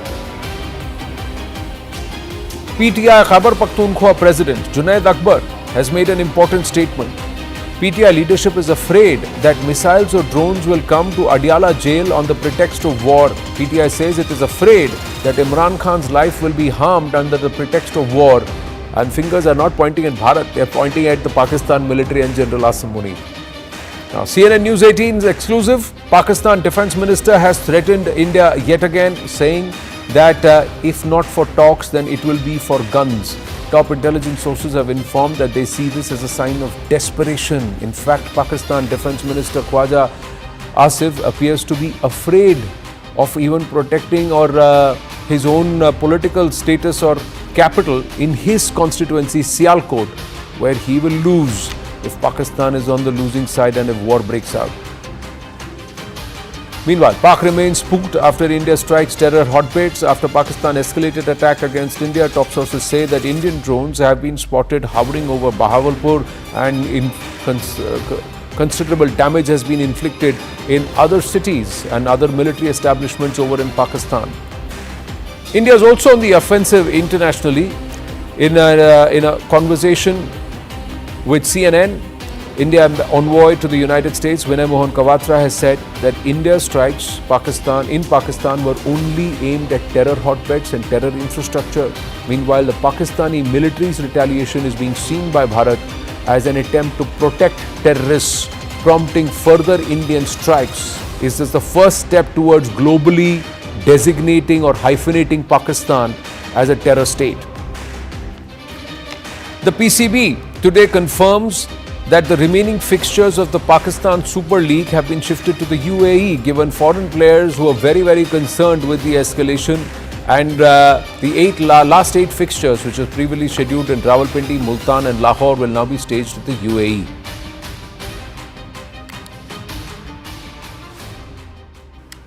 Now we got more news coming through. We're getting you fresh visuals from Jammu, where loud sounds can be heard. And this is when Pakistan launched drones towards Bharat. These are fresh visuals coming in from Jammu. Ishan Wani is with us. Ishan, as I say, good morning to you. Where are these sounds from and at what time were these heard? This is at daybreak. Well, these are sounds that have been heard. Well, what we know is that these are the sounds recorded in Jammu, and the sound looks like either the defense system is still hunting down some drones, or there's artillery shelling that is being done. But the sound is very loud and clear. That the sound that we heard, that they heard last night, is resonating and very evident with this one as well. The people are saying that this is a similar sound that they have heard during the night time. There's a possibility that India's air defense system may be in action, or India's artillery may be shooting down and sending a clear message to the other side. It was dark yesterday when things started unfolding, but now a light has started to return. What we have been given to understand is that the dark out is over in some areas, including Baramulla, which is close to the line of control, where overnight there was a massive shelling that was witnessed. In Jammu, where we saw the first attack taking place from Pakistan, and India responding to it successfully at several locations. Even in Kashmir, in Srinagar, there was a possibility of these drones or projectiles being fired, but the action was done, but there was no projectile which came towards Srinagar. But remember, at Srinagar airport and key defense establishments, we are told that it was all ready, the systems were ready to hit them back if at all they tried to sneak in or carry out any such misadventure on the Indian territory in Srinagar or any other parts of Kashmir Valley. Look, it was scary in Jammu. People were scared of seeing those visuals last night, but India's air defense system has done wonders. Majority of them have been brought down, they have been hunted in the air, and still the defense system is active to ensure the safety and security of people living in Jammu. Though there was a massive ceasefire violation across the border on the line of control. It is under control right now, but several injuries have been inflicted. One lady has died in Uri, and the assessment will be done of the sort of casualties or the sort of damage that has been done, particularly to the buildings, to the houses on the line of control. Well, Ishan, great job done. Yes, viewers, these sounds can be unnerving, but because a lot of us across 3-4 generations have not seen a possibility of war or these explosions right around us. So it can be unnerving, but kudos to our brave hearts, kudos to our air defense systems. We must be very, very grateful that we now have such air defense systems that can neutralize these threats even before they try and make a landing. All these explosions are those missiles or drones that were sent by the Pakistani military. They are being neutralized in the air itself by our air defense systems. So consider them as perhaps glorified fireworks, because most assets on ground are absolutely safe. Yes, there is cross-border firing. There is also ceasefire violation along the line of control, and that is rendering life difficult for those who are living very close to the border areas or along the line of control. But that is something that we will have to deal with. And I've just got confirmation from very senior authorities within the defense systems that saying कि अगर वो यहाँ पर 4 बम गोले फेंक रहे हैं, 4 घरों पर ये कर रहे हैं, there is a response that is going to the other side which is far greater, and the punishment is far more severe. So every life, every bullet that accounts for an Indian life will be avenged, and it will be accounted for. That's the promise that's coming from our forces. So let's keep our brave hearts in our prayers. Let's listen to this video and have a look at this video, and you would see there's nothing that's landing. It's all happening in the air because the defense systems are at work.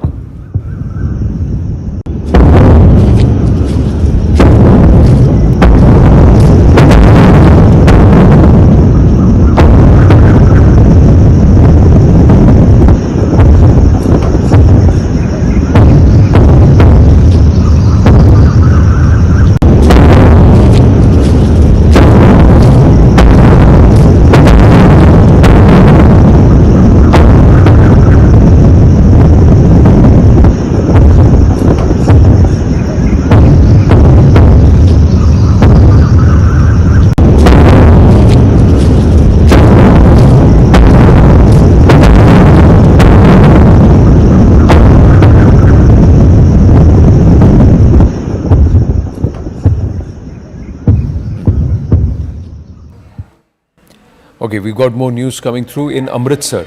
The DPRO has issued a statement, and it reads, all citizens are requested to stay indoors and away from the windows and keep lights turned off and the window curtains drawn. There is no need to panic. A siren will blow now, and we will pass the message once again once it is clear. Our armed forces are on the job, and we need to support them by staying indoors. There's no need to panic. Now, this message was sent in the wee hours, of about 2 or 3 hours ago, because there was a lot of activity over Amritsar. Anshul is now joining us. Anshul, it's daybreak now. Are the sirens on, or has it now come to normal? Has there been a fresh instruction that's been issued? Well, the situation is absolutely normal at this point in time, and at approximately somewhere between 4 a.m. to 4:30 a.m. there were a few loud noises that was heard over here in Pathankot as well. But all these loud noises that we heard were probably of the air defense system that was at work, that was still hunting down the projectiles that were being sent from Pakistan, probably in the hope that before morning breaks out, probably they'll be able to land a few of these missiles or fireworks probably somewhere in India, so that their face could be saved. But that was yet again thwarted by our air defense systems. Nothing has fallen on the ground. There is absolute peace. There is absolute calm. I'll just try and show you the visuals over here. Temples have also now opened over here. The bhajans are also being sung over here. So definitely life is getting back to normal, especially after what happened over here between 8:30 p.m. to 9 p.m. Last night, where there was a barrage of missiles and drones and projectiles that were sent from the side of Pakistan, but our air defense systems made sure that all of them were thwarted in the air itself. And now this is something that has given a lot of confidence to the people of Pathankot, and along with that to the people of the country, that our armed forces are capable enough to deal with any sort of misadventure that might come from across the border. And they are also capable enough to give a befitting reply to them as well. So we are still expecting the Indian government to finally come out and tell us as to what transpired since 8:30 last night till this morning, what kind of damages have we been able to inflict on Pakistan, and that is something that we are waiting for at this point in time. Well, Anshul, thank you very much, and I think kudos to our entire team of reporters and those who are working at the back end. Viewers, please keep them in your prayers, and also pray for their well-being, because they've been working tirelessly. There has been no rest at all, and they've been moving from one location to the other to try and bring you authentic, verified, trustworthy news, a platform that you can trust, that we are not going to put conjectures, and we're going to verify, check, recheck, and then put out information for you. And if there is something that is inadvertently, which is which is an error, we have no compunctions in retracting and issuing corrigendums and making the correction. It's a live scenario. Some errors may creep in, but as of now, we have been absolutely spot on with our coverage and with our reportage, and that is something which is worth being very proud of, being a part of this team, and something which we'd urge our viewers to also support as we also pray for our brave hearts. Major General Raja Kochar is with us, defense expert. Captain Alok Bansal, Director, India Foundation, with us. Good morning. Jai Hind, gentlemen. One aspect we can very proudly tell our viewers, those especially who have seen and heard and felt explosions through the night, attempts by the Pakistani military to enter Bharatiya space, that our air defense systems, our armed forces are capable of not just defending but also defeating and decimating any enemy intent. General Kochar. Yes. First of all, good morning, and we have absolutely no doubt in the caliber and the professionalism of armed forces, and we have seen it since a couple of days now being demonstrated on the ground. Pakistan is getting a befitting reply, because and my compliments to your reporter warriors, I'll call them. They're on the ground zero and sort of giving us all information. Anand, we will experiencing an information void or information vacuum when this war is actually starting now, because there will be certain information which will not be known to us. We'll have to take that into account in our analysis, and whatever information we get from the official channels in terms of a press conference or a briefing, we must put our analysis on that, because there is no point in trying to speak on something which is not happened or has not happened. Now, seeing the situation as of now, uh, this is an act of war, I would say that, and we should be prepared now to go to war with Pakistan. There is absolutely no doubt about that. Now, the question is that the air attacks have started, the drones have started, missiles have started. We have responded adequately, and I think in a much more and a far greater measure than Pakistan. Ji. I presume, see, I have carried out a staff check of the Pakistan Army, and I presume that considering the state of their economy and the state of their defense ecosystem within the country, because Pakistan only produces its armaments or armaments, it doesn't actually produce only its ammunition from its ordnance factories. And there is no private enterprise in Pakistan which is going to manufacture or give them ammunition.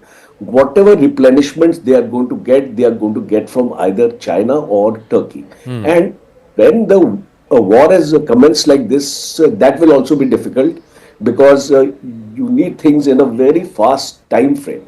So I visualize that not more than 7 to 10 days is the fighting capacity of the Pakistan Army in terms of intense rates. Ji. And so we need to capitalize. This is my assessment that we need to capitalize on the situation in the first 3-4 days of this war and target their strategic location in terms of their strategic assets. And we have a strategic forces command with us.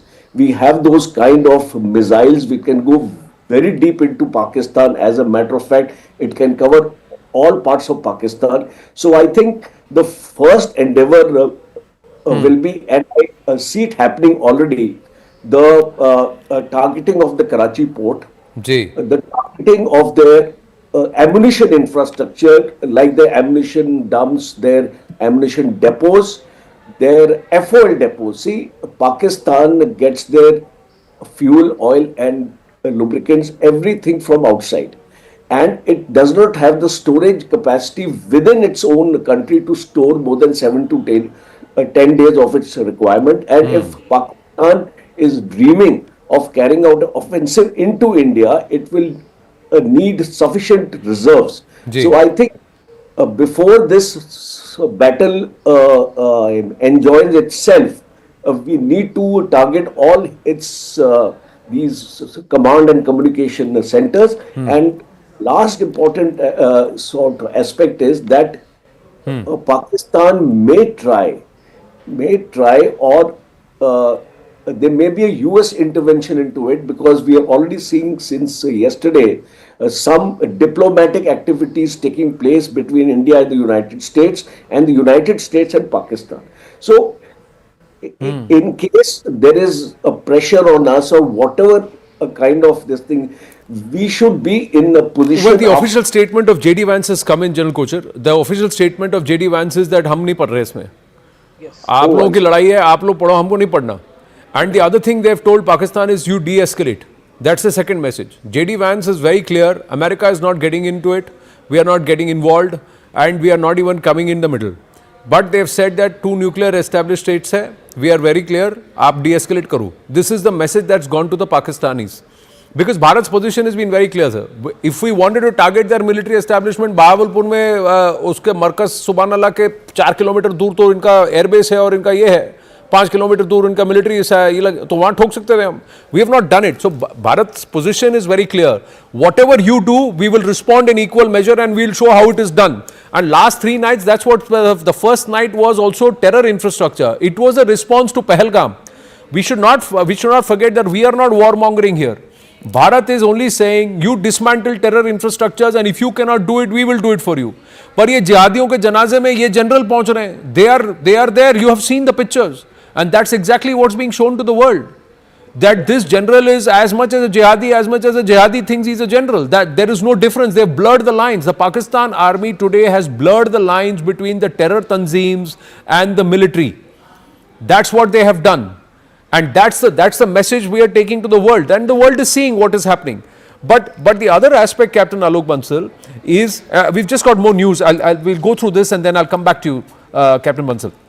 Important meeting regarding India's renewed push for Pakistan's FATF grey listing at the IMF meeting to be held at the Finance Ministry at 9:30 a.m. Now, this is again a very important one. This is a non-linear, non-kinetic measure offensive which we've been speaking about here at CNN News 18, and clearly it's come to the cognizance. How do we tighten the purse strings of a nation that is misusing funds and directing funds that are meant for the upliftment of its downtrodden, upliftment of its people, and lift the state out of penury and poverty towards nothing but attacks like Pulwama and Pahalgam, and pushing their military interests. So this is what is going to be raised again. Pallavi joins us with more. Yes, Pallavi. So as early as 9:30 a.m. this morning, this initiative will start getting renewed push and thrust by Bharat.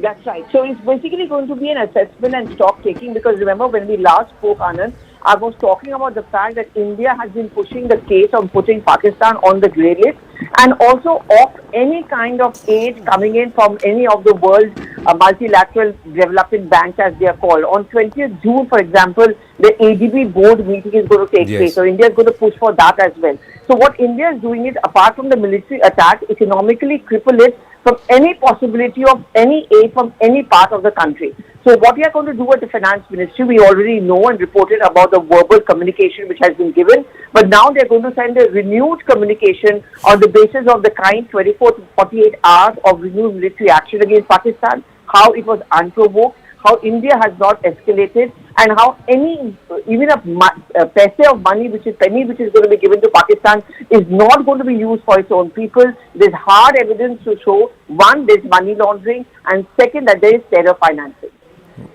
Right. So there is clear upping of the ante the moment the grey listing happens. Captain Bansal, it was in Trump 1.0 that Pakistan went into the FATF grey list. It emerged out of the grey list under the Biden administration. It is Trump 2.0 when General Munir has decided to take panga with Bharat. So again, when they go back, then this 10 days of intense fighting ability that General Kochar was talking about, that gets reduced further. If this grey listing happens, if the IMF bailout doesn't happen, then they will not have the money to fight this war. And the people of Pakistan will be up at arms against the military too, Pak military. There is no doubt that Pakistan's wherewithal, both economic as well as military wherewithal, is severely limited.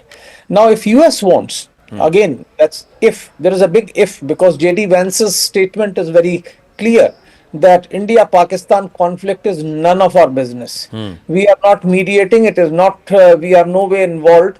He says de-escalation is required. We have asked them to de-escalate, but it's none of our business. So if US has this hands-off approach, then I am really not very sure what is going to happen. Because if US wants, IMF will immediately stop disbursing funds to Pakistan, because US has that sort of a control over IMF. FATF is a different ball game because you have China and Turkey as part of it. So it is not very likely that at this moment Pakistan is likely to be put into the grey list. But the fact is, notwithstanding that, there are credible information that Pakistan has exported a huge amount of ammunition to Ukraine and Israel. Now, with that, their ammunition dumps and their ammunition storage of artillery ammunition has probably come down to 4 days. Their oil storage facilities are limited. If we can blockade their ports, Pakistan would literally be on knees as far as petroleum oil lubricants are concerned. Their refineries are processing some crude which is again substandard. In fact, their own oil marketing companies are claiming that the oil being produced is substandard. Indus Waters Treaty being held in abeyance has already played havoc with the agriculture in Pakistan, and probably has had a greater impact than all the drone and missile and aircraft attacks on Pakistan, and will Right. continue to have so. In fact, over 65% of Pakistan's population is directly or indirectly dependent on this Indus waters for agriculture and other related activities. So you Right. can imagine what all is happening, and at such a So, juncture, yeah. So You are seeing you've listed out such amazing possibilities which are all non-kinetic efforts. FATF grey listing, Indus Water Treaty in abeyance, tap on, tap off, वहीं उनका band बजेगा, ports को बंद कर दो, choke them all around. And this is something that General Munir has brought it upon the people of Pakistan. Are the Pakistanis going to realize this? Are the common people going to realize what the military general has unleashed? See, firstly, And also, since you understand and you are both of you well read in military history, has any other Pakistan general has had such reversals and such a poor tenure other than the 1971 episode? So, see, is he one of Pakistan's most failed generals? See, Pakistan and its military has had a very unique characteristic. Asim Munir should not have been the army chief. He should have retired. He's actually an usurper. He was actually brought in one day after his retirement. So you've called him an usurper, but he's been nicknamed the deceiver. From his major days, he's been nicknamed the deceiver. There's a Pakistani former Fauji who sold us this. We'll put it out on the broadcast later. But yes, Hanji, please complete. So he has actually been brought in by politicians for meeting their own specific requirements. His mindset was clearly revealed when he talked about two-nation theory, when he talked about religion, when he talked about faith. So this chap, he's not even from Pakistan Military Academy. So it's not that many people in Pakistan's army itself like him. But at the moment he's in power, and the civilian government in Pakistan is totally dependent on him. In fact, he is responsible for ensuring that Shahbaz Sharif is in power. The fake elections, the fraud elections which they actually inflicted on the people of Pakistan were conducted under his watch. And he has continued to patronize terrorism, which was very clearly evident with the presence of large-scale army personnel at the funeral of these jihadi terrorists, and the way he has been acting since taking over.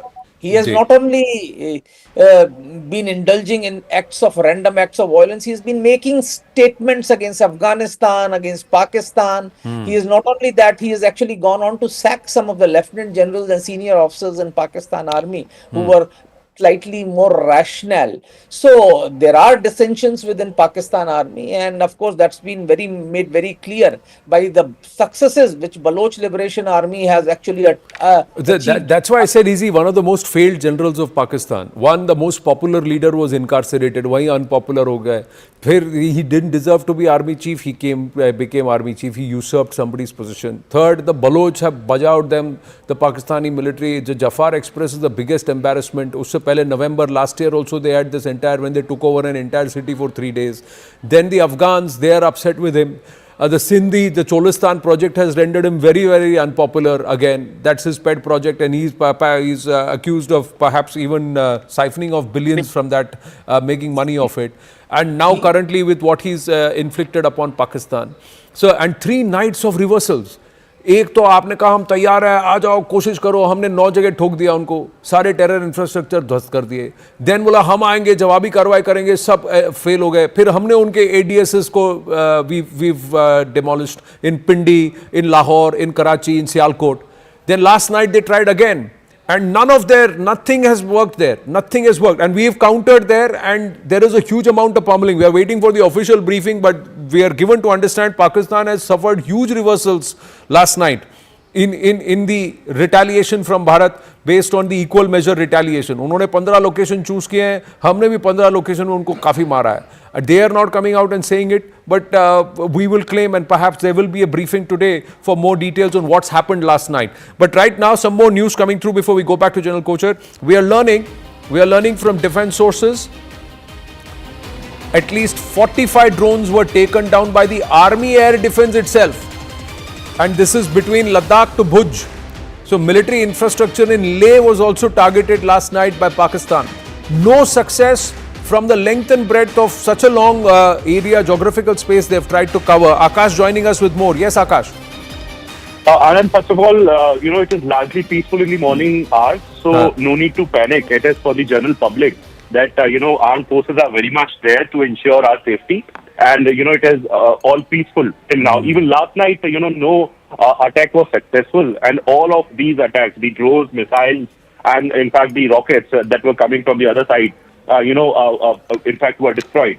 Now we are learning army air defense is there for the tactical defense for the military infrastructure, or where we have the troops, the base station there, their infrastructure. So army air defense is very much there along with air force, and we have been told that at least 45 drones, Anand, were taken down by army air defense itself. Army air defense alone, has taken down 45 drones. Also, as far as Leh is concerned. So in Leh, they targeted the core, headquarters, but they were, unable, in fact, in, giving us any sort of damage. And that's the reason why, we have today, in fact, in the briefing, we are expecting that some sort of a detailed, briefing would be there, where we will be getting to know as to how many locations in total. Yes. So fantastic. So solid fazia to ye Asim Munir ki. There is no doubt about that, Akash. But there is just one request that I'm going to make, that the establishment, the government should do, be it the PIB, be it the MEA, be it the district commissioners, the Home Ministry, or even from the MOD. One of the things that needs to be done is to reassure locals, people in other districts, viewers who are watching the coverage, what is the impact and what does it mean? We are doing our work, but I think at the local administration level, they should be told whether it is okay to send their children to school, whether is there any threat at all, whether people need to stock up on rations, what are these loud explosions and what do they mean? Because there are a lot of people across the country who have not seen a position of conflict, who have not seen a nation in a state of war. And since 1971, because these situations didn't arise even in 1999. These situations weren't there even in 2008. These situations weren't there post Balakot also.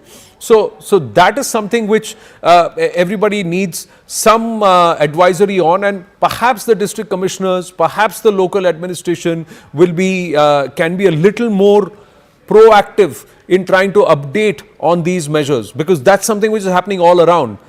General Kochar and Captain Alok Sharma. So Akash, just leaving you with that respect, perhaps you can also escalate it and send it across to the higher ups, because General Kochar, the current generation and Bharatiya today, it's very new for them to hear explosions, to see trails and flares, to see an air defense countering down and taking down missiles, or missile fragments landing at different parts, because the Pakistan military attack and the scale itself is stretched all the way from Leh, Jammu Kashmir to Bhuj, that is South Gujarat. So there is the spread is also vast. So more districts, more people are seeing this. Somewhere that reassurance has to go that we are just getting into a war posture and this is all normal. That doesn't mean you disrupt normal life. Unless there is a threat, unless there is a siren, unless there is an advisory that you need to black out, you don't need to. You can go about your normal business. But always be prepared what we need to do. This state of preparedness, this entire assuredness, reassuredness, where people are asking, I'm just getting calls, ration le lein kya, stock kar lein kya, kitne mahine ke liye le lein, kitne din ke liye le lein, bachchon ko school bhejein. These are questions that are being asked because people have not understood and not seen what this implies. General Kochar. You're absolutely right. A kind of a panic will set in when there is an information void, or we are not getting the a sense that where this thing is actually heading. So I think one important aspect, district administration has to play important role. The NDMA also has to play important role, because NDMA is there in all states. You have the state NDMA battalions, the NCC cadets, the NSS, the Home Guards, the civil defense organizations. These are the organizations we have to get activated now. And it's extremely important that all the systems and the SOPs, what we have, there is a SOP in every state which has a graduated response, because based on the threat levels persisting, because as of now, I don't visualize that we have reached that stage that we start have to telling the, especially the border towns. I will Yeah. just start with those because they are the most vulnerable right now. So these, especially the population in the villages, because what my experience goes, because 71 we were there. That's about 11 years old I was. But what I can recollect from those days is that the people in the border areas had to evacuate these villages because there was a ground invasion at that point of time. Yeah.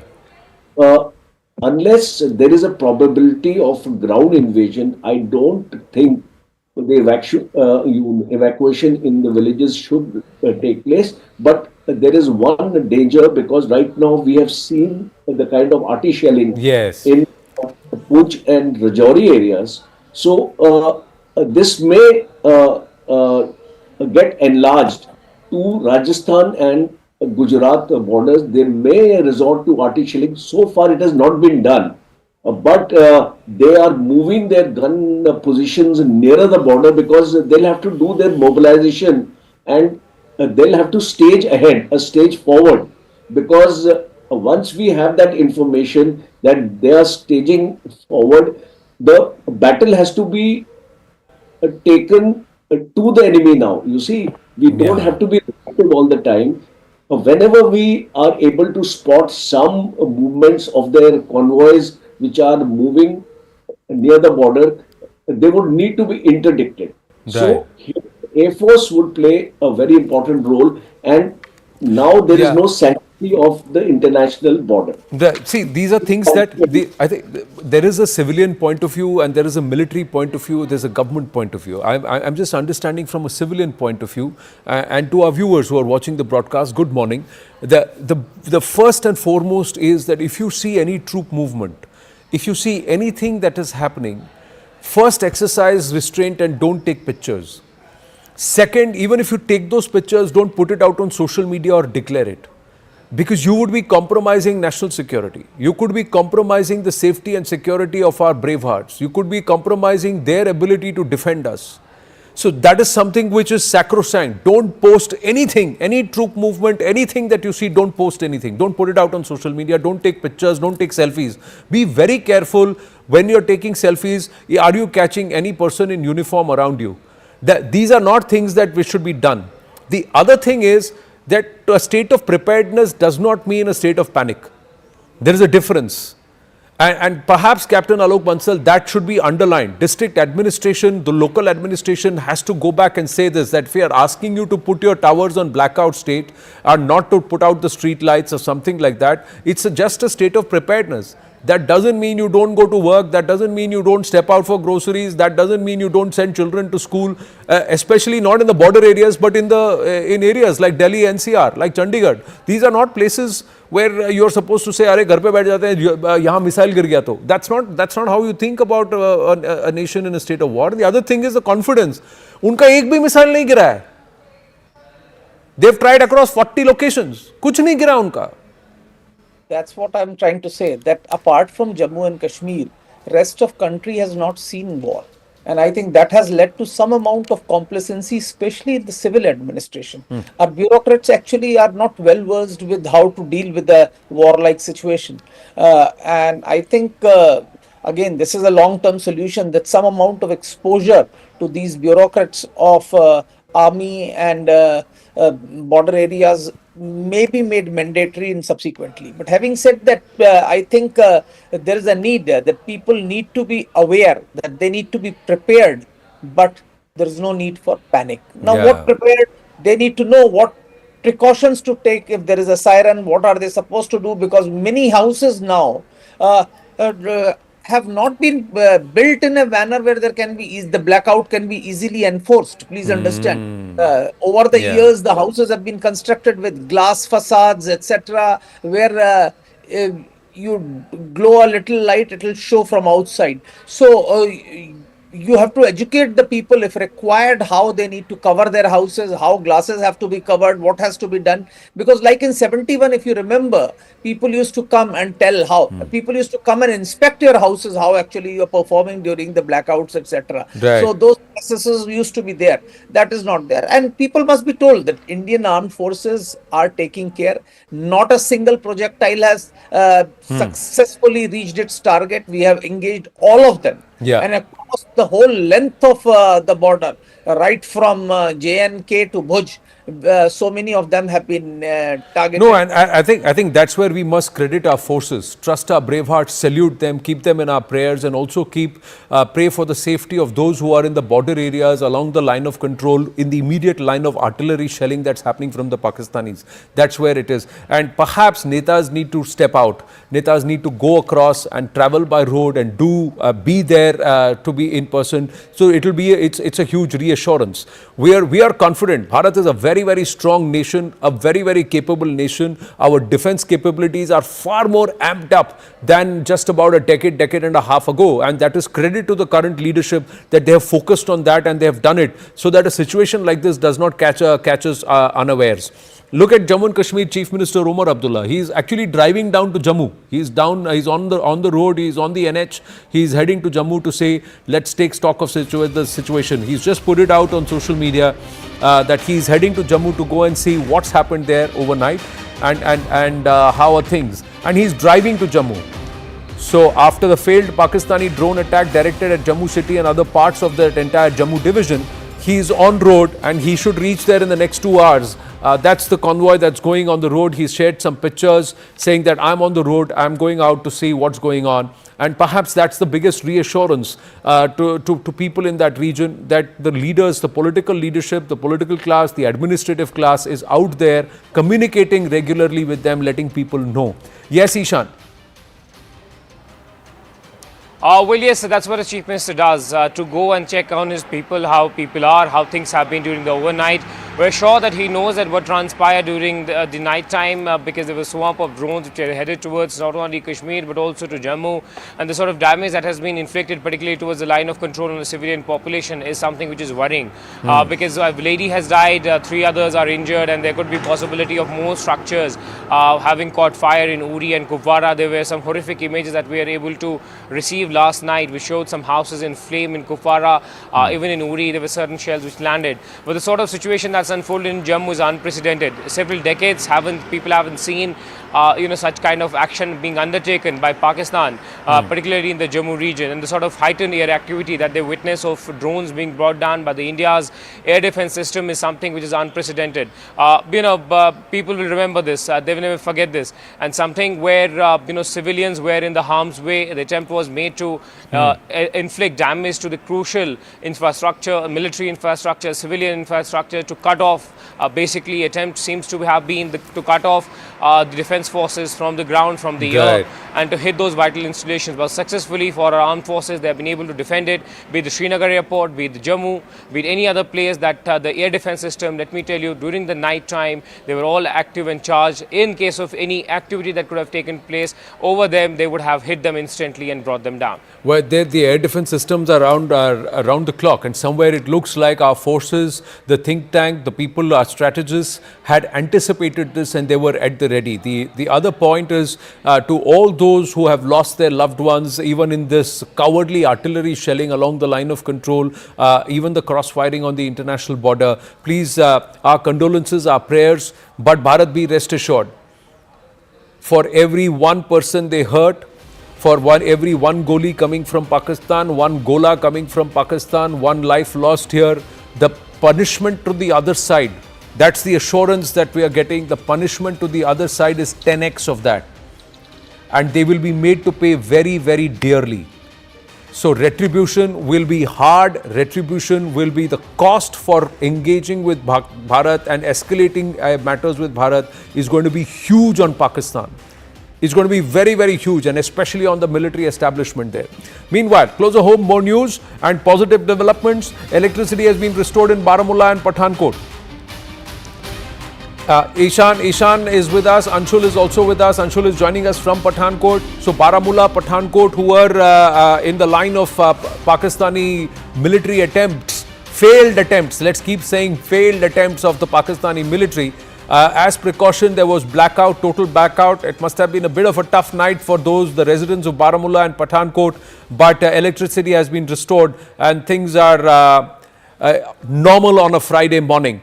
Yes, Ishan first, and then I'll go to Anshul, who's in Pathankot, and he can show us around. Yes, Ishan. Baramulla, what's the update? Well, yes, life seems to be coming back to normal. It was scary overnight because of the darkness, complete blackout. Srinagar, they started to restore electricity just during the midnight when the threat started to get eliminated, when everything, they believed that there was nothing in the air to damage any structure in Srinagar. That's when the electricity was restored even in the airport area, and now we have been given to understand that in Baramulla, the electricity has been restored. Baramulla is next to Uri, and because it's the same district, so that's why, as a precaution, the air defense system was active there. They wanted to turn off the lights so that if there is an attempt, minus the drones even, that if there is a Pakistan air incursion, that they are not able to hit any vital infrastructure. So that's why there was completely dark, the lights were off, but now electricity is being restored. The life is coming back to normal, and many of the people who have spent night without sleeping because of the anxiety, because of this sort of fear that they had, particularly in those border areas, are now feeling a little relief because there is no shelling that is happening right now in certain areas. Right. But yes, alertness is there, but we have been given to understand that multiple team of forces are searching through those areas where yesterday they brought down those drones. Well, thank you for that update, Ishan. So all is well this Friday morning, and it's huge failure for the Pakistanis, and especially the Pakistan military. It's huge embarrassment for General Asim Munir, whose position becomes increasingly untenable as the Pak Army Chief. Perhaps the most failed general in Pakistan military history, if you were to set aside what happened in 1971. Yes, Anshul, what's happening in Pathankot? Well, yes, the situation is absolutely returning back to normal out here in Pathankot. There were loud noises that were heard till at least 12 a.m. and then eventually in the morning at approximately 4 a.m. there were a few noises that were heard over here. But definitely situation has returned back to normal. The blackout has been taken back at this point in time, and people have in fact come out on the roads to for their daily chores and for their morning exercise. I'll speak to them and we'll try and get a sense as to what are the people of Pathankot thinking. Sir, कल जब 8:30 से 9 बजे के बीच में यहाँ पे attack हुआ तो किस तरीके का माहौल था यहाँ पे? रात को 8:30 से लेके 12 तक चलता रहा, धमाकों की आवाज़ें आती रही हैं और ब्लैकआउट था, लाइट पूरी बंद थी. बाकी फिर 12 बजे के बाद शांति हो गई थी. फिर सुबह 4:45 बजे 2 धमाके हुए. फिर उसके बाद सभी उठ गए, नॉर्मल हो गया, सारा लाइट आ गई. आप सुबह आए वॉक करने तो इतना यहाँ पे ब्लास्ट की आवाज़ें आई, ये सब हुआ तो घबराहट नहीं हुई या कॉन्फिडेंस? ऐसा कुछ नहीं था, बस नॉर्मल था सब कुछ. सर, आप भी ये सुबह वॉक करने आए हैं सर, कैसा मूड है, क्या जोश है? ठीक है, बढ़िया मूड है. हमने तो 65 और 71 की वार देखी हुई, जब एयरक्राफ्ट आते थे और एंटी एयरक्राफ्ट गन से फायरिंग होती थी, वो भी टाइम देखा हुआ. ये तो है ही कुछ नहीं, ये तो हवा ही सारे मार गिराए जा रहे हैं. कॉन्फिडेंस पूरा है. फोर्सेस के बारे में क्या कहेंगे, पूछो हमारे एयर डिफेंस सिस्टम आगे क्या रहेगा? आगे तो ये हमारे फोर्सेस के बारे में क्या कहेंगे? फोर्सेस ने एक मिसाइल भी नीचे नहीं गिरने दी. फोर्सेस ने बहुत बढ़िया काम किया, हमारी फोर्सेस ने. S-400. हाँ, S-400. So yes, as you heard there, that all these people are very confident and proud regarding the manner in which our forces have responded to the S-400, the AMRAAMs, Akash. It's a unified air defense system that's come into play, Anshul, and that is why this Friday morning we should tell all our viewers, all is well. Bharat is in control. Bharat has pummeled the Pakistan military, and it has shamed them multiple times. So that's the current status this Friday morning, and we'll wait for another briefing that is scheduled. There are other non-kinetic offensives that Bharat is going to mount, most importantly to try and hyphenate Pakistan as a terror state. So terror state Pakistan, is this going to be a global branding exercise that Bharat is going to unleash? We'll get the diplomatic perspective very soon. We're hoping that there will be a scheduled briefing, and of course information to be disseminated to among the locals, among the civilian population when a nation is in a state of engagement or in a state of war. Perhaps that will also amp up through the day, through the course of this Friday. We'll get you more updates and also reactions internationally. Our ambassadors, our envoys are also speaking nations where they need to be heard, and also correcting and setting the international narrative right, and also trying to quell the disinformation campaign that's being pushed by the Pakistanis. All that and more when we come back after a short break. Stay with us.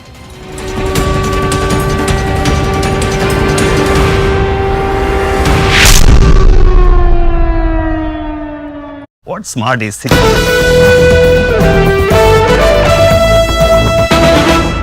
we know that at least one explosion has been heard around the Jammu airport, so that's the map that we've tried to locate. It's heavily populated around these pockets, Jammu city. This white line that you're seeing is the international border. So remember, this is no longer just artillery shelling across the line of control. Massive, heavy artillery shelling is happening across the international border. You also have the campus of the Sher-e-Kashmir University here, but the Jammu airport, Karan Bagh, Lower Gadigad, Miran Sahib, Kotli Mian, this area just south of Gandhinagar seems to be the area that is being focused right now. You can see these artillery shells. The picture on the right hand side is that of the artillery shells coming from the other side of the international border.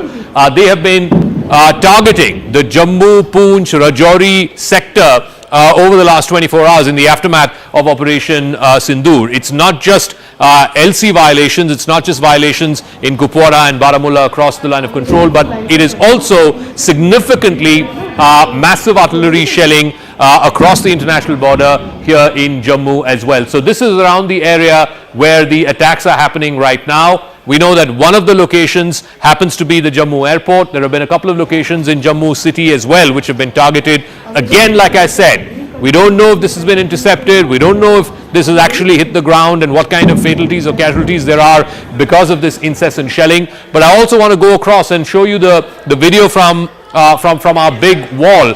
What you can see, it's a dark sky. You can see two points of light just flashing through the sky. Here you go, this is one, and then one right behind. Now, right after this, it lands. It lands in a few seconds. You can hear a huge thud. Obviously, from the place where it's been taken, you don't know what the impact was. You can just hear the sound. These two lights go across this dark sky, and then you can hear a big thud. We presume that there has been some damage, but we don't know what kind of damage it is left behind. You can't see the explosion, but these are the two artillery shells that we are seeing. This video, of course, is from Jammu city. We're given to understand, and I can go back to Ishan as well as to Akash. Do we have any sense, Ishan, how many places in Jammu we are seeing reports of this or hearing reports about the artillery shells coming through from the other side of the international border? Well, sirens have also been sounded in Aknoor. There is blackout in Katra and also around Mata Vaishno Devi Shrine. So there are multiple places where the administration believes and the government believes that they could be on the target. But what we have been also given to understand at the moment is that air defense system has been activated to reduce the damage to the minimum. Look, Jammu city is very tight, and any shell which can land can create a lot of damage. So that is why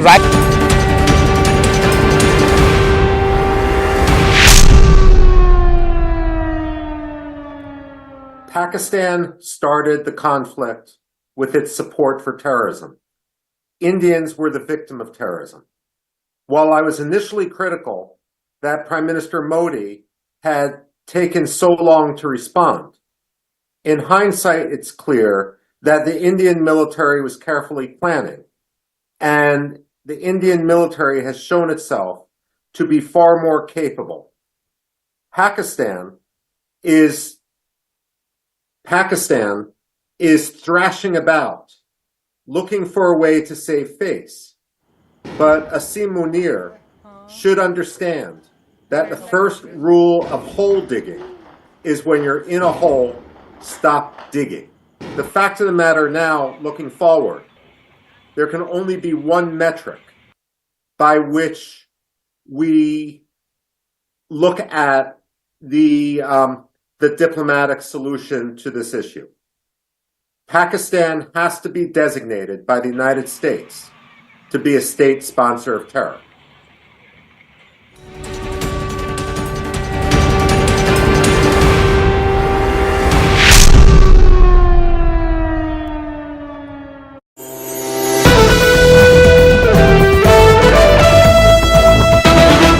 General has unleashed.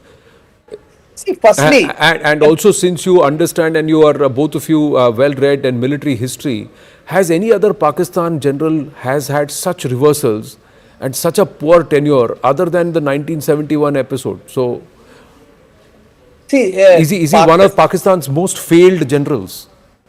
See, Pakistan and its military has had a very unique characteristic.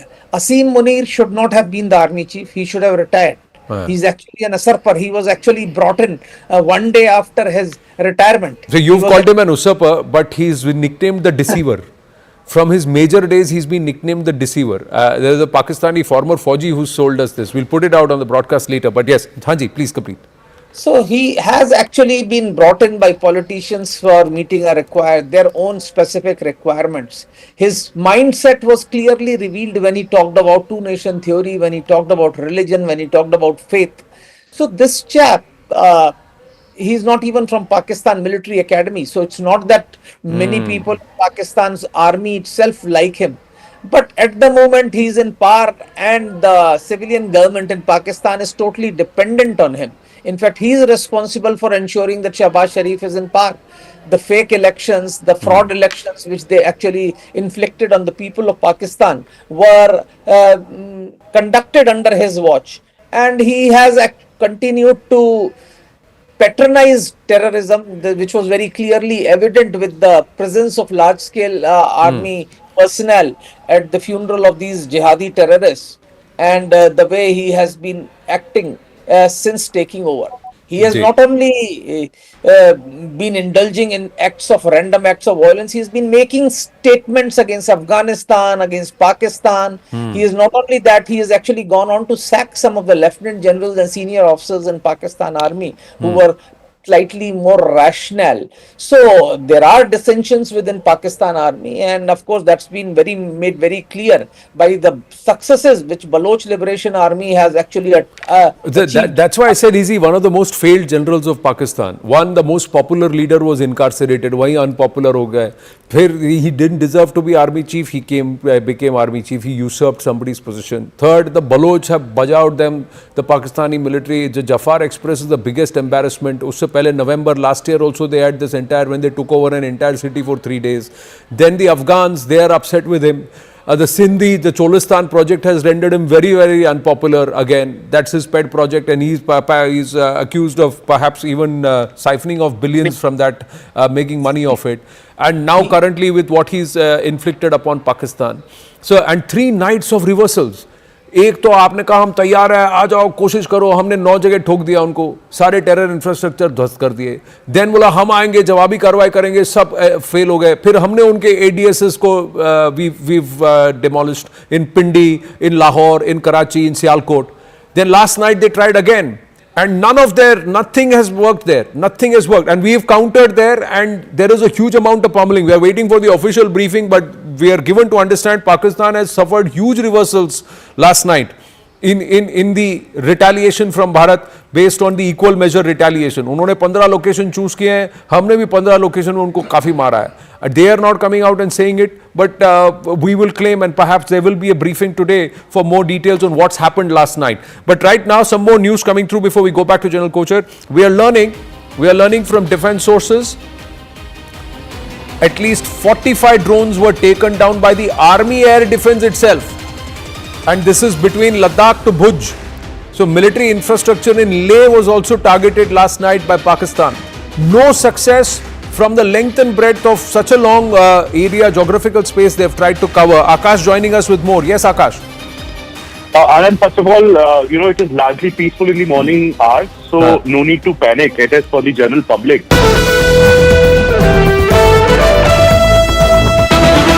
The general has unleashed.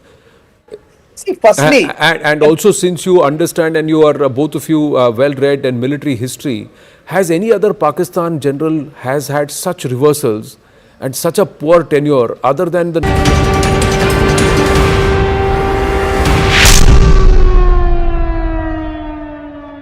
The situation, the tensions between these 2 nuclear-powered countries, India and Pakistan, is escalating.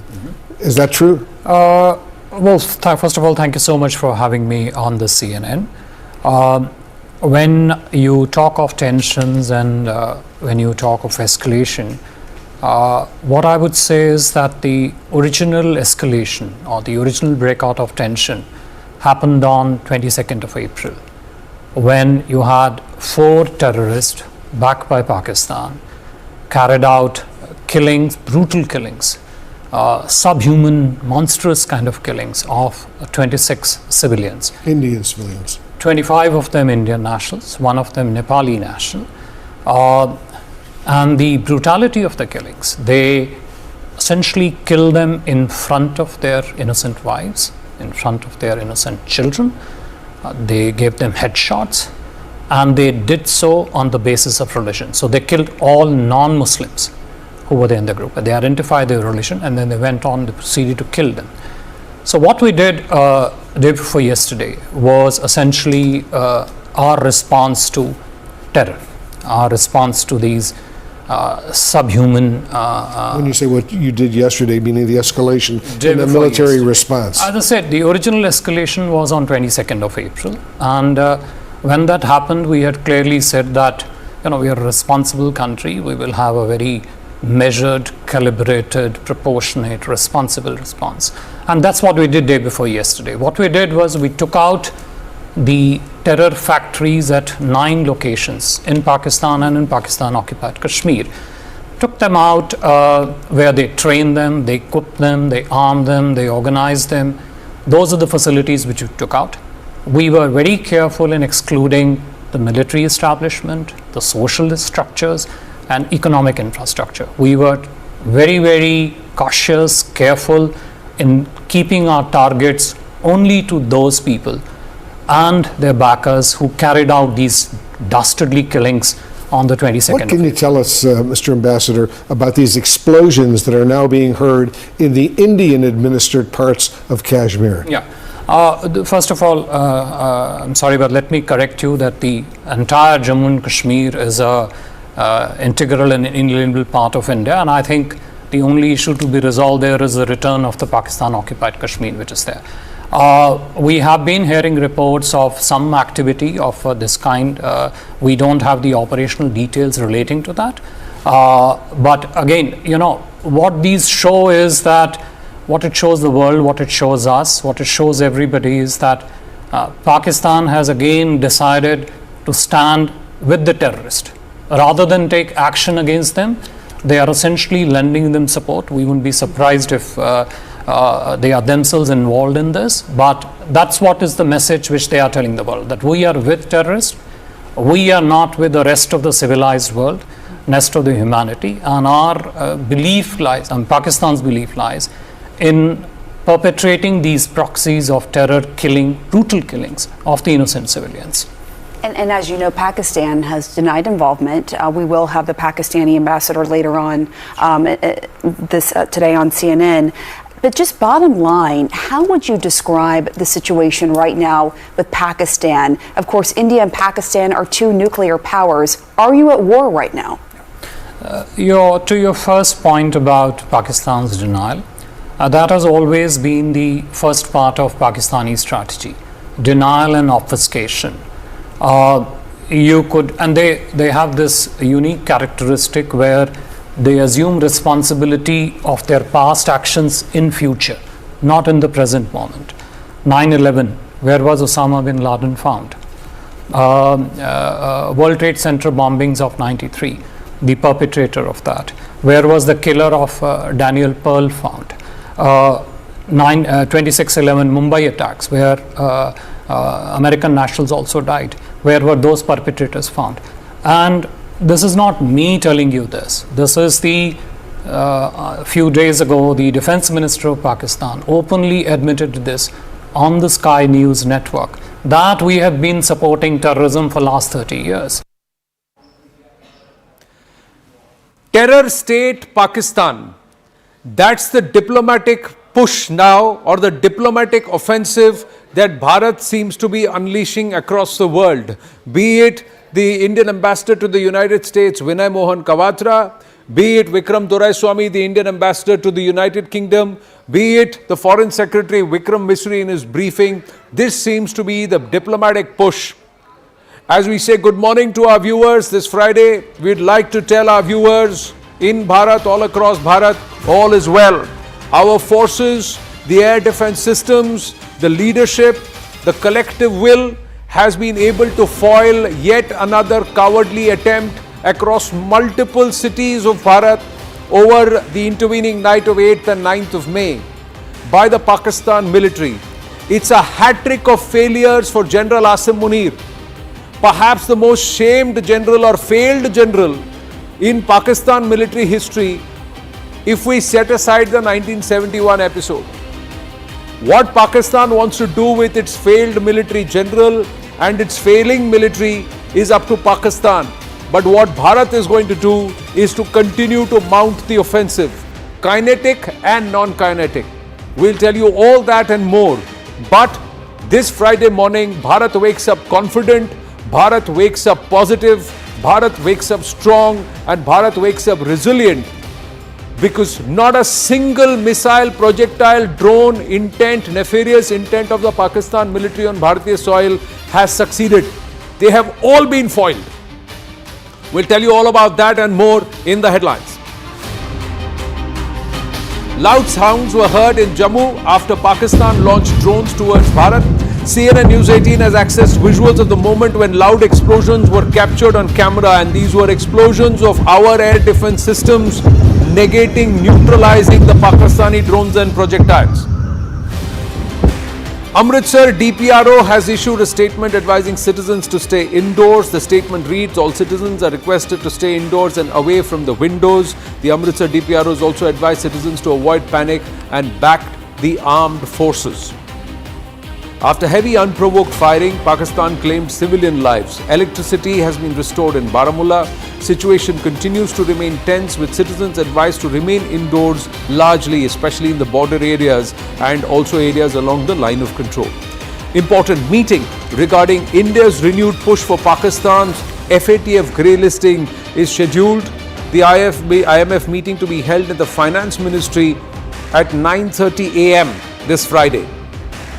Amid escalating tensions between Bharat and Pakistan, Jammu and Kashmir Chief Minister Omar Abdullah is on the road from Srinagar to Jammu to take stock of the situation in the Jammu region. Pakistan is also running a parallel war with India, with trying hard to push disinformation, fake news on social media. And in the latest development, it claimed that there was a drone attack in Jalandhar and also circulated fake videos on social media. The Press Information Bureau has now fact-checked the same, clarifying that this is an unrelated video of a farm fire. The video has a time code of 7:39 p.m., whereas the drone attack started much later. The PIB has also fact-checked an old video that is being shared on social media with a claim that Pakistan has launched a missile attack on India in retaliation. PIB has clarified that this video being shared is of explosions that took place in Beirut in Lebanon in 2020, and further appealed to not fall for such propaganda that's being spread by Pakistani handles. Another fact check that's just come is about a port being attacked, and those are also fake videos and from a few years ago. Meanwhile, United States Vice President J.D. Vance has conveyed a message to Pakistan. Vance has said that India-Pakistan tussle is not the business of the United States, and added that de-escalation was the need of the hour. He said that the United States will not get involved in the middle of a war. PTI Khyber Pakhtunkhwa President Junaid Akbar has made an important statement. The PTI leadership is worried that missiles or drones may suddenly land on Adiala jail, and the former Prime Minister of Pakistan, Imran Khan, may be neutralized. PTI patron-in-chief may be neutralized. That is what the PTI is afraid. They are afraid for Imran Khan's safety, and they believe that the current military establishment in Pakistan may use this current state of war with Bharat to neutralize Imran Khan. Indian Ambassador to the United States, Vinay Mohan Kwatra, has said that Indian strikes in Pakistan were only aimed at terror hotbeds, and Pakistani military's retaliation is being seen by India as an attempt to protect terrorists, prompting further Indian strikes. Let's have a look at where all the Pakistanis tried their nefarious intent and where all they failed. Last evening, somewhere about 8:30 till about 9:15, there were continuous attacks and attempts made at these places: Avantipura, Uri, Udhampur, Srinagar, although they couldn't make too much of an entry, but Rajouri, Araspura, Satwar, Jammu region, Arnia, Akhnur, Pathankot, Jalandhar. There is also Leh. We are given to understand they attempted even in Leh. Then Jaisalmer. So at all these places, so if you count the number of regions, 1, 2, 3, 4, 5, 6, 7, 8, 9, 10, 11, 12, and if we were to add Leh, 13 to 15 locations overall. The Pakistan military first tried to send drones, then along with that, after some time, tried to send projectiles or missiles. All of them, across the spread, all of them were negated by the United Air Defense Systems that include the MR-SAMs, the S-400s and Akash. This technology together was able to negate all these projectiles, loitering munitions that were sent in the air. So all that landed across the place were debris. None of the installations have been impacted. That's how Bharatiya Air Defense System, our Bharatiya forces have been able to not just defend territory but foil any plans of the Pakistanis. Along with that, there has also been continuous cross-border firing and ceasefire violations. Ceasefire violations have taken place across the line of control. This artillery shelling has happened through the night, and it has been very intense artillery sharing by the Pakistani military. But let's assure you viewers that every gola has been sent back with 10 times the intensity. Every goli has been sent back with 10 times the intensity. That's what the forces are saying. So our forces are responding to artillery firing across the border and also the line of control in more than equal measure. So the pounding is immense on the other side. There was also Bharatiya counter. This is what we know, but we are given to understand it's been much more. Lahore, Pindi, Islamabad have borne the impact of Bharatiya response to the Pakistan military strike. So these three places there has been, and because there have been drones and there have been loitering munitions that have landed in Pindi there at a military installation there. The cricket match which was being conducted there under PSL was stopped, and they have now moved out PSL. They have now moved out PSL, the remaining 8 matches, to the UAE. So that's what the PCB has done. There was a match in Dharamshala that was going on of the Indian IPL. That match was stopped midway because the lights went off and there was a blackout as a precautionary measure. But otherwise the schedule remains the same. Life is normal, life is good, all is well across the larger part of Bharat. Only the border areas and some of these regions are witnessing a state of preparedness and a state of caution and a state of alert. Let's go across to Mudassir Qadri, who's joining us from this region. This is Uri. Uri has a problem, the viewers, because it is surrounded by 3 sides by the Pakistanis, and it's on the valley where the Pakistanis have the heights. Let's go to Mudassir and understand what's happened in Uri overnight. Mudassir, namaste, good morning. आज उरी में क्या हाल है? कल रात को क्या हुआ? आप कहाँ पे थे? Where were you all night? In terms of in this region, and locals वहाँ पर क्या दिख रहे हैं? क्या परिस्थिति है वहाँ पर? Bilkul Anand, we are on ground zero at Uri, and I can show you the visuals. The people are running for the safety. The continuous ceasefire violations in Uri sector has created a panic among people, and the people are now running for their lives. The overnight intense artillery firing and shelling by Pakistani army was strongly retaliated by the Indian army. However, one lady have got killed and several persons have got injured due to the intense shelling by Pakistan on civilian targets. People are still running for safety and are demanding that they should be provided with bunkers, and other measures must be taken to safeguard the lives of the locals. And we will try to get the first-hand account, and you can see how people are leaving their houses and they are trying to move to safer locations, and there are chaos and confusions going on in and around the Uri sector. And we can tell you the intense shelling shelling was done by this Pakistani army from Hajipir sector and Islamabad and command post areas, and there is a lot of panic among the people in the area, and we will try to talk with the people. नाम बताएं अपना. जी हाँ, नाम बताइए. मेरा नाम इश्तियाक है. तो अभी कहाँ जा रहे हैं? अभी जा रहे हैं शेरी तक सर. क्या वजह है? शिलिंग की वजह से जा रहे हैं हम. रात को बहुत शिलिंग हुआ.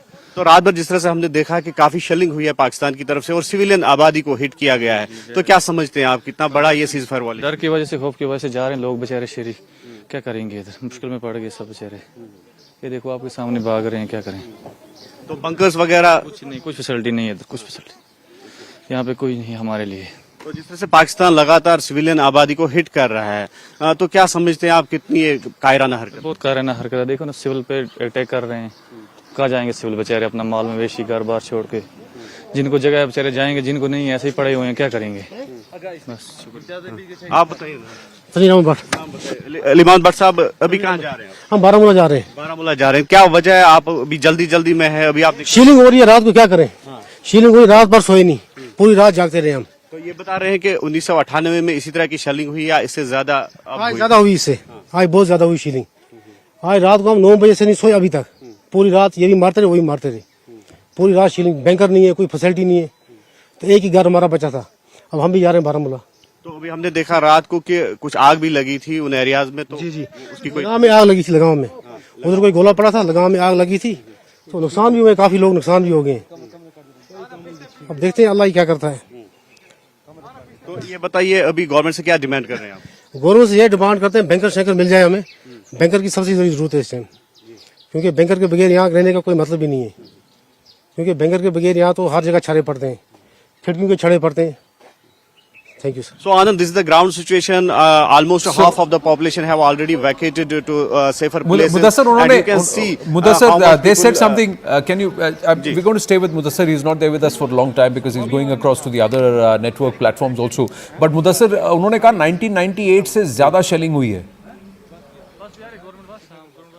हाँ, बिल्कुल आनंद. जिस तरह से इनका ये कहना है कि जिस तरह से अगर हम पास्ट की बात करेंगे 1998 में, तो लगातार सीज फायर वॉयलेशंस यहाँ पर देखने को मिलती थी. तो उसके बाद जिस तरह से आज की हम बात करेंगे तो 1998 ये माना जा रहा था कि काफी वरीसम साल जो है वो साबित हुआ था इन लोगों के लिए, क्योंकि लगातार यहाँ पे पाकिस्तान की जानिब से सीज फायर वॉयलेशंस हो रही थी. लेकिन आज इनका कहना है कि 1998 का भी रिकॉर्ड जो है वो टूट गया है और लगातार जिस तरह से शेलिंग हुई है उसकी वजह से ये लोग अब कितने खौफ में है, दहशत में है, आप इसका अंदाजा लगा सकते हैं. और इनका कहना है कि वहां बंकर्स नहीं है, लोकल्स के लिए उरी में बंकर्स नहीं है.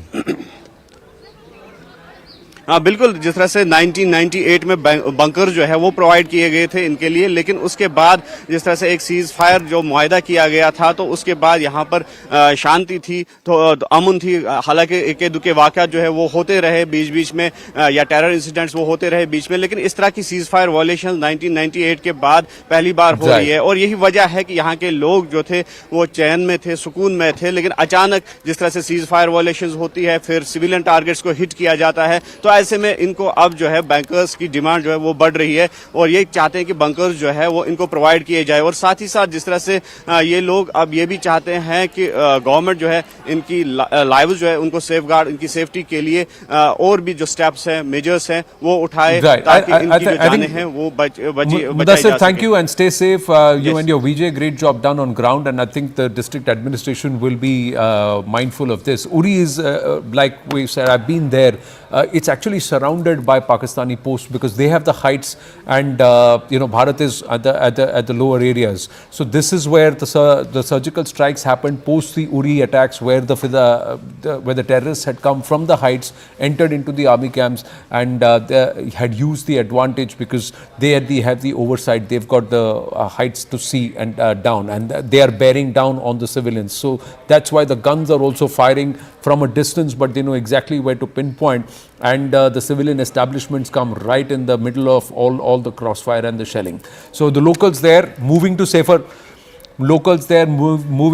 safer places, but we are also given to understand that there is shelling and gunfire that is still taking place. But right now, this morning, we just had the update from Uri. Right now, there is no shelling that's going on, but all through the night, till the wee hours, till dawn, there has been continuous shelling. So Pakistanis were firing and India was giving it back in equal measure. So there was crossfire or exchange of heavy artillery gunfire on Uri. But let's try and go across to our guest this morning, Glenn Carl, Colonel Grohit Dev, and also Brahmachalani, Professor Brahmachalani with us. My good morning to all of you gentlemen. Thank you very, very much. Late in the evening for you, Glenn, but thank you. Thank you for joining us. Just quickly going across to our reporter joining us from Jaisalmer. Jaisalmer witnessed a slew of attempts at some of the military installations in Jaisalmer by the Pakistanis via drones, loitering munitions and also projectiles. There was also talk late last evening that there has been a huge success with the felling of an F-16. So let's get some clarity from Bhavani. Bhavani, आप जैसलमेर पहुंचे हैं. Good morning. पूरी रात काफ़ी वहाँ पर active रहा है. आप बताएं कि क्या क्या अपडेट्स हैं और कितनी बातों में तथ्य है, सत्य है. ये F-16 एक पायलट का पकड़ा जाना, काफ़ी सारी बातें वहाँ पर राउंड्स कर रही थी. तो what has happened in Jaisalmer? जी गुड मॉर्निंग. इस वक्त जैसलमेर में हूँ. जैसलमेर में हनुमान चौक पर हूँ. ये वो जगह है जहाँ रात में जिस तरीके से जो यहाँ पर तस्वीरें हैं, रात की तस्वीर थी जहाँ पर हनुमान चौक पर, जहाँ ड्रोन जिस तरीके से यहाँ आसमान में मंडरा रहे थे और मेरे पीछे मिलिट्री जो एयरबेस स्टेशन है वहाँ उसको टारगेट किया गया था. अब की तस्वीर, एक तस्वीर बता देता हूँ फिर बाकी बात करेंगे. अब देखिए कि जैसलमेर की तस्वीर. इस वक्त आप देखिए कि लोग यहाँ पर, दुकानें खुल चुकी है, लोग आ चुके हैं, चाय पी रहे हैं आराम से. हमने काफ़ी लोगों से अभी बात भी की और भी बात करेंगे. यहाँ पर अब लोगों का कहना, जो दहशत थी, रात को डर था, वो दहशत अब नहीं है और ब्लैकआउट खत्म कर दिया गया. जैसलमेर के अंदर रात भर से ब्लैकआउट था, वो खत्म कर दिया गया. जैसलमेर ही नहीं, बॉर्डर के तमाम डिस्ट्रिक्ट्स हैं जहां ब्लैकआउट फिलहाल खत्म कर दिया गया. यानी कि अब बिजली बहाल कर दी गई है और लोगों में इसलिए विश्वास बन रहा है, हौसला आया. और अब जो जिस तरीके से जो ड्रोन हमले हुए थे उसमें वो तो नाकाम किए ही थे एयर डिफेंस सिस्टम ने. अब उसके बाद में क्योंकि रात को कई सारी खबरें आती रही, लेकिन वो क्योंकि सेना की ओर से पुष्टि नहीं हुई, इसलिए हम उस पर बात नहीं करेंगे. पायलट की बात थी या बाकी बात थी, किसी की अभी पुष्टि नहीं है. एक तस्वीर जो साफ थी कि जिस तरीके से रात को अटैक हुआ था उसको नाकाम किया गया था और शहर के अंदर न कोई कैजुअलिटी हुई किसी तरीके की, न कोई जख्मी हुआ.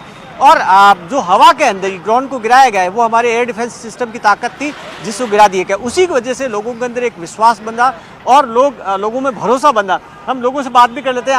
आप बताएं सर, किस तरीके से रात को जो आपने देखा, मंजर देखा? बिल्कुल देखा. जिस तरीके से आपने ये देखा होगा कि ऊपर ड्रोन देख रहे थे, डर लगा आपको? डर तो लगा ही है ना, डर तो लगा ही है ना. लाइटें बंद थी, हम अपने बंद कर दी लाइटें बंद. रात भर दहशत रही होगी कि और अटैक हो जाए. बिल्कुल बिल्कुल. शहर पे एकदम बड़ा अटैक सद रहा था ना रात को. अब हम देख रहे हैं कि अब आप भी बाहर आए हो, सारे लोग बाहर आए हैं. अभी तो शांत माहौल है, अभी सब शांत माहौल है. ये क्यों? ये आप पे भरोसा है कि रात को ड्रोन गिरा दिए गए?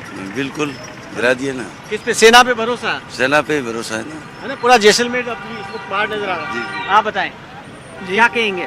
अब तो आप आराम से चाय पी रहे हैं यहाँ पर खड़े हुए और हंस भी रहे हैं. रात को तो काफी डरे हुए थे. जी डर लग रहा था. अब लग रहा डर? अब नहीं लग रहा. अब नहीं लगा. तो आप देखिए कि अब लोग यहाँ पर नहीं, उनको पूछे एक भी गिरा क्या? एक भी मिसाइल गिरा था कि सबको उड़ा दिया? सबको भारत की सेना ने ऊपर ही ये कर दिया, नाकाम कर दिया. अच्छा एक बात बता जी, आप बताएं कि आप रात को कोई जैसलमेर पे गिरा आपके मोहल्ले में कहीं पर भी आपने मिसाइल ड्रोन देखा?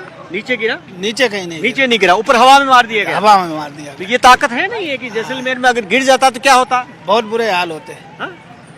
आप बताएं कि ये हम तो अभी आए. हाँ, तो जिस रात को आपने भी मंजर देखा होगा.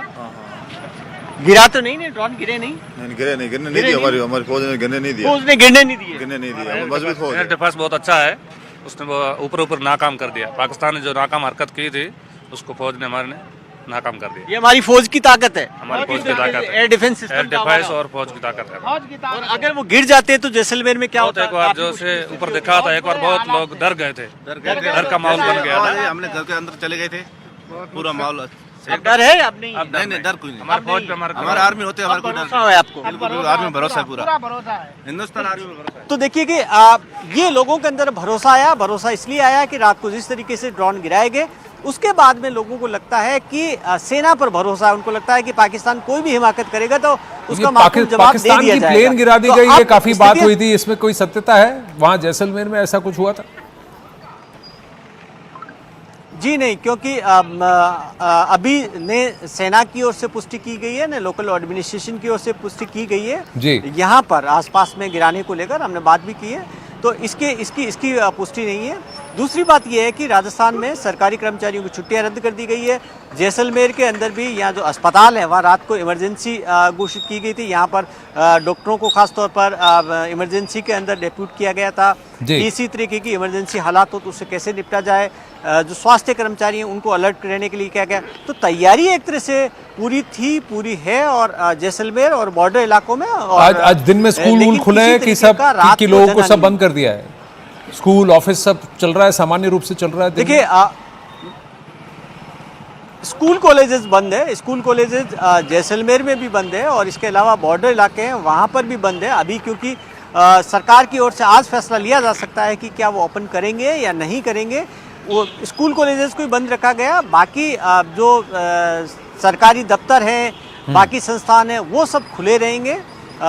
बिजली को जो रात भर जो ब्लैकआउट था, अब वो ब्लैकआउट बंद कर दिया गया, यानी कि अब आज दिन भर बिजली रहेगी, शाम को क्या फैसला होगा वो लिया जाएगा। जी थैंक यू भवानी, आप भी सेफ रहें, विजय भी सेफ रहें। जो लोग हैं उनको भी कहिए कि हमारे भी प्रेयर्स उनके साथ हैं। चाय का मज़ा उठा रहे हैं तो हमारे लिए भी एक कप चाय, एक प्याली गर्म पी लें। Thank you very, very much.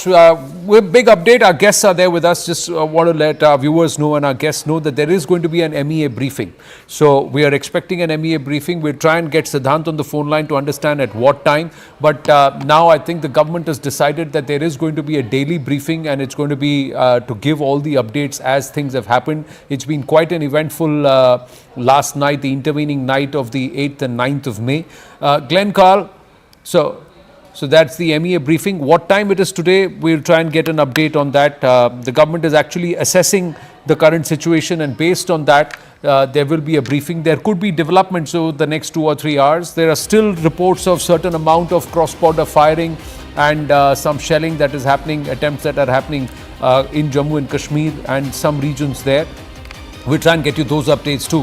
But Glenn Carl, the message from India is very clear. We do not want to go up the escalation ladder, but whatever Pakistan does, now we will mirror that with Pakistan. Is that a fair position to take? The other aspect that India has tried to put out to the world is that it is Pakistan that is backing terrorists. India hit at terror infrastructures. It is Pakistan that is targeting Indian military installations. My only surprise really has been the extent of Pakistan's reactions. There's a pretty classic dynamic that normally occurs between two states that wish to make a statement, affirm their sovereignty, send a warning, and yet not have a general war or a deterioration. And that is you make the counter strike. The party that received the strike for honor and national sovereignty will make a nominal response, and then there's back channel discussion. That's the end of it. And this has not been what's happening. Pakistan has responded more strongly than that would normally play out if one were acting, in my view, rationally. And I honestly don't see what the objectives that Pakistan is engaging in is seeking to achieve. A war can only hurt them, except to the extent that it's a garrison state, and without the military, there is nothing really that coheres, it seems to me. But I confess I am bemused by why Pakistan is taking the steps that it is. India has acted in a classic fashion, and I believe with restraint proper for the circumstance. That's perhaps the reason why, Professor Brahmachalani, that Bharat is now getting to the hyphenation point, where terror state Pakistan is the eventual attempt to try and plug it diplomatically. If you read the statements of Foreign Secretary Vikram Misri from last evening, Ambassador Vinay Mohan Kawatra, and also Ambassador Doraiswamy, that's exactly the diplomatic play. Well, I think India's message through military retaliation is that Pakistan can no longer expect to target Indians with impunity, and that it will be held accountable for the terrorist groups that it nurtures in its asymmetric warfare. I think more fundamentally, India's Operation Sindoor represents a paradigm shift in India's strategic posture toward Pakistan. So far, India had been reactive, willing to let Pakistan off the hook for orchestrating cross-border terrorist attacks. We saw that under successive governments of India. Even when India's national symbols of power, like the Indian Parliament and the Red Fort in Delhi, were attacked, India did not impose costs on Pakistan. When the horrific Mumbai massacre occurred in 2008, even then, India did not impose costs on Pakistan. And under Prime Minister Modi, we have seen a series of attacks. And when Pathankot terror attack, the attack on the Pathankot airbase occurred, India invited the ISI to come and investigate its own attack. So today, what we are seeing is a dramatic shift in India's strategic posture. And I think we should recognize that now India is willing to take this Operation Sindoor to its logical conclusion. And I think the Pakistani military generals did not expect that India's response would be so robust, because they thought that the way they retaliated to India's operation to the Balakot airstrike in 2019, they carried out dramatic attacks in India, and India did not respond. So they did not expect that this time India will respond in a robust manner. But here, that's where the Pakistanis perhaps succeeded in the communication warrior. Balakot was a response to Pulwama. So Pulwama attacks happened and the Pulwama killings happened first. That the reaction was Balakot. In this case, Colonel Rohit Dev, thank you for your patience. I'm coming to you last because of 2-3 important aspects. One, that the world should not forget that it doesn't start with Operation Sindoor. It started with the Pahalgam massacre. Pahalgam massacre was enacted by Pak-backed terrorists. That's the response. The response was Operation Sindoor, where terror infrastructure was attacked. It was not Indian military personnel who were standing in a jihadi funeral, and it is a Pakistan state that gave the jihadis a jihadi funeral, a state funeral. And that prayer, we'll put those visuals if we can, that prayer was led by a US proscribed terrorist, Hafiz Abdul.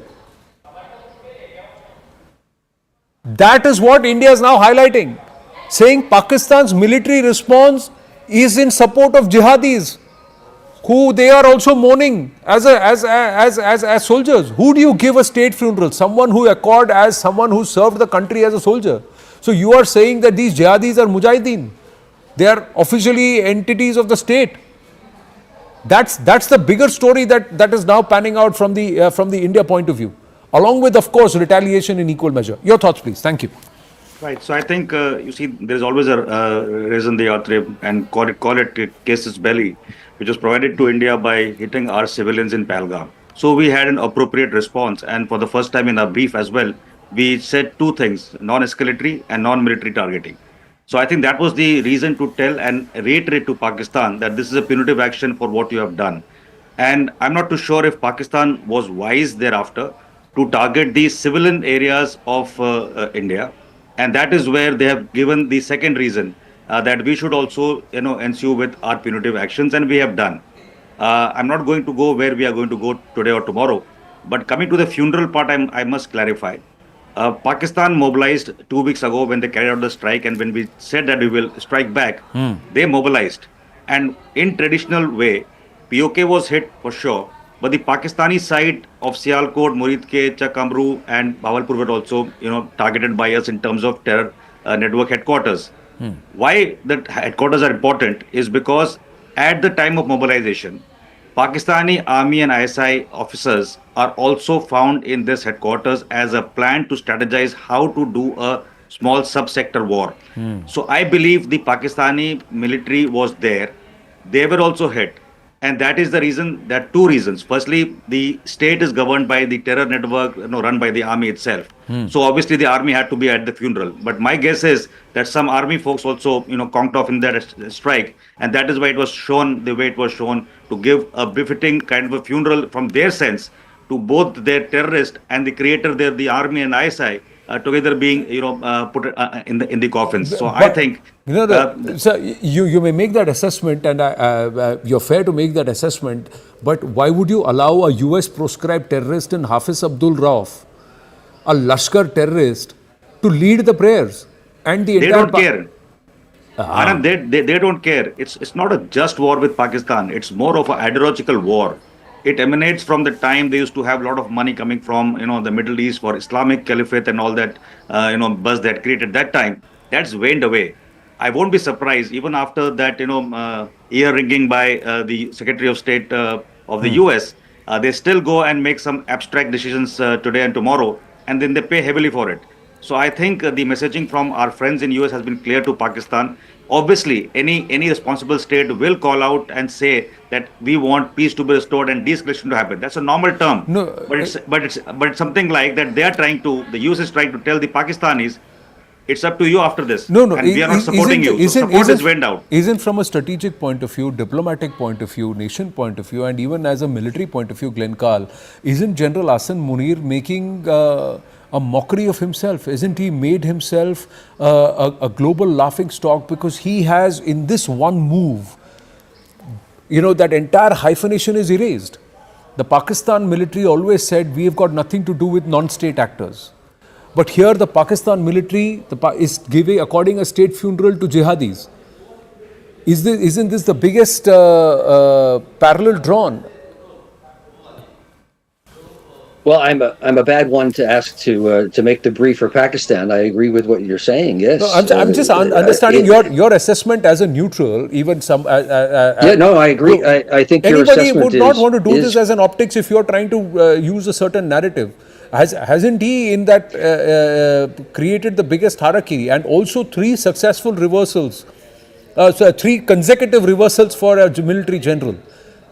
This is egg on the face of the Pakistan military. Yeah, please, sorry.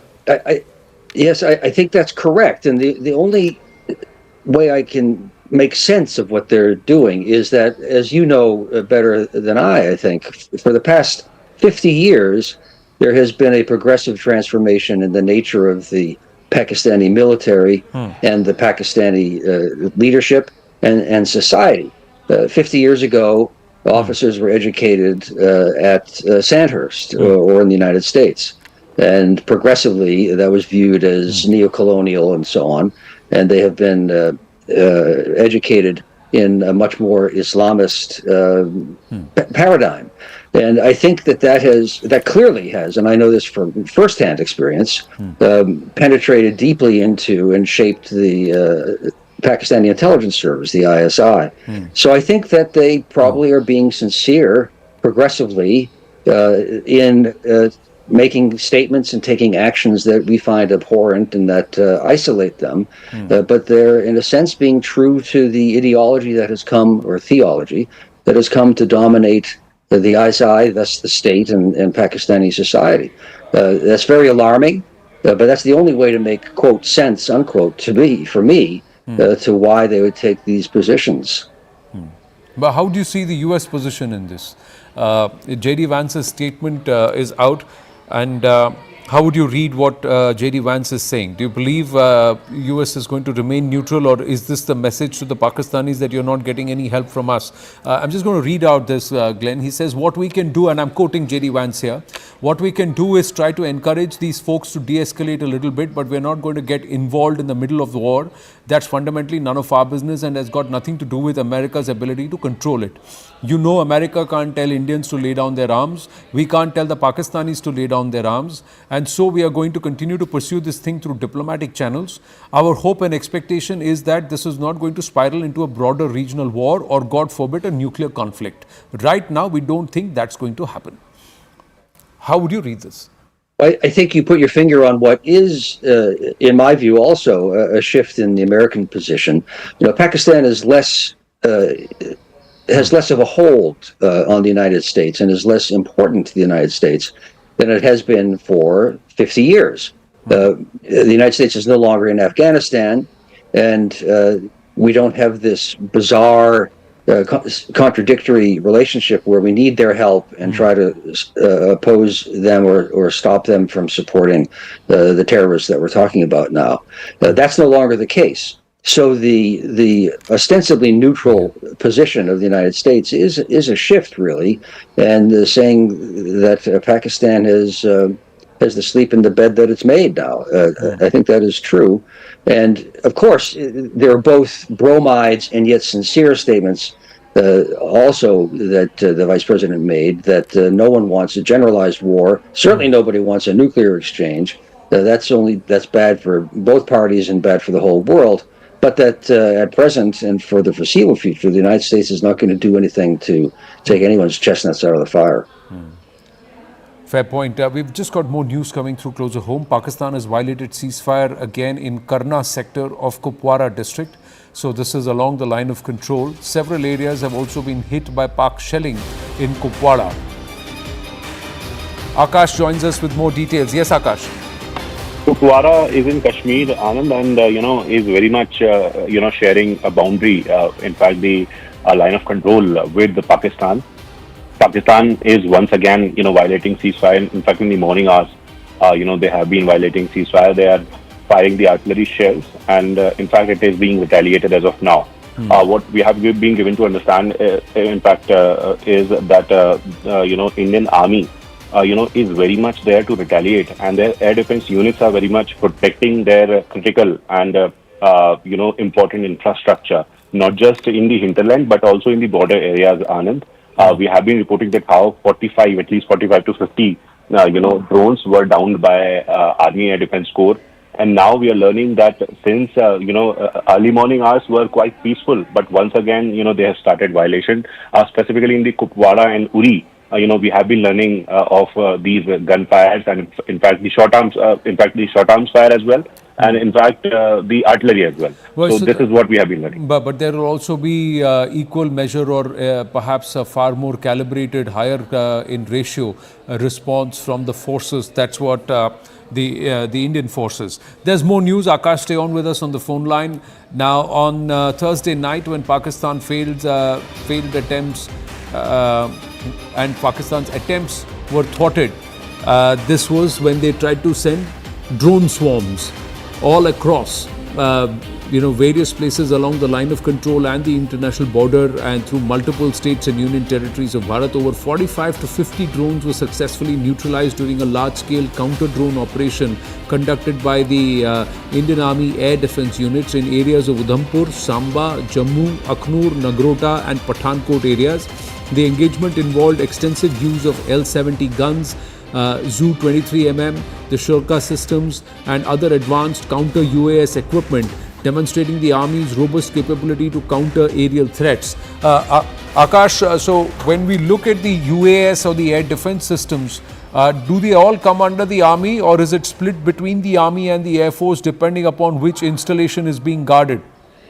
So it is a split between Army and the Air Force. Army, as I mentioned earlier, Anand, is responsible for the air defense of their infrastructure, their deployment, their troops. But overall, the responsibility of air defense is with Air Force. And in such a time when we have war or war-like scenarios, Air Force, holds the control of the entire air defense system. Even when Army is doing it, it is in collaboration and with a coordinated effort. Between Indian Army and Indian Air Force.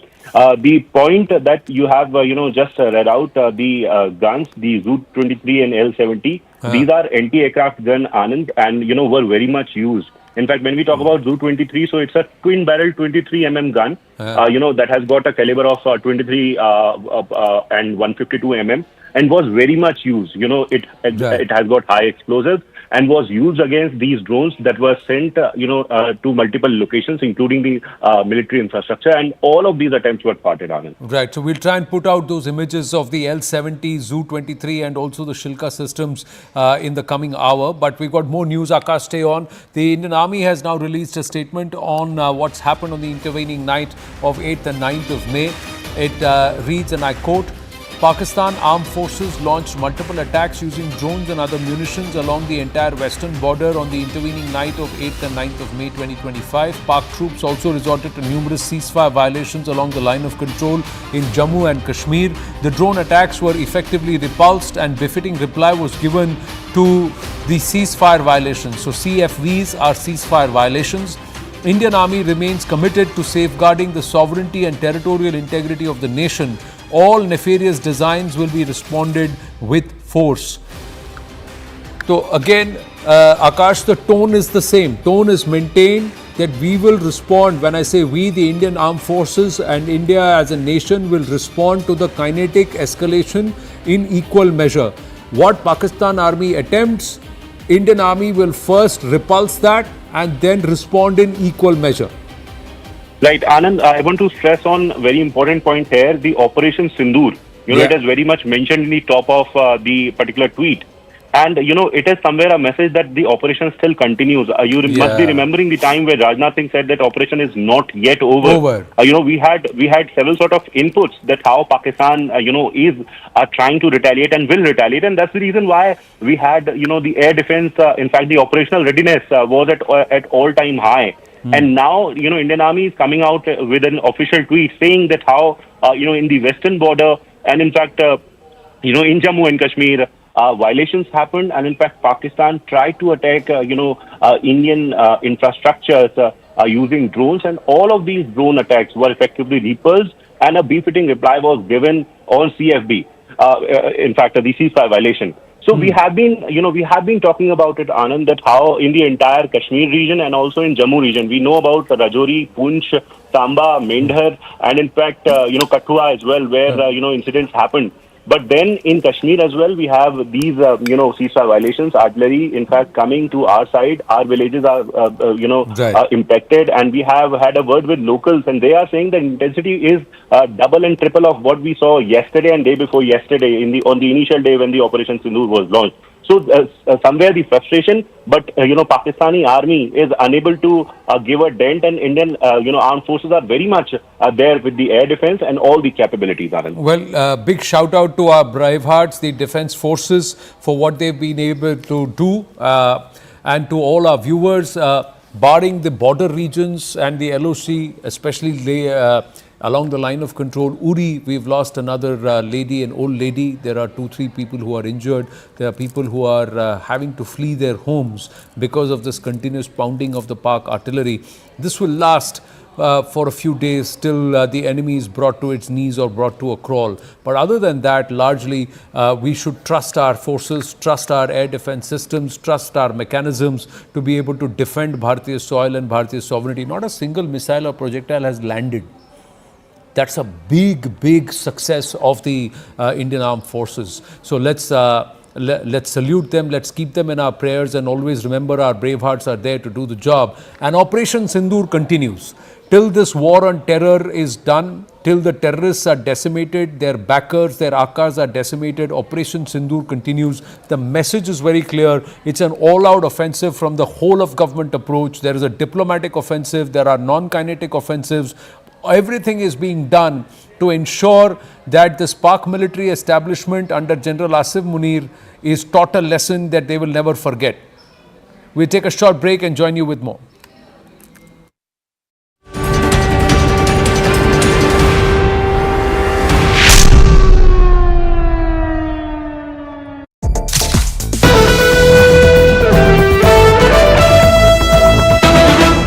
General has unleashed. See, firstly, and also, since you understand and you are both of you well read in military history, has any other Pakistan general has had such reversals and such a poor tenure other than the 1971 episode? So, see, is he one of Pakistan's most failed generals? See, Pakistan and its military has had a very unique characteristic. Asim Munir should not have been the army chief. He should have retired. He's actually an usurper. He was actually brought in one day after his retirement. So you've called him an usurper, but he's been nicknamed the deceiver. From his major days, he's been nicknamed the deceiver.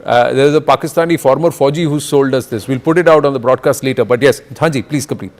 So he has actually been brought in by politicians for meeting their own specific requirements. His mindset was clearly revealed when he talked about two-nation theory, when he talked about religion, when he talked about faith.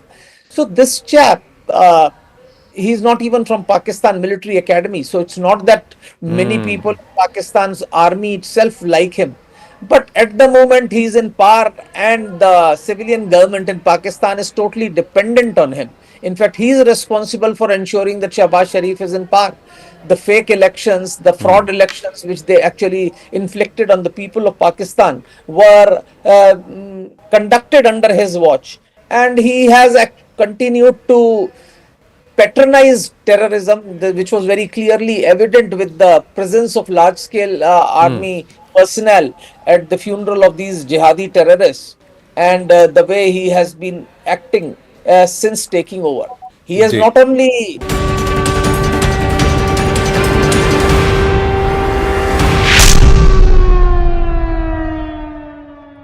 हम office गए होते हैं, हमारा office बड़ी problem में है, तो जब वहाँ से निकले तो एकदम से लाइट बंद हो गई, ब्लैकआउट हो गया सारा। तो उसके बाद ड्रोन वगैरह चढ़ना स्टार्ट हो गए, हमला वगैरह स्टार्ट हो गया। जैसे रास्ते में आए तो घर पे यहाँ भी सुना कि यहाँ भी हमले स्टार्ट हो गए और पूरी रात फायरिंग वगैरह चलती रही।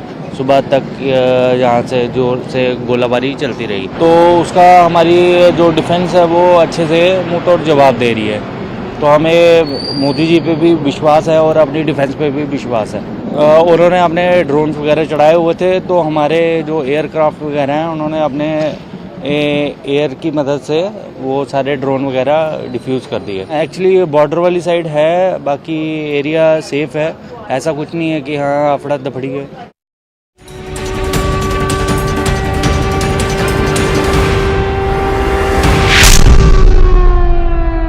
Brought to you by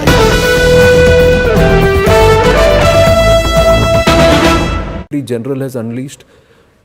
See, firstly, and also, since you understand and you are both of you well read in military history, has any other Pakistan general has had such reversals and such a poor tenure other than the 1971 episode? So, see, is he one of Pakistan's most failed generals?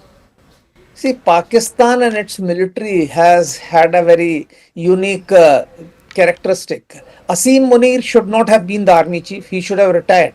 He's actually an usurper. He was actually brought in one day after his retirement. So you've called him an usurper, but he's been nicknamed the deceiver. From his major days, he's been nicknamed the deceiver. There's a Pakistani former Fauji who sold us this. We'll put it out on the broadcast later. But yes, Hanji, please complete. So he has actually been brought in by politicians for meeting their own specific requirements. His mindset was clearly revealed when he talked about two-nation theory, when he talked about religion, when he talked about faith. So this chap, he's not even from Pakistan Military Academy. So it's not that many people in Pakistan's army itself like him. But at the moment he's in power and the civilian government in Pakistan is totally dependent on him. In fact, he is responsible for ensuring that Shahbaz Sharif is in power. The fake elections, the fraud elections which they actually inflicted on the people of Pakistan were conducted under his watch. And he has continued to patronize terrorism, which was very clearly evident with the presence of large-scale army personnel at the funeral of these jihadi terrorists, and the way he has been acting since taking over. He has not only been indulging in random acts of violence, he has been making statements against Afghanistan, against Pakistan. He is not only that, he has actually gone on to sack some of the lieutenant generals and senior officers in Pakistan army who were slightly more rational. So there are dissensions within Pakistan army, and of course that's been made very clear by the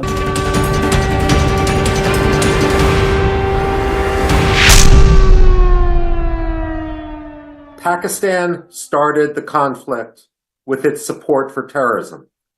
Indians were the victim of terrorism.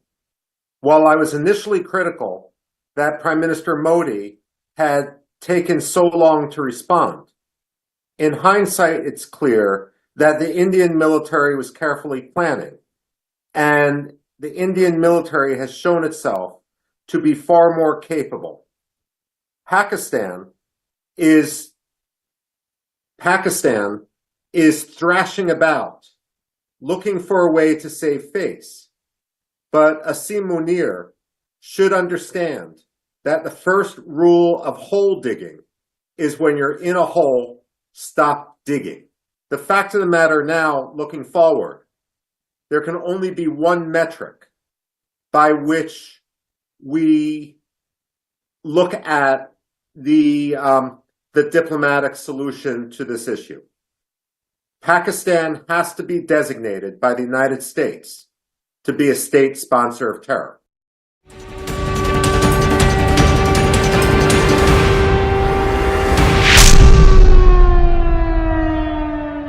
सस्ते वाले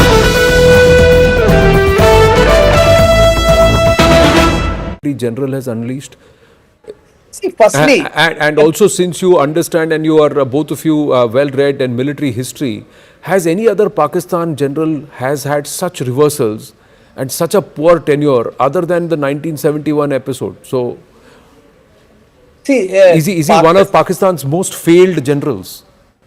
See, Pakistan and its military has had a very unique characteristic. Asim Munir should not have been the army chief. He should have retired.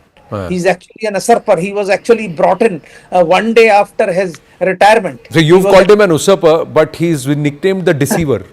From his major days, he's been nicknamed the deceiver. There's a Pakistani former Fauji who sold us this. We'll put it out on the broadcast later. But yes, Hanji, please complete. So he has actually been brought in by politicians for meeting their own specific requirements. His mindset was clearly revealed when he talked about two-nation theory, when he talked about religion, when he talked about faith.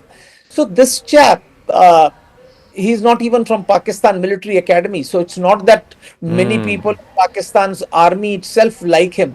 But at the moment he's in power, and the civilian government in Pakistan is totally dependent on him. In fact, he is responsible for ensuring that Shahbaz Sharif is in power. The fake elections, the fraud elections which they actually inflicted on the people of Pakistan were conducted under his watch. And he has continued to patronize terrorism, which was very clearly evident with the presence of large-scale army personnel at the funeral of these jihadi terrorists, and the way he has been acting since taking over. He has not only been indulging in random acts of violence, he has been making statements against Afghanistan, against Pakistan. He is not only that, he has actually gone on to sack some of the lieutenant generals and senior officers in Pakistan Army who were slightly more rational. So there are dissensions within Pakistan Army, and of course that's been made very clear by the successes which Baloch Liberation Army has actually achieved. That's why I said is he one of the most failed generals of Pakistan. One, the most popular leader was incarcerated, wahi unpopular ho gaya. He didn't deserve to be army chief, he became army chief, he usurped somebody's position. Third, the Baloch have bajawed them, the Pakistani military. The Jafar Express is the biggest embarrassment. November last year also they had this when they took over an entire city for 3 days. Then the Afghans, they are upset with him. The Sindhi, the Cholistan project has rendered him very, very unpopular again. That's his pet project, and he's accused of perhaps even siphoning of billions from that, making money of it. And now currently with what he's inflicted upon Pakistan. So, and 3 nights of reversals. एक तो आपने कहा हम तैयार है, आ जाओ, कोशिश करो, हमने 9 जगह ठोक दिया उनको, सारे टेरर इंफ्रास्ट्रक्चर ध्वस्त कर दिए. देन बोला हम आएंगे, जवाबी कार्रवाई करेंगे, सब फेल हो गए. फिर हमने उनके ADSs को we've demolished in Pindi, in Lahore, in Karachi, in Sialkot. Then last night they tried again. And nothing has worked there. Nothing has worked. And we have countered there, and there is a huge amount of pummeling. We are waiting for the official briefing, but we are given to understand Pakistan has suffered huge reversals last night in the retaliation from Bharat. based on the equal measure retaliation. उन्होंने 15 location choose किए हैं, हमने भी 15 location में उनको काफी मारा है. They are not coming out and saying it, but we will claim, and perhaps there will be a briefing today for more details on what's happened last night. But right now, some more news coming through before we go back to General Kochhar. We are learning from defense sources. At least 45 drones were taken down by the Army Air Defense itself. And this is between Ladakh to Bhuj. So military infrastructure in Leh was also targeted last night by Pakistan. No success from the length and breadth of such a long area, geographical space they've tried to cover. Akash joining us with more. Yes, Akash. Anand, first of all, it is largely peaceful in the morning hours, so no need to panic. It is for the general public.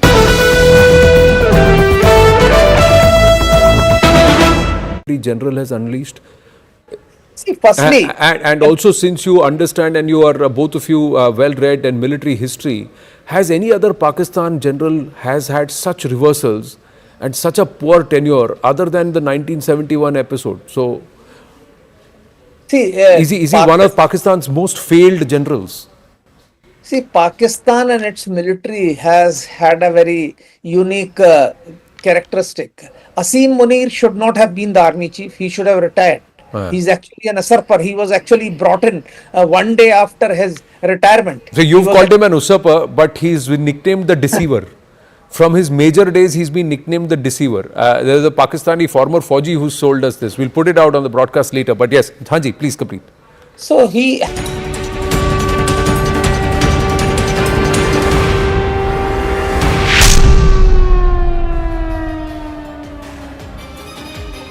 Namaste, Jai Hind and welcome. Thank you for staying with us and our continuing and rolling coverage here on Operation Sindoor. Yes, Operation Sindoor continues post the Pahalgam massacre.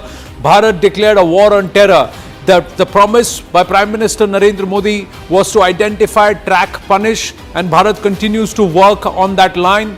And very clearly, what's been exposed between the 7th and the 9th of May is that the Pakistan military, the Pakistan state is openly backing jihadis and terror tanzeems.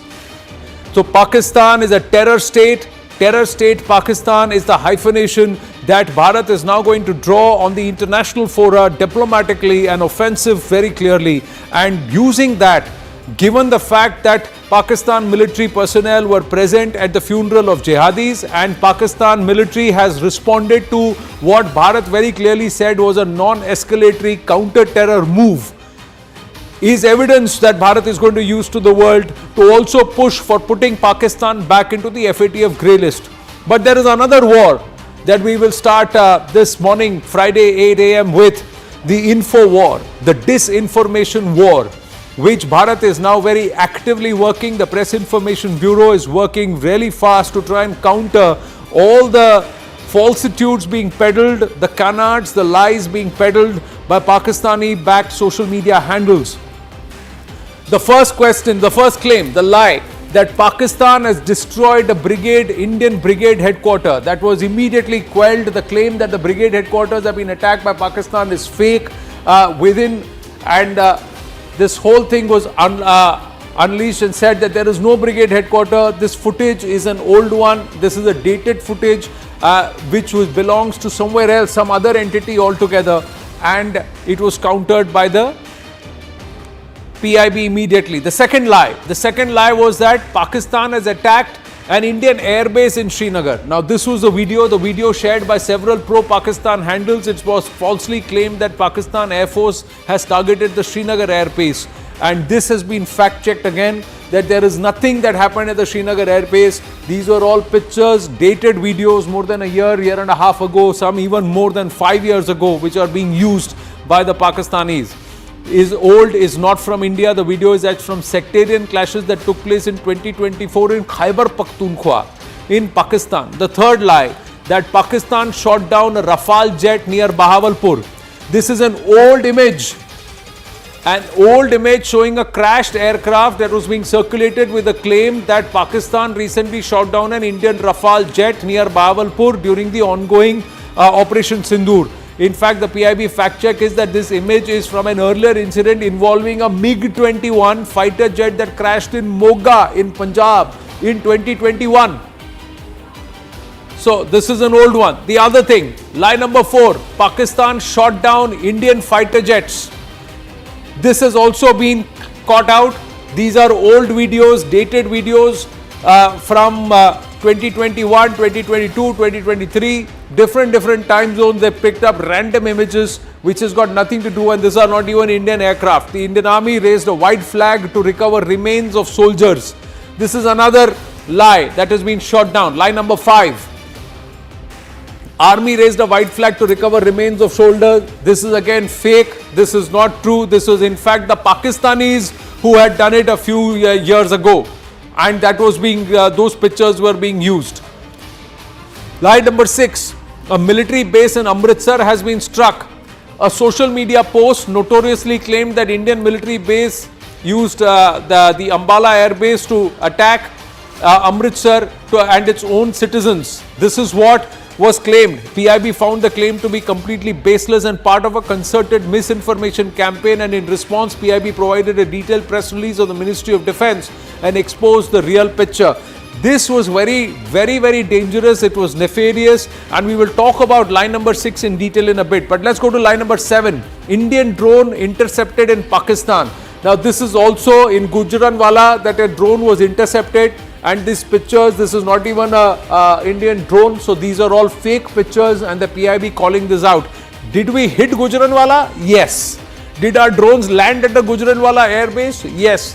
But did they neutralize the drone? No, that's not the case. That's not happened. Let's take you through the headlines at the top of this hour at 8 o'clock. We've tried to put out what all are the disinformation that has been quelled by the PIB. But here are the headlines of the developments so far in Operation Sindoor and this face-off with Pakistan. Ministry of External Affairs is set to do another brief today.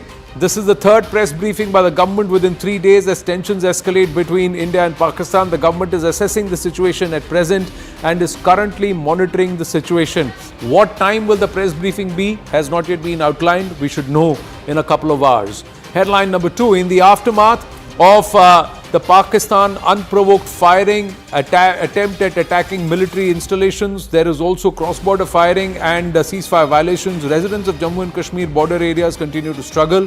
In the latest development, shelling and gunfire is still taking place in Uri. The situation continues to remain tense even as the Indian armed forces are responding in equal or if not far greater levels. But we have lost another civilian, an old lady, and about 3 people are injured in Uri. Pakistan has now violated ceasefire in Jammu and Kashmir's Kupwara. Fresh visuals show Pakistan targeted civilian areas. So their treachery, their cowardice continues. Indian Army has released a statement on what's happened on Thursday night. The statement says that Pakistan Armed Forces launched multiple attacks using drones and other munitions along the entire western border on the intervening night of 8th and 9th of May. Pak troops also resorted to numerous ceasefire violations along the line of control in Jammu and Kashmir. The drone attacks were effectively repulsed and befitting reply was given to the CFVs. CFVs is ceasefire violations. Also, an important meeting regarding India's renewed push for Pakistan's FATF grey listing at the IMF meeting to be held at the Finance Ministry today at 9:30 a.m. So just in about an hour from now, hour and a half from now, that all-important meeting where Bharat will make a solid case, strong case for Pakistan to be pushed back into the FATF grey list. The United States Vice President J.D. Vance has conveyed a message to Pakistan. Vance has said that India-Pak tussle is not the business of the United States, a huge shift in posture. But he's further added that de-escalation was the need of the hour. He said that the US will not get involved in the middle of a war. A very significant shift in strategic posture vis-a-vis Pakistan for the United States. Jammu and Kashmir LG Manoj Sinha will be visiting Uri to take stock of the situation that has arisen due to heavy shelling from the Pakistani side. This even as Chief Minister Umar Abdullah is moving towards the Jammu region to take stock of what's happened overnight in Jammu city. Air Marshal Anil Khosla, former Vice Chief of the Air Staff, the Indian Air Force, is with us. Edward P. Joseph, faculty of the Johns Hopkins University School of Advanced International Studies, is also with us. And we have Manmohan Bahadurji, also defense expert, with us. My namaste, good morning to everyone. Thank you very, very much. My first question to you, Air Marshal, the defense systems, the counter and how all the attempts across the western border and the line of control by the Pakistan military has been foiled. This is a significant level up for Bharat in its capabilities. Which Air Marshal are you asking? Air Marshal Anil Khosla ji. Okay. Well, there are two Air Marshals, so My apologies. My apologies. Yeah. Yeah, so your question is related to technology and how it's been utilized. Obviously, the Indian Air Force has acquired quite a few capabilities, especially in the last 1 decade.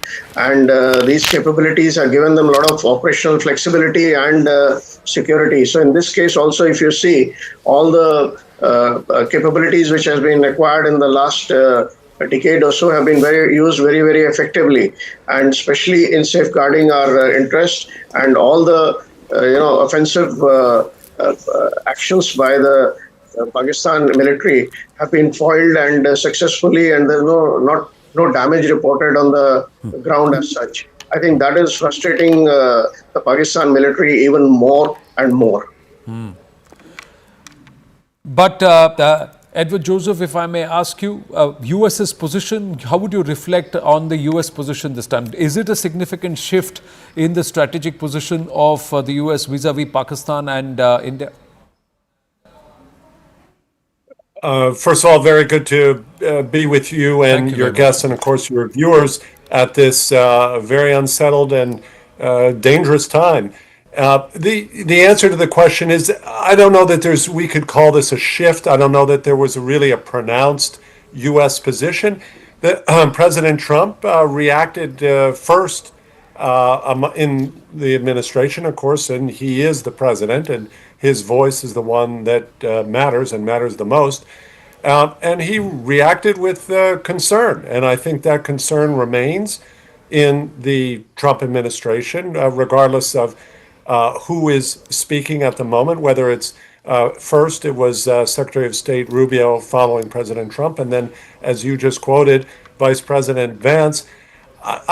There's a call there, and even Vance, I believe, as you quoted, echoed it. The United States wants to see de-escalation. No one wants to see two nuclear powers escalate a very dangerous confrontation, and no one wants to see more loss of life. My question was compared to the past. Previous US governments and establishments have had an investment in Pakistan, and there has been a different posture that has been adopted when the two nations have been in conflict.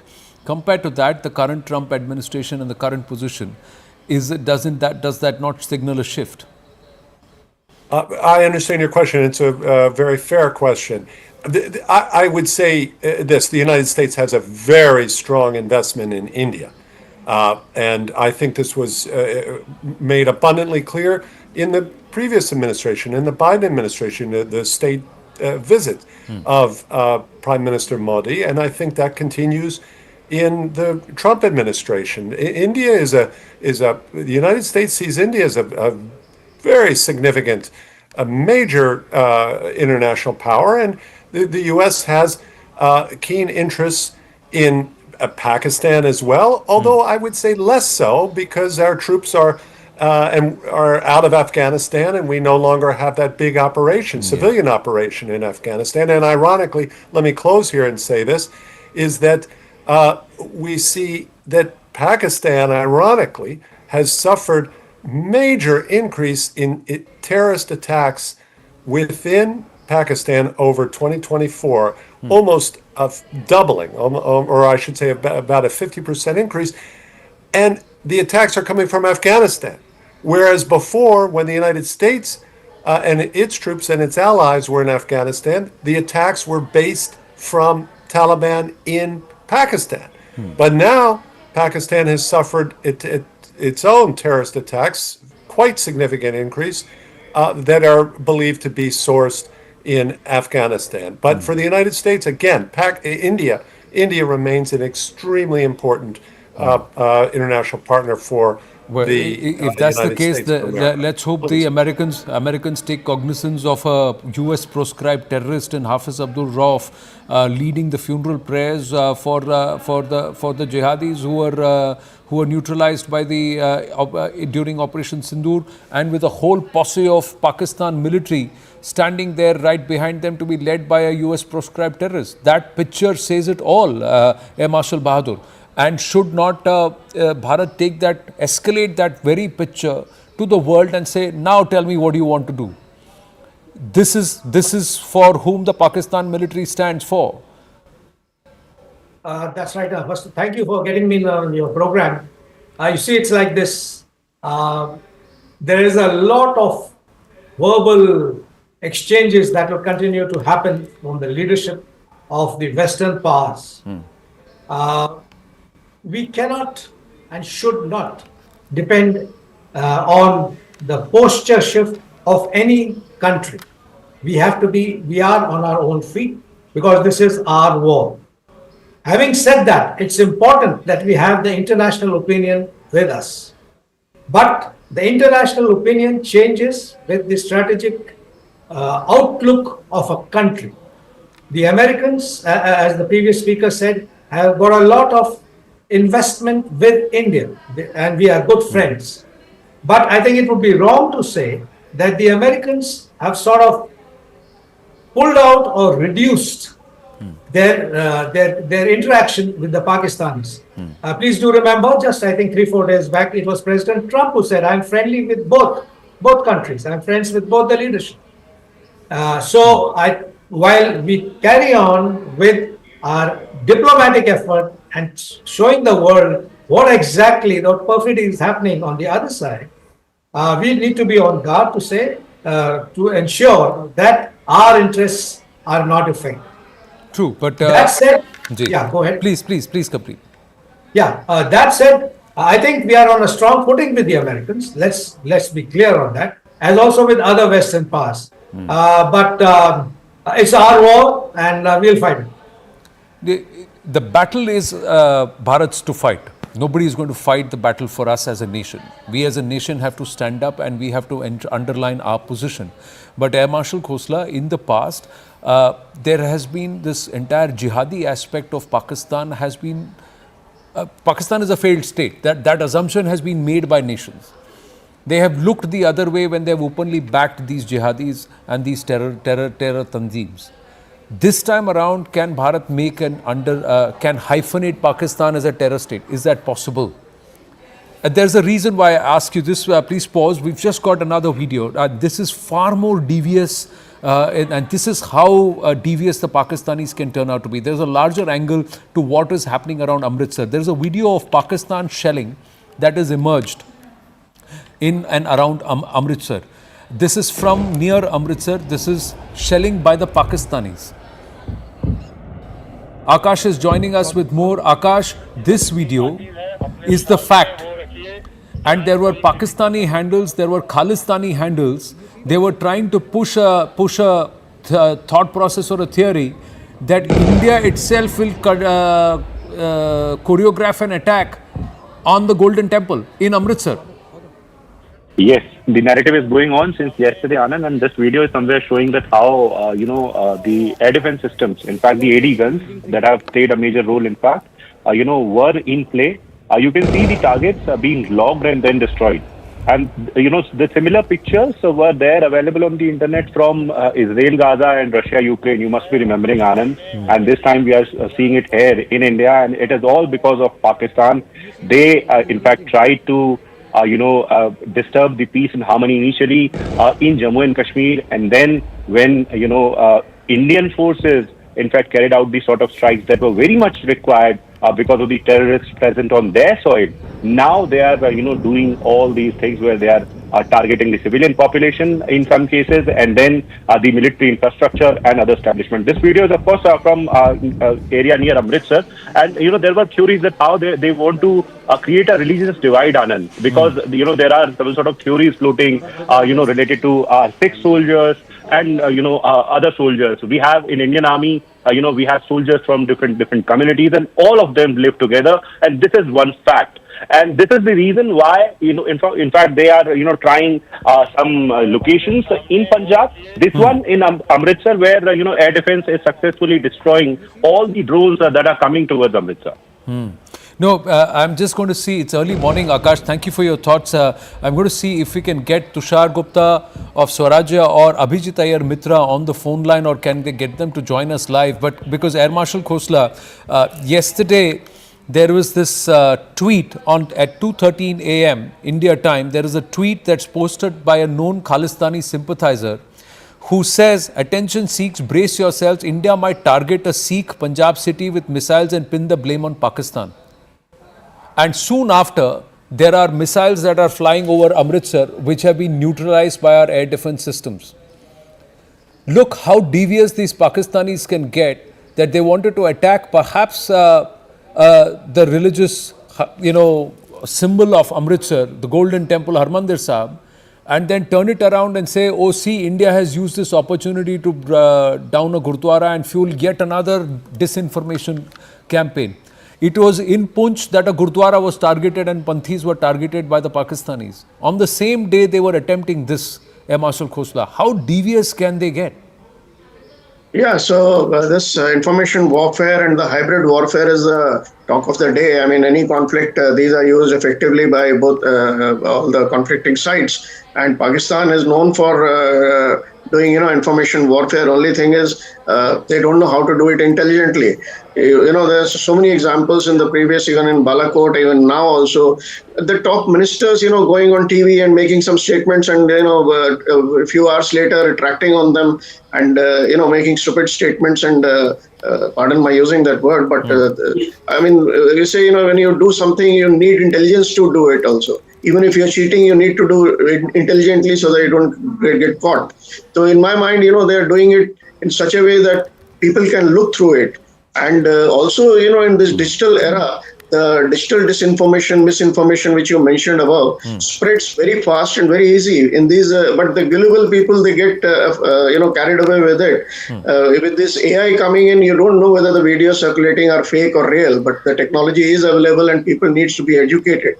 But your previous question got left out on the hyphenation of Pakistan. That's as a terrorist state. I mean, the world has seen in the last few decades, there is no reason for hyphenating Pakistan with terror again. I mean, there's so many examples. Osama bin Laden was found there. The lies which Pakistan churns at, a dozen by every minute, and also supporting terror. The picture which you showed, you're giving straight funeral with the Pakistan flag onto their coffins. You're giving straight funeral to the terrorists. What else hyphenation do you want? I mean, and this time they have crossed a big red line as far as India is concerned. And the Indian sentiments are very, very strong at the moment that we have had it. Enough is enough. But still we are showing restraint, still we are giving you a window of opportunity, but you're not taking it. If you want to escalate, so be it. No, Air Marshal, I want to ask you, Air Marshal Khosla and then Air Marshal Bahadur, and also Edward, please weigh in on this. Should Bharat diplomatically start hyphenating Pakistan as a terrorist state? Should Bharat now openly start calling Pakistan a terrorist state Pakistan, especially after these pictures, when you have jihadis being given the state flag, the national flag, a state funeral? Then you're calling them mujahids or official soldiers of the country, Air Marshal Khosla. That's what you're doing. Yeah, definitely. I think we've been doing this, what you're asking us to do, that, hyphenating with the terrorist and calling it a terrorist state. I think we should up the ante and, make it very, very clear in all our writings, in all our saying, in all our diplomatic engagements. And whenever we take the name as Pakistan, we should always add to it, like what you're saying is a terrorist state, Pakistan. Air Marshal Bahadur, because Vikram Doraiswamy picked up the picture. The UK, India envoy to the UK. In that interview, he's picked up the picture and he showed it. Vikram Misri showed it. They didn't name Hafiz Abdul Rauf, but everybody knows who he is. The pictures speak for themselves. These are released officially by the Pakistan media, the Pakistan state, and the Indian state is showing it. And he is a US proscribed terrorist, a Lashkar operative. That's correct. And I think we have done our bit with our foreign secretary himself showing that picture. And every time there has been a chance, we have done that in the United Nations also. and brought up the relationship between the Pakistani establishment and the terrorist establishments that they are nurturing. So this has been conveyed in no uncertain terms, and that will continue to be conveyed in no uncertain terms at all international fora, because this is a fact of life. And when you speak to people off camera, they do accept that. But please do remember, in the world of real politics, things become different. I mean, we have been hearing of Pakistan failed state, its collapsing economy will go for the last 40 years. I have retired. But Pakistan has not collapsed. And let me tell you, it will not collapse. We will continue to have a problem on our western frontier. No, Because but there is a different option and a perspective now. Like Edward said, US is no more invested in Afghanistan. Pakistan thrived because of the US interest in Afghanistan, the Chinese interest in Afghanistan, and of course the Russia factor. And this is how the Americans got involved in this. Now with the exit of the American troops out of Afghanistan, there is another option, which is Balochistan. Then 48% of current day Pakistan is Balochistan. Balochistan is an occupied territory. There have been immense amount of war crimes by the Pakistan military in Balochistan. Human rights violations in Balochistan. The Baloch are already organized. They don't even want the Indian support. They just want the globe to recognize them as an entity and as a nation which has the right to self-governance. That's what they are doing. Bharat has nothing to do. We don't share borders with Balochistan. We've got no interest there. Strategically also doesn't matter. But the Americans and the Chinese have interests, Edward. that's correct. That's what I'm trying to. That's exactly what I'm. That's exactly what I'm trying to say. That other countries around will not permit that state called Pakistan to collapse. So, point is, our policies and our decisions need to take that into account. That's all. But Edward, a possibility, the Baloch seem to be organizing themselves. If there is a clear leadership, if either China or America move in at a time and say, we will organize. If you look at Balochistan as a spread, it gives them the cushion that they want, strategic cushion, because of which Pakistan in the way got shape under the British rule in 47. There is a geopolitical thought process there, but things have shifted, dynamics have shifted. Yes, if the question is directed to me. Yes. With respect to Balochistan, I think that there's an irony here in the sense that there are reports that, for example, that Iran is potentially one of the countries that is apparently considered as a mediator here. And we had just last year, January of 2024, we had an exchange of strikes, air strikes, military strikes between Iran and Pakistan, in which there was suspected terrorism from Balochistan, and Iran initiated with strikes against Pakistan into Pakistani territory, and Pakistan retaliated into Iran. And so if there's concern there about India attacking within Pakistan, well, you have a precedent on both sides. You have a precedent of Iran going into Pakistan territory, and you have Pakistan doing an attack into Iranian territory. So no one should say, well, something that India has done is completely unprecedented, because, of course, it's not.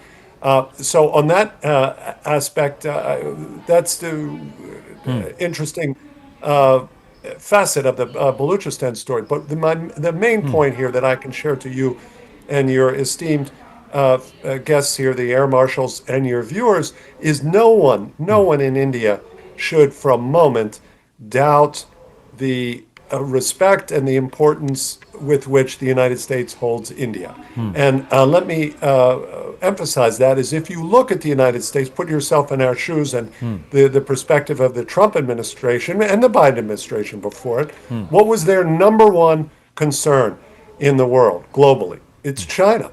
And India figures as an extremely important partner on the question of China, of U.S. policy towards what is perceived as a growing threat and a rival. And it's India, which is a member of the Quad. of that important grouping with the United States, with Japan and Australia. That's a very important, very elite club that is attached to the number one strategic concern of the United States. So at this moment of high tension, I think in Delhi and across India,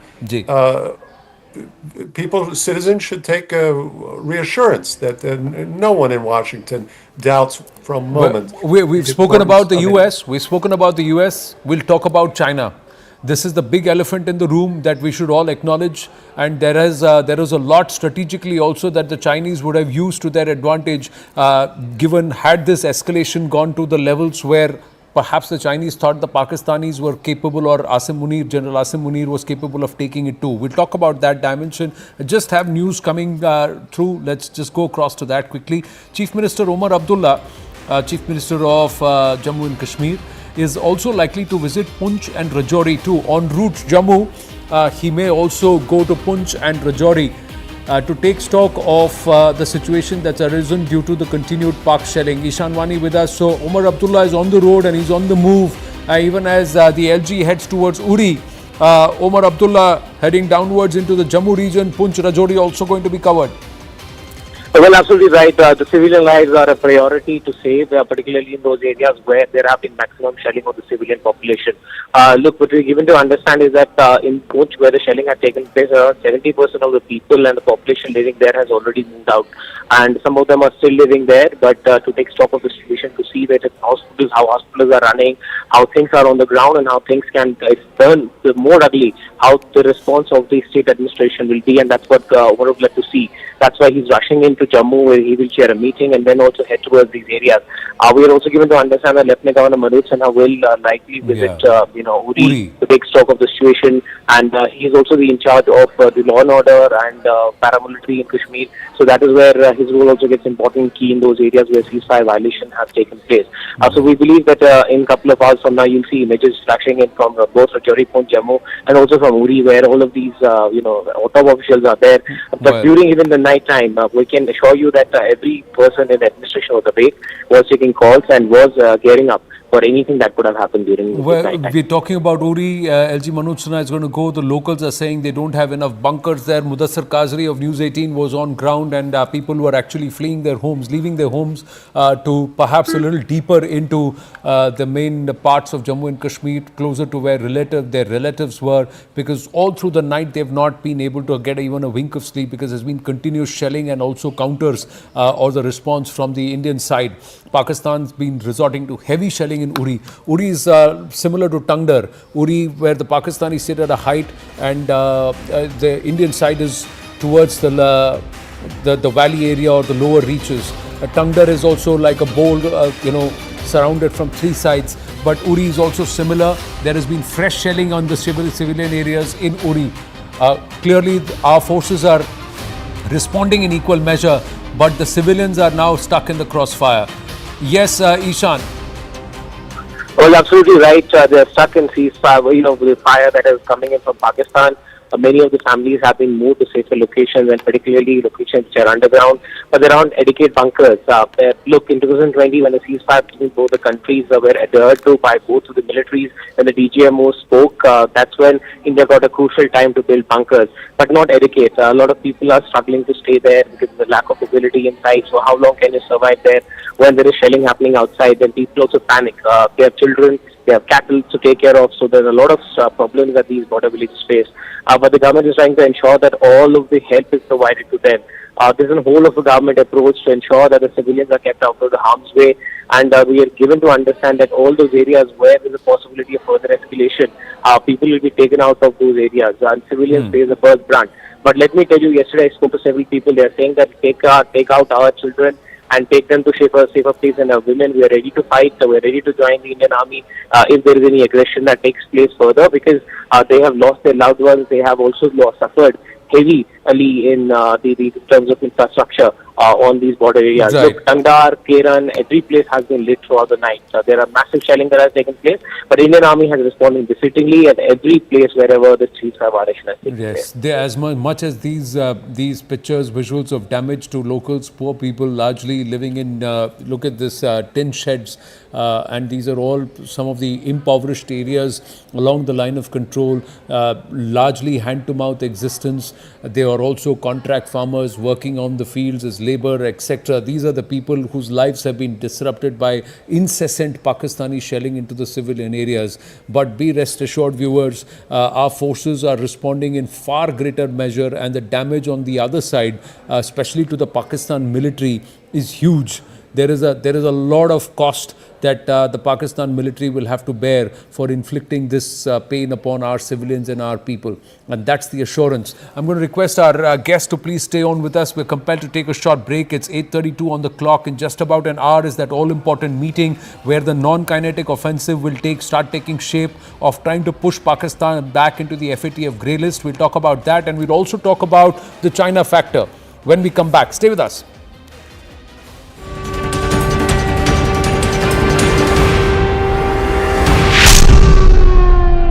नाही sir हम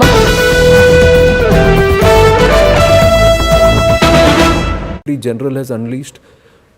See, firstly, and also, since you understand and you are both of you well read in military history, has any other Pakistan general has had such reversals and such a poor tenure other than the 1971 episode? So, see, is he one of Pakistan's most failed generals? See, Pakistan and its military has had a very unique characteristic. Asim Munir should not have been the army chief. He should have retired. He's actually an usurper. He was actually brought in one day after his retirement. So you've called him an usurper, but he's been nicknamed the deceiver. From his major days, he's been nicknamed the deceiver. There's a Pakistani former Fauji who sold us this. We'll put it out on the broadcast later. But yes, Hanji, please complete. So he has actually been brought in by politicians for meeting their own specific requirements. His mindset was clearly revealed when he talked about two-nation theory, when he talked about religion, when he talked about faith. So this chap, he's not even from Pakistan Military Academy. So it's not that many people in Pakistan's army itself like him. But at the moment he's in power, and the civilian government in Pakistan is totally dependent on him. In fact, he is responsible for ensuring that Shahbaz Sharif is in power. The fake elections, the fraud elections which they actually inflicted on the people of Pakistan were conducted under his watch. And he has continued to patronize terrorism, which was very clearly evident with the presence of large-scale army personnel at the funeral of these jihadi terrorists, and the way he has been acting since taking over. He has not only been indulging in random acts of violence, he has been making statements against Afghanistan, against Pakistan. He is not only that, he has actually gone on to sack some of the lieutenant generals and senior officers in Pakistan Army who were slightly more rational. So there are dissensions within Pakistan Army, and of course that's been made very clear by the successes which Baloch Liberation Army has actually achieved. That's why I said is he one of the most failed generals of Pakistan. One, the most popular leader was incarcerated. Wahi unpopular ho gaya. He didn't deserve to be army chief. He became army chief. He usurped somebody's position. Third, the Baloch have bajawed them. The Pakistani military. The Jafar Express is the biggest embarrassment. Usse pehle November last year also they had this when they took over an entire city for 3 days. Then the Afghans, they are upset with him. The Sindhi, the Cholistan project has rendered him very, very unpopular again. That's his pet project, and he's accused of perhaps even siphoning of billions from that, making money of it. And now currently with what he's inflicted upon Pakistan. So, and 3 nights of reversals. एक तो आपने कहा हम तैयार है, आ जाओ, कोशिश करो, हमने 9 जगह ठोक दिया उनको, सारे टेरर इंफ्रास्ट्रक्चर ध्वस्त कर दिए. देन बोला हम आएंगे, जवाबी कार्रवाई करेंगे, सब फेल हो गए. फिर हमने उनके ADSs को we've demolished in Pindi, in Lahore, in Karachi, in Sialkot. Then last night they tried again. And nothing has worked there. Nothing has worked. And we have countered there, and there is a huge amount of pummeling. We are waiting for the official briefing, but we are given to understand Pakistan has suffered huge reversals last night in the retaliation from Bharat based on the equal measure retaliation. उन्होंने 15 location choose किए हैं, हमने भी 15 location में उनको काफी मारा है. They are not coming out and saying it, but we will claim, and perhaps there will be a briefing today for more details on what's happened last night. But right now, some more news coming through before we go back to General Kochar. We are learning We are learning from defense sources. At least 45 drones were taken down by the Army Air Defense itself. And this is between Ladakh to Bhuj. So military infrastructure in Leh was also targeted last night by Pakistan. No success from the length and breadth of such a long area, geographical space they've tried to cover. Akash joining us with more. Yes, Akash. Anand, first of all, it is largely peaceful in the morning hours, so no need to panic. It is for the general public.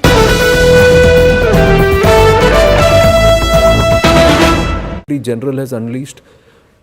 See, firstly, and also, since you understand and you are both of you well read in military history, has any other Pakistan general has had such reversals and such a poor tenure other than the 1971 episode? So, see, is he one of Pakistan's most failed generals? See, Pakistan and its military has had a very unique characteristic. Asim Munir should not have been the army chief. He should have retired. He's actually an usurper. He was actually brought in one day after his retirement. So you've called him an usurper, but he's been nicknamed the deceiver.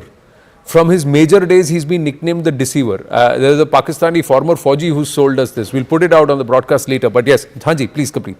So he has actually been brought in by politicians for meeting their own specific requirements. His mindset was clearly revealed when he talked about two-nation theory, when he talked about religion, when he talked about faith. So this chap, he's not even from Pakistan Military Academy. So it's not that many people in Pakistan's army itself like him. But at the moment he's in power and the civilian government in Pakistan is totally dependent on him. In fact, he is responsible for ensuring that Shahbaz Sharif is in power. The fake elections, the fraud elections which they actually inflicted on the people of Pakistan were conducted under his watch. And he has continued to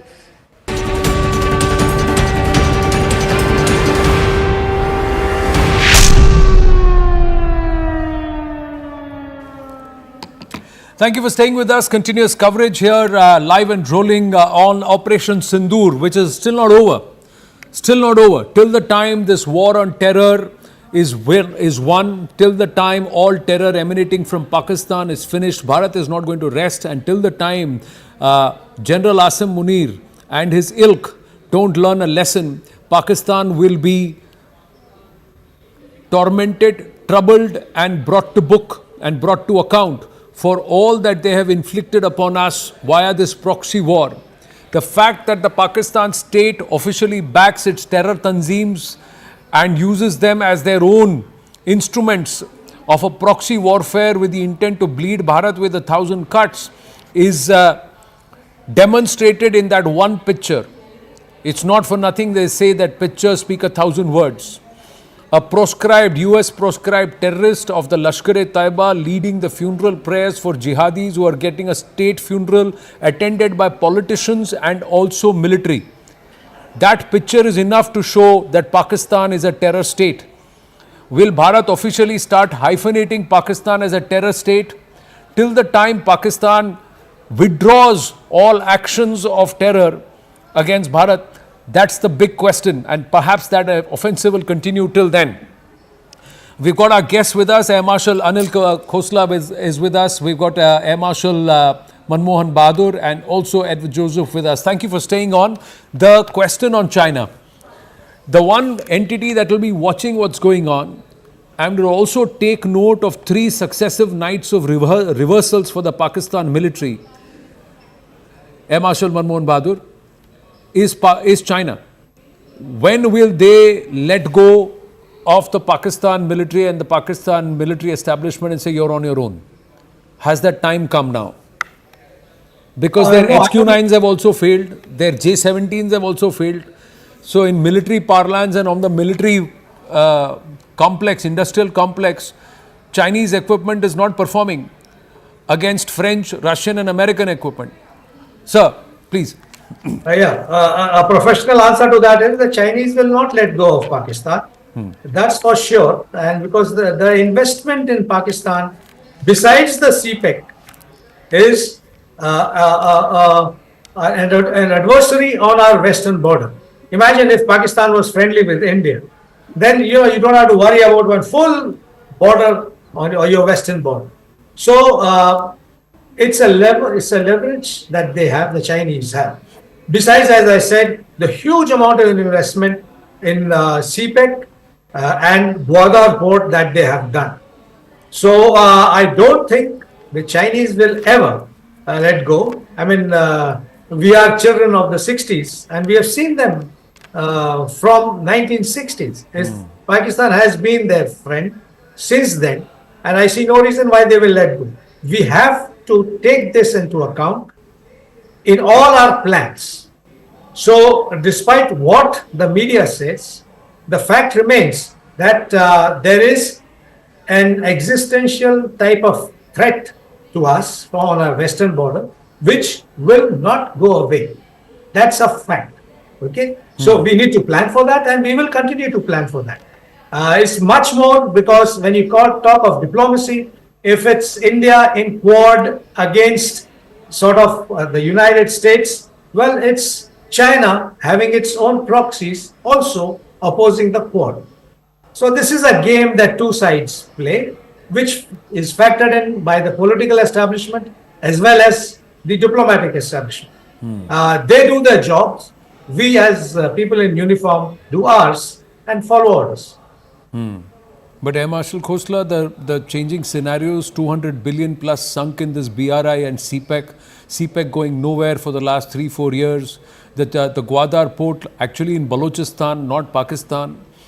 These are all considerations the Chinese can have, and also their own issues, internal issues, real estate collapse, manufacturing, stops there, huge pile-ups for the Chinese, internal troubles, and of course this entire tariff war with the Trump administration that's hurting the Chinese.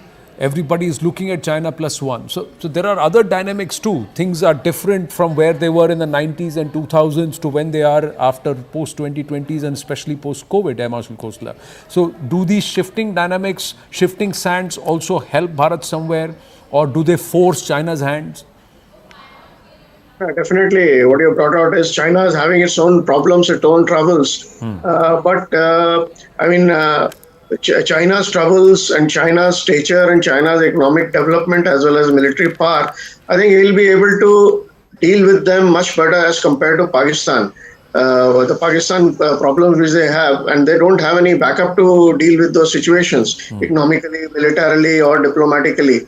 They're totally isolated. China, to my mind, has got still a lot of power left with him, and he'll be able to come out of it and maybe still continue growing for some time to come, unless the world really imposes a lot of restrictions on it. Now, coming to the event which is happening and the Chinese-Pak they call the friendship deeper than the sea and sweeter than the honey and whatnot. It's a marriage of convenience, actually. And you brought out that China, will be watching this. Absolutely. China will be watching very, very closely. And China, most of the military equipment is Chinese. And they'll be watching what is the performance of their equipment as compared to the Western and other equipment. They will be giving covert or overt support to Pakistan as usual, diplomatic support they have already been giving. So China's involvement in this, but the Chinese are smart. They will not get actively involved in the process, but in the background, they will be having a big, big role in the whole event. Edward, your thoughts on the China factor? On that, I would say I heard nothing from the previous speaker here that I think anyone would dispute. That was a very reasonable assessment of the role of the Chinese, and we should, when we consider Chinese interests and American interests, and obviously the Indian and Pakistani interests here, we should remember that China has its own terrorism concerns and its own terrorism problems.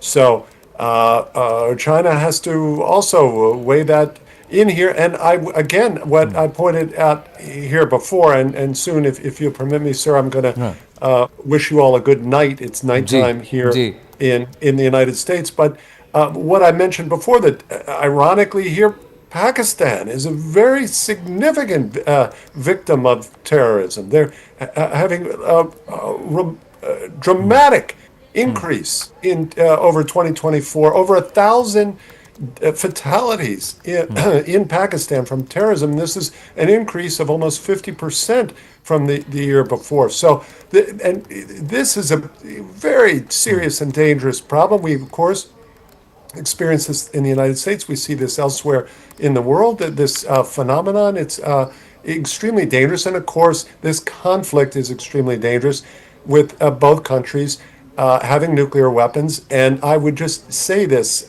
here, a couple points here in closing, that if either side were to deploy nuclear weapons, this would just be absolutely dramatic shift, and in my view, a severe mistake. And we've seen that in the Russia-Ukraine context, and we've seen so far, thankfully, reluctance on the part of Russia to utilize nuclear weapons, and it would just be a dramatic, severe change in dynamics for either country to be the first one to introduce nuclear weapons. And finally, I just close to not we understand. India, as I said, remains extremely important in American eyes. That doesn't mean, of course, that U.S. has no interest in Pakistan. The U.S. has interests in maintaining a good and open relationship with Pakistan. The point that Vance was making, this is very important to understand. The point that Vice President Vance was making is not that the U.S. has no interest in this. He repeated it. He repeated very clearly what President Trump had said and what Secretary Rubio said, that the U.S. wants to see de-escalation. Vice President Vance repeated that. It's that what Vance said, the U.S. is not rushing to jump into the middle of this as to intervene in some fashion. I would imagine, though, if the situation were such, or if Delhi or Islamabad sought U.S. mediation, that I believe it would be forthcoming. I want to thank you for the opportunity. Thank you, and have a good night's sleep. Be rest assured, Bharat is never going to get into the nuclear option. Bharat has huge amount of responsibility, and it enshrines, nuclear deterrence is enshrined in its entire doctrine. So that's not the problem. The entity you cannot trust is that crazy general on the other side. So that's where the problem lies. Thank you very much, Edward. Good night. Thank you. Thank you for joining us. Thank you. Thank you, sir. Yeah, Air Marshals, I thank you too for your time. Yes, sir. Air Marshal Manmohan Bahadur, you wanted to make a point. Yes, please. I was about to say that I too need to leave. Okay, sir. Okay, thank you very much. I thank our guests. Let's go across to news coming through, and let's pick up the pace. Before we read out the news, just an update coming in from the MEA. There is no briefing at 10 a.m. If viewers are getting it from other platforms who are sending that's not happening, there's no meeting at 10 a.m. There is a press briefing. When it will be, you will hear it first at CNN News 18, the correct time. That's all we can tell you, but there is a briefing scheduled for today. Now more news. The Pharma Doctors Association has asked medical services to be on standby and hold blood donation camps. Yesha Kotak is joining us with more details. Yes, Yesha. Absolutely, Anand. In fact, all the doctors who are part of the Federation of All India Medical Association have been given instructions about being prepared for any kind of an emergency and be responsible in case of a disaster. In fact, apart from that, they've also been asked to have a coordinated system in place with local authorities. This has been given. This instruction has been given for doctors across the entire country. Apart from that, like you mentioned, they've also been asked to organize nationwide blood donation camps, particularly in the wake of this escalating border tension. This is because, of course, we've seen that there have been several injuries which have been reported from Jammu and Kashmir so far, and which is when it comes to summer months, it is mostly the associations which face the crunch of having excess blood in their banks, and which is why now blood donation camps have also been asked to be organized across the entire country, so as to be prepared in case of any eventuality. But apart from that, we've also seen how the Institute of Chartered Accountants of India has also postponed the examination for CA, which was to be held on 9th and 14th of May. Yes. So that's what they have done is that the examinations, the intermediate and post qualification course examinations, International Taxation Assessment Test (INTT-AT), May 2025 from 9th to 14th of May, stand postponed. The revised dates will be announced in due course. This is from the Institute of Chartered Accountants of India, as Yesha was just mentioning. The FEMA doctors have now come out and said that we would like to run blood donation camps. Anybody and everybody in that area, in that region, if you're able and if you can, please go ahead and donate blood. We will require it. At some point in time. There are already many who are facing grievous injuries and also some who have minor injuries. There will be others who will be ailing. It will always help if you can step up and donate blood, especially along the areas on the western border and along the line of control. We'll also try and see if we can get you. Yesha, thank you for your inputs. We'll try and get you. There is the other non-kinetic offensive, waters. So the tap was off all this while. Now some taps are going on. The Baghliyar Dam gates, sluice gates are opening. We'll get you those visuals when we come back after a break. Stay with us.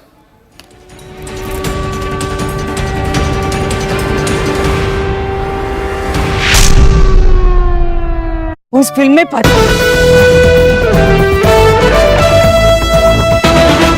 The general has unleashed. See, firstly, and also, since you understand and you are both of you well read in military history, has any other Pakistan general has had such reversals and such a poor tenure other than the 1971 episode? So, see, is he one of Pakistan's most failed generals? See, Pakistan and its military has had a very unique characteristic. Asim Munir should not have been the army chief. He should have retired. He's actually an usurper. He was actually brought in one day after his retirement. So you've called him an usurper, but he's been nicknamed the deceiver. From his major days, he's been nicknamed the deceiver. There's a Pakistani former Fauji who sold us this. We'll put it out on the broadcast later. But yes, Hanji, please complete. So he has actually been brought in by politicians for meeting their own specific requirements. His mindset was clearly revealed when he talked about two-nation theory, when he talked about religion, when he talked about faith. So this chap, he's not even from Pakistan Military Academy. So it's not that many people in Pakistan's army itself like him. But at the moment he's in power and the civilian government in Pakistan is totally dependent on him. In fact, he is responsible for ensuring that Shahbaz Sharif is in power. The fake elections, the fraud elections which they actually inflicted on the people of Pakistan were conducted under his watch. And he has continued to patronize terrorism, which was very clearly evident with the presence of large-scale army personnel at the funeral of these jihadi terrorists, and the way he has been acting since taking over.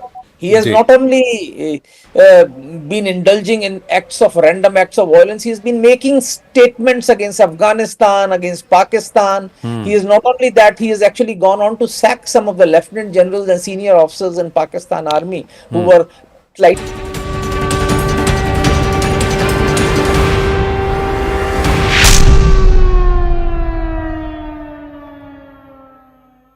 ये उड़ी sector की तस्वीरें हैं और लगातार हमने रात भर विटनेस किया। यहाँ पे हम भी एक आई विटनेस अकाउंट अगर शेयर करेंगे आपके साथ, तो रात जो गुजरी है काफी भयानक थी, काफी खौफजदा यहाँ के लोग हैं, काफी दहशत फैला हुआ है लोगों में। और ये पाकिस्तान की सीज फायर वायलेशन का नतीजा है जो आप विजुअल्स में देख रहे हैं। और लगातार जो हाजीपीर सेक्टर है या फिर सलामाबाद उड़ी सेक्टर है, तो वहां से तीन तरफा से पाकिस्तान ने आर्टिलरी शेलिंग की।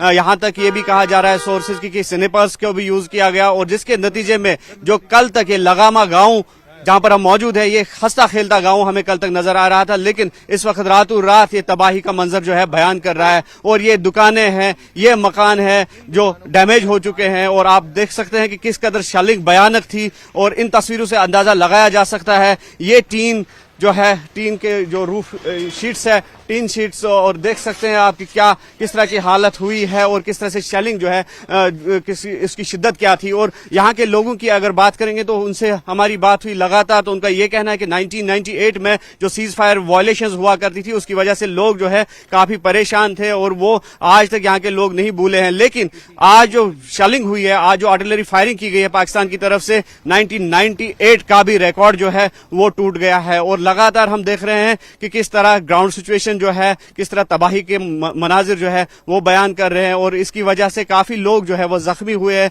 सलामाबाद की बात करेंगे, कालगी की बात करेंगे, या लगामा एरिया जहां पर हम मौजूद है इसकी बात करेंगे, तो यहाँ पर एक जो महिला है उसकी भी मौत हुई है। उड़ीसा के मुख्तलिफ इलाकों में लोग जो है घायल हुए हैं, और घायल अवस्था में उनको बारामूला हॉस्पिटल जो है वहां पहुंचाया गया। और रात भर हमने देखा, सिचुएशन को मॉनिटर किया, और काफी दहशत भरी रात थी जो लफ्जों में बयान नहीं किया जा सकता है।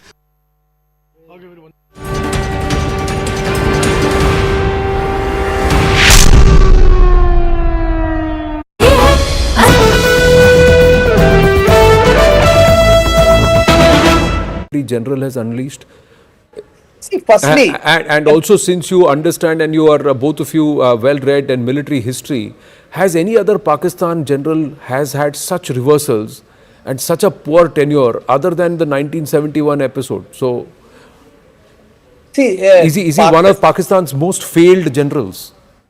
See, Pakistan and its military has had a very unique characteristic. Asim Munir should not have been the army chief. He should have retired. He's actually an usurper. He was actually brought in one day after his retirement. So you've called him an usurper, but he's been nicknamed the deceiver. From his major days, he's been nicknamed the deceiver. There's a Pakistani former Fauji who sold us this. We'll put it out on the broadcast later. But yes, Hanji, please complete. So he has actually been brought in by politicians for meeting their own specific requirements. His mindset was clearly revealed when he talked about two-nation theory, when he talked about religion, when he talked about faith. So this chap, he's not even from Pakistan Military Academy. So it's not that many people in Pakistan's army itself like him. But at the moment he's in power, and the civilian government in Pakistan is totally dependent on him. In fact, he is responsible for ensuring that Shahbaz Sharif is in power. The fake elections, the fraud elections which they actually inflicted on the people of Pakistan were conducted under his watch. And he has continued to patronize terrorism, which was very clearly evident with the presence of large-scale army personnel at the funeral of these jihadi terrorists, and the way he has been acting since taking over.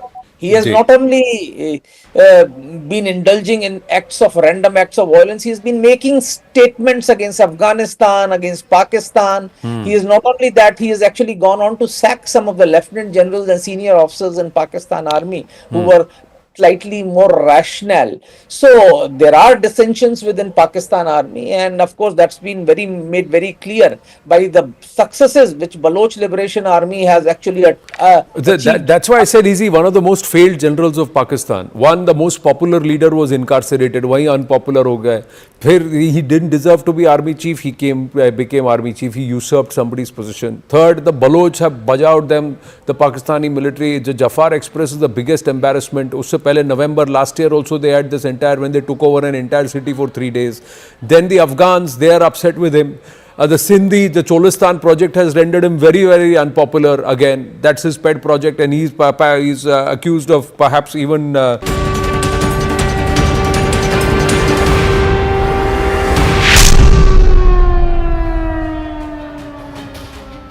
Namaste, Jai Hind, and thank you for staying with us here at CNN News 18 on our continuous and rolling coverage on Operation Sindoor. Post the Pahalgam massacre, Bharat has said enough is enough. Prime Minister Narendra Modi promised a war on terror, especially terror emanating from Pakistan, where he promised to identify, track, punish. A whole of government approach is being witnessed, where Bharat, via Operation Sindoor, only targeted terror infrastructure. But the Pakistan military and Pakistan state have come and targeted Bharat's military installations not once but twice. So it's a military response for a counter-terrorism measure that automatically hyphenates Pakistan as a terror state. Bharat is building up to that. As we get you pictures, things are under control. Bharat has been able to negate any effort to try and attack any military or otherwise installations across the western border, from Leh to Uri to all the way down in Bhuj and Jaisalmer, so Gujarat and also Rajasthan.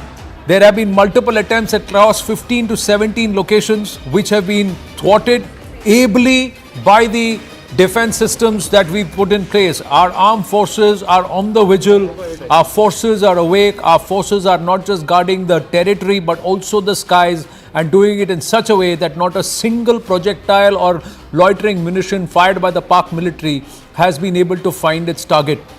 It's not even able to land, it's been neutralized in the air. That's the capabilities that Bharat has. We are strong, we are able, and we will punish those who are backing terror, and we will punish the entire AKA system of terror. That's the message that Bharat has woken up to this Friday morning. Let's try and get you up to speed on the developments so far from the intervening night of 8th and 9th of May till 9 a.m. this morning. After Pakistan violates ceasefire along the LOC, Jammu and Kashmir Chief Minister Omar Abdullah is all set to visit Jammu, Rajouri and Poonch, where there's been cross-firing even across the international border. He'll take a stock of situation and assess the damage done due to Pakistan's incessant artillery shelling. Fresh shelling has also taken place in Uri. The shelling has taken place in civilian areas. There has been another death. An old lady has died. 3-4 people have also been injured, and locals are trying to move away from the shelling areas. The Institute of Chartered Accountants of India has postponed the CA examinations that were scheduled to take place between the 9th and the 14th of May. The revised dates will be announced soon. Federation of All India Medical Association or FIMA has called medical professionals to remain on standby and organize blood donation camps to ensure medical needs for the armed forces personnel and civilians during these escalated times are met. Ministry of External Affairs is set to brief the media today, so it will be a joint briefing as we've seen so far, but and this will be the third press briefing by the government within 3 days. The time of this briefing has not yet been updated.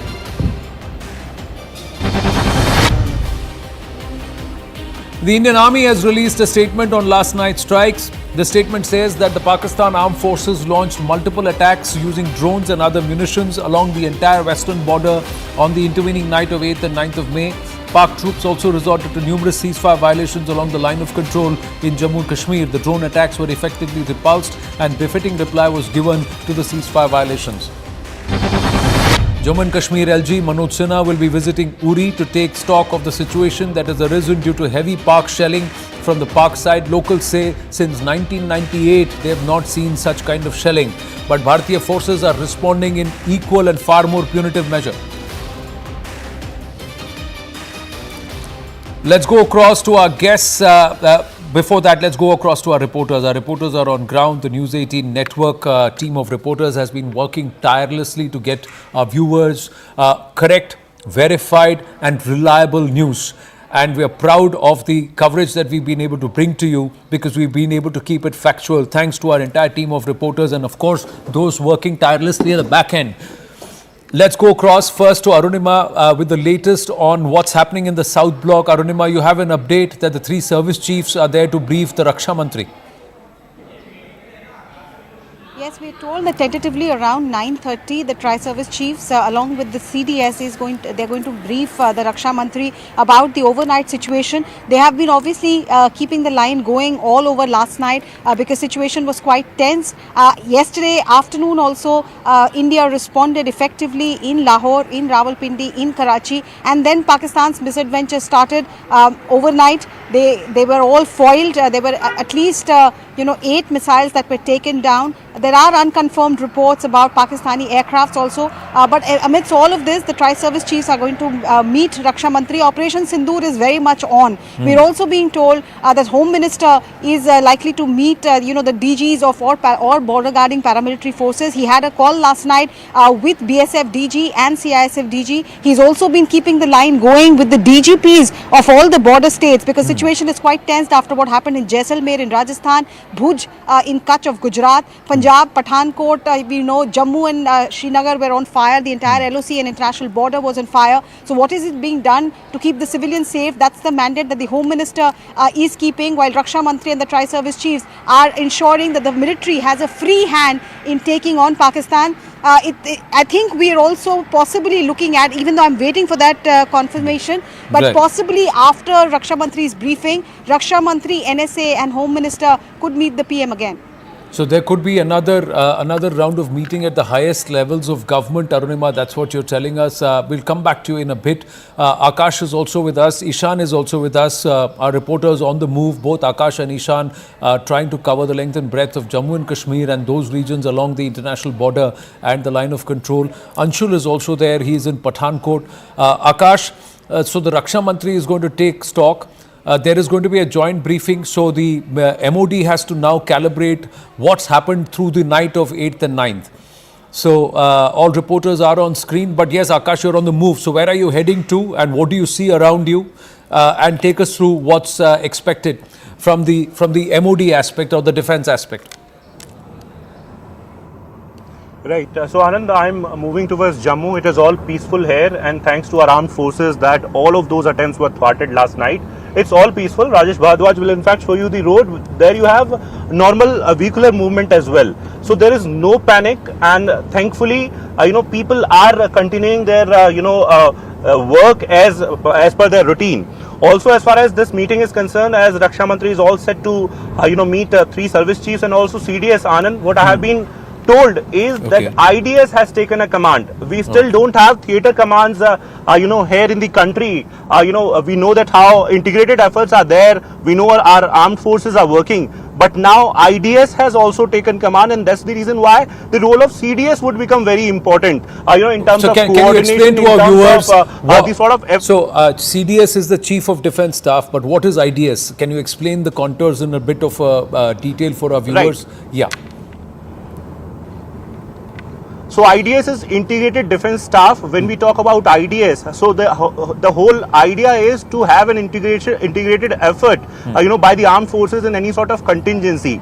India has been working on integration of these armed forces. In fact, we have been working on theaterization, where we can have different theaters, and rather than any singular force, any army, air force or navy, we will have a combined command where one officer can lead all 3 forces in a particular theater.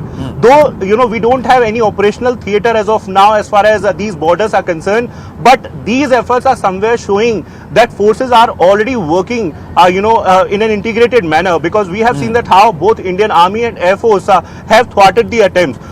In fact, when we talk about IDS, so we have been told that all the information flow or the coordination will be taken care of by the IDS now, and that's why CDS, the role of CDS would become very important. CDS is someone who heads the Department of Military Affairs, and DMA is a department that coordinates between these armed forces. So now armed forces are working jointly. A jointness is something that is very much seen.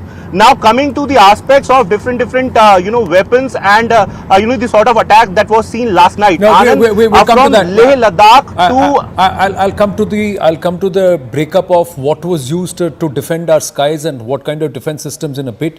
But just taking from what Arunima has just said, that the 3 service chiefs and the CDS will be meeting the Raksha Mantri, and you are saying the IDS has taken command. So there is an integrated defense staff. So clearly theaters, action theaters were going to be built, Western Theatre, Western Command, the Central Command or Southern Command, and also the Eastern Command. So 3 theatres were supposed to be there where the all this wings of the armed forces would be integrated.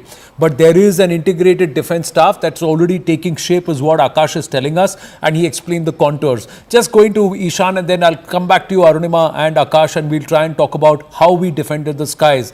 Ishan, you've seen some of those places on ground. Uri, Tangdar, these are all regions which are where the Dushman, if I may say, or the enemy has a vantage point, because they are on the heights. And that's where the locals, the civilians, are facing the brunt of Pakistani artillery action, along with what is happening in Punch. Whereabouts are you, and what's the update? Has there been fresh ceasefire violations post daybreak?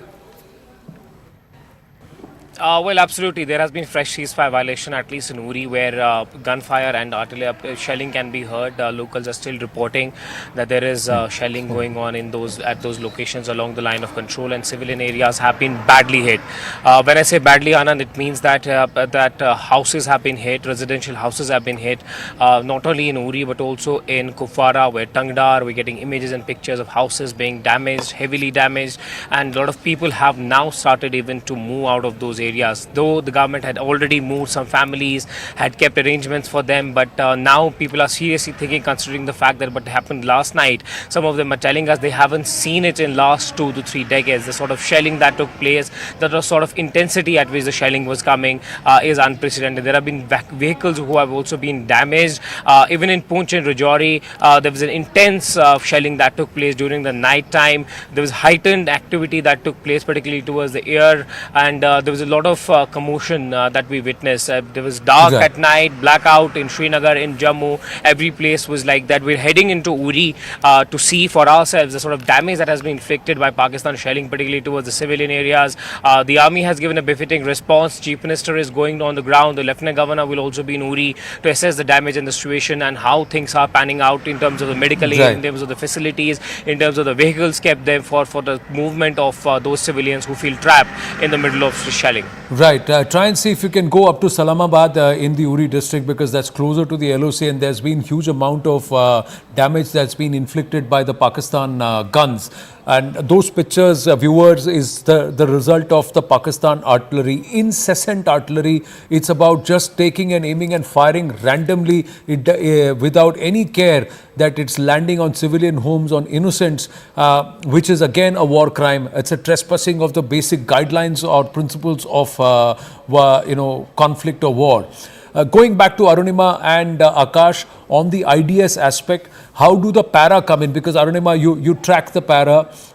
Is there a possible meeting between the Home Minister, the Defence Minister, the NSA, all of them, and them briefing the Raksha Mantri collectively in the presence of the CDS? Is that a possibility? And when it comes to an IDS, do the para also come into play, like the BSF, the ITBP, the SSB, CAPF? Yeah. See, Border Security Force, Anand, is already working under the command of the Indian Army. On the line of control, it's the Indian Army which is at the front line, but BSF is also working within the command of Indian Army. So when you ask whether under the IDS, BSF will also part of the command because they're already under the Army, effectively, yes. But essentially, IDS would mean a joint command of the three services, the Indian Air Force, the Indian Navy, and the Indian Army, of course. Now, when you ask whether the string of meetings, briefing of the Prime Minister will continue, very, very high possibility, because the situation as it is unfolding is very fluid. We all know what has happened overnight, but thankfully by this morning, I mean post midnight, we have not seen any misadventure on the part of Pakistan, nothing that has been made public as yet by official handle of ADGPI. And this morning also, the reports that are coming in from Jaisalmer and from Gujarat, from Punjab, Jammu and Kashmir is nothing this morning ever since daybreak has happened. Yes. Even though the Indian Air Force is not yet confirming,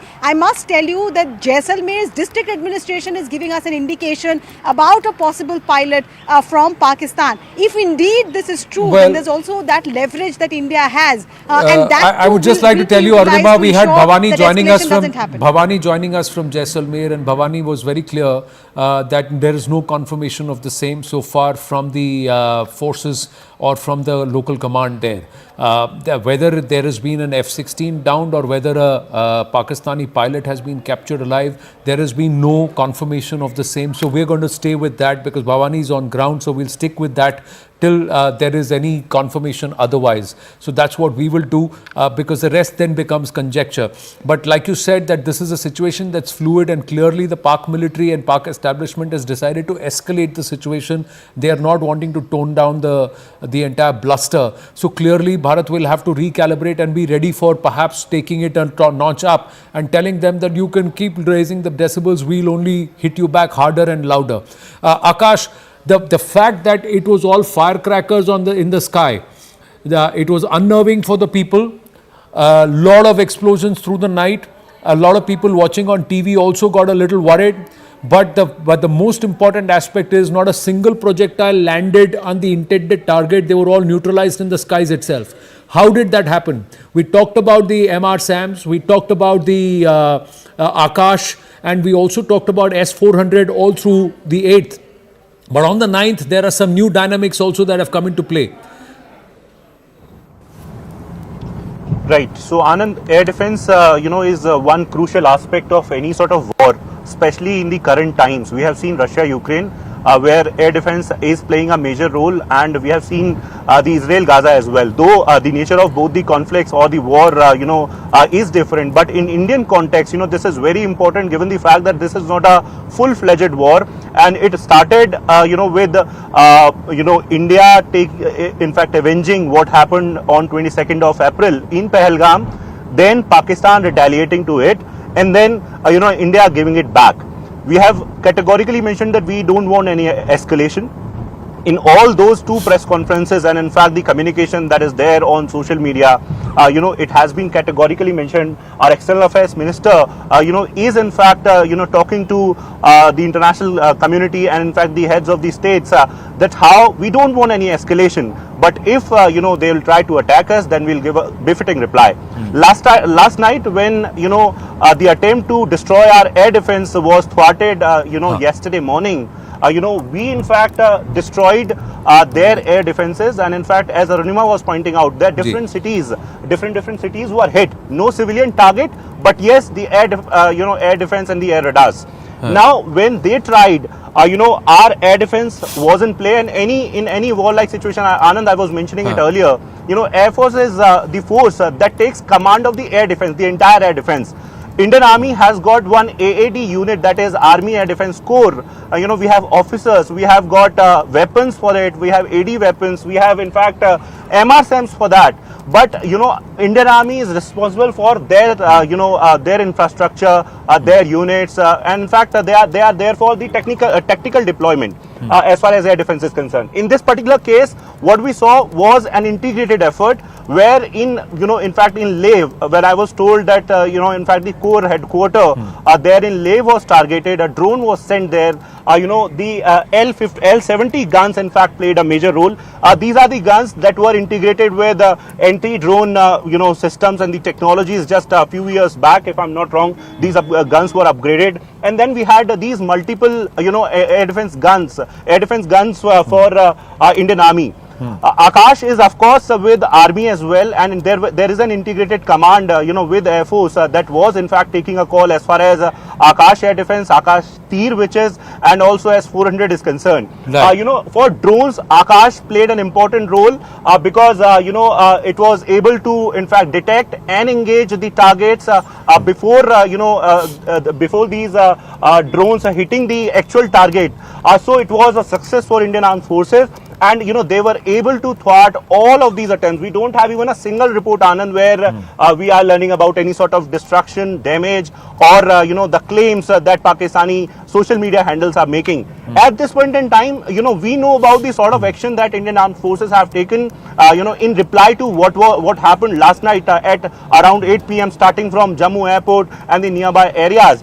But we are, in fact, we will wait for the official, press conference where details would be out, and in fact, we'll get to know as to what was the kind of reply that Indian Armed Forces have given. Well, thank you for that comprehensive explanation. We'll try and also put it out into visual graphics for our viewers in some time. It's all happening as we speak. It's continuous live rolling coverage. Our teams are also working round the clock at the back end to get you the latest authentic verified information here on the News 18 network, especially on CNN News 18. Plus, please subscribe or sign in, follow the PIB India or PIB fact check handles on X, because the Press Information Bureau is also working tirelessly to try and quell a lot of disinformation that's being peddled by Pakistan. There was a devious attempt, viewers, before we go across to the next development, devious attempt by the Pakistanis to work along with the Khalistanis, their own puppets, to try and create an atmosphere that the Pakistani military will target Amritsar and perhaps the Harmandir Sahib Sahib there and blame it on Bharat to say, see, Bharat has now attacked Gurdwara and Harmandir Sahib and create this entire misinformation, disinformation campaign and a lopsided narrative on social media. All of that was quelled because of these air defense systems that neutralized, and we've got visual proof that the drones and the firing and the projectiles were coming from across the international border. It was the Pakistanis who were doing this. They also bombed and they also attacked Gurdwara in Poonch. They killed 4 Panthis. They've injured young Sikh children, women, and this is the brutality they have pushed. They just don't care. These are brutes who stand with jihadis. This is a jihadi mujahideen backer Pakistan military and a Pakistan state. And Bharat is now going to brand them terror state Pakistan in front of the world. Whether the hyphenation happens officially, we'll have to wait and watch. But clearly, Asim Munir's escalation is not going to go unpunished. The other thing is, go back to Pakistan's political and military history and barring 1971, name a general who's failed so many times and he's been such a big failure. Hope the Pakistanis wake up to this. More news coming through here. Fresh visuals of ceasefire violation from Pakistan side along the line of control. This is in the Digwar sector of Poonch. The Indian Army is retaliating effectively and very, very strongly. But from the Pakistani guns, there has been damage to civilian areas. And Poonch has borne quite the brunt of it between 7th, 8th and 9th. Tejinder Sodhi joins us with more. Yes, Tejinder. Anand, you see, Pakistan has been continuously targeting the civilian population, and this time they are using the Chinese-made SH-15 self-propelled Howitzer guns, which are made by China's Norinco, and they are being used by the Pakistan Army to target the civilian population. These guns they, have an extended range, so they are being used to target the civilian population in Poonch, in Uri, and in other parts of Jammu and Kashmir along the line of control. Though the Indian Army is giving a befitting response to Pakistan, but there has been civilian casualties. One woman has lost her life in Uri, 3 others have been injured in Poonch. 1 civilian has been killed in the Pakistani aggression. So Pakistan continues to violate the ceasefire along the line of control.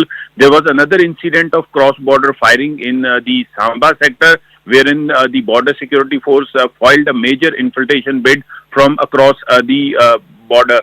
Several terrorists who were attempting to infiltrate into the Indian side, they were also eliminated by the border security force. So the situation along the entire stretch of line of control in Jammu and Kashmir remains tense. There has been several incidents of ceasefire violation in the Karna-Keran sector of Kupwara district, but yes, the Indian Army is paying in an equal caliber to Pakistan. The retaliation is on. There has been firing going on in several locations in Poonch, Rajouri right now as we speak. In Digwar sector, Pakistan once again targeted the civilian population, but the Indian Army is right now responding in an equitable manner to the Pakistani aggression. Yes, Anand. Well, thank you for that update, Tejinder. Stay safe. There has been a lot of pounding that Jammu region also and Jammu city has endured, and but it's all been thwarted. It's been thwarted by our defense systems and our mechanism. Lieutenant Colonel Atul Holkar is with us. Geopolitical expert is joining us. We also have Group Captain MJ Augustine Vinod with us at this point, and we will also be joined by Major General Indra Balan, Kargil war veteran and also currently military technology advisor. We'll go across to all of them, but let's just quickly understand what are the non-kinetic offensives that Bharat is already undertaking. The tap is on, so the dams are opening. We'll get you those pictures also. That's fresh trouble, which the Pakistanis don't seem to have accounted for with the Indus Water Treaty being put in abeyance. But along with that, there is a financial offensive. Now, this is the financial offensive. New Delhi has put in motion a plan to isolate Pakistan globally and not just at the UN Security Council. Now, India could take this fight to the International Monetary Fund, and whose bailouts are key to bring keep Pakistan afloat. There is $1 billion release that is scheduled on the 9th, that is today, and Pakistan is going to have that meeting. So there is going to be a meeting in a short while from now at 9:30 where Bharat is going to very aggressively tell the IMF, look where your money is going, look what they are doing, and don't give them any more money. Don't do this. The other part is the FATF blacklisting. The FATF blacklisting, Pakistan, let's try and understand this. In the last 5 years, Pakistan has received several IMF bailouts and doles. A $6 billion loan under the extended fund facility was given to Pakistan in 2019. A $3 billion standby arrangement was agreed upon in 2023 when Pakistan had emerged out of the FATF grey list in 2022. Now, their political crisis compounded with an economic downturn and drove this nation into a debt burden to terminal levels. Now, last year, a $6 billion loan was approved in September, and just last month the IMF reached an agreement with Pakistan on a new $1.3 billion loan program and reviewed an existing bailout. Now, if approved, this would unlock an additional $1 billion for Pakistan in funding. The FATF grey listing will stop any of this funding to be used and any further resources, and also Pakistan's ability to raise any money internationally. So there are two aspects. One is stop this $1.3 billion bailout, and the other one is push for Pakistan to return back into the FATF grey list, if not blacklist. Pallavi Ghosh joins us with more. Pallavi, the external debt of Pakistan is to a level that Pakistan as a nation can never chukao. It's an endless bucket. Can Bharat stop any more money being put into that bucket? Because that money is being drawn towards terror and jihadis and state funerals for jihadis. You know, Anand, there's plenty which we have to provide evidence to the world, and they're called multilateral development banks, or the MDBs. So what the MDBs include are, of course, the IMF, there's World Bank, there's the EDB. Now, countries like Pakistan depend a lot on this aid because their own economy is not generating much of revenue.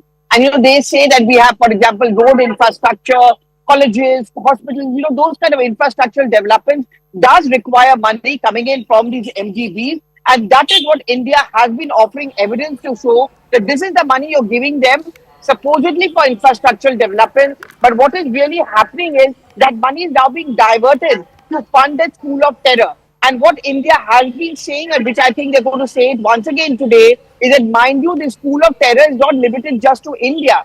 The problem is that whether you're talking about bomb blasts or, for example, the London Bridge blast, or you talk about the Moscow theatre blast, all of them can be tracked down to some way or the other to Pakistan, because Pakistan has an entire network with, say, Hamas and other terrorist organizations. So it's not just about India. You have to cut off this kind of a lifeline to Pakistan to ensure that terrorism across the world, all the archives of terrorism face so much of trouble that they don't have any lifeline to survive. After all, if you don't have money, where are you going to keep your terror hideouts or units ready and thriving? So that is the pitch which is going to be put forward by India. Even as we speak, very shortly, the internal finance ministry meeting is going to begin. The Department of Revenue is the nodal department, because Financial Action Task Force, or the FATF as it's called, 1989 it was set up, Anand, to deal specifically with money laundering. Pallavi, even as we speak, look what Reuters is citing. It's citing the Pakistan government saying, we urge international partners to support de-escalation amid escalating war and the collapse of our stock markets. We appeal to international partners to provide more loans after the heavy losses caused by India's retaliation. Look at their narrative. The whole story is Pahalgam massacre happened and then Operation Sindoor happened. It's the Pak military that resorted to escalation. Can India convince the international fraternity, look who's the villain here? See, Anand, when the entire narrative, which is again going to be pushed by Pakistan whenever those meetings start beginning, is that, look, we have not indulged in any war of terror. It is India which is warmongering. In fact, India, you believe it or not, India should be put on the grey list, and India should be held accountable. And because of this warmongering and needless provocation coming in from India, our economy is in shreds. So why should the poor people of Pakistan have to pay the price for it? Let the poor people of Pakistan first boot out the military and defang them altogether. The first person who needs to go is General Asim Munir, who many are now calling him as Mullah Munir. Perhaps let's go across to our guest. Thank you, Pallavi, and ask them. Major General Indra Balan, in the political history of Pakistan, Group Captain Vinod and Lieutenant Colonel, good morning. Thank you for your patience. Thank you for your patience. A lot of things are happening, so we're just trying to be on a live and rolling coverage. But General Indra Balan, in Pakistan's military history, has there been a far more failure as a general outside of what happened in 1971? He's failed on all fronts. Yeah, Jai Hind, Anand, it's great to interact with you on the national channel. Firstly, yes, directly coming to your question, Asif Munir has been a failure right through. But if you were to compare, I think where have been the successful general at all? Where is the comparison? Whom will you compare with? You see, any war that India has fought with Pakistan, any war that's been initiated, it's been a failure for them. India has not only given a befitting reply, but in all the wars, they had to withdraw and they have suffered a humiliating defeat, 71 being the worst. So, if at all, certain generals, whether it is Bajwa or some of them who tried to support democracy, who had a more rational thinking, every other general has been a failure. Asim Munir, of course, is tops the list of failures.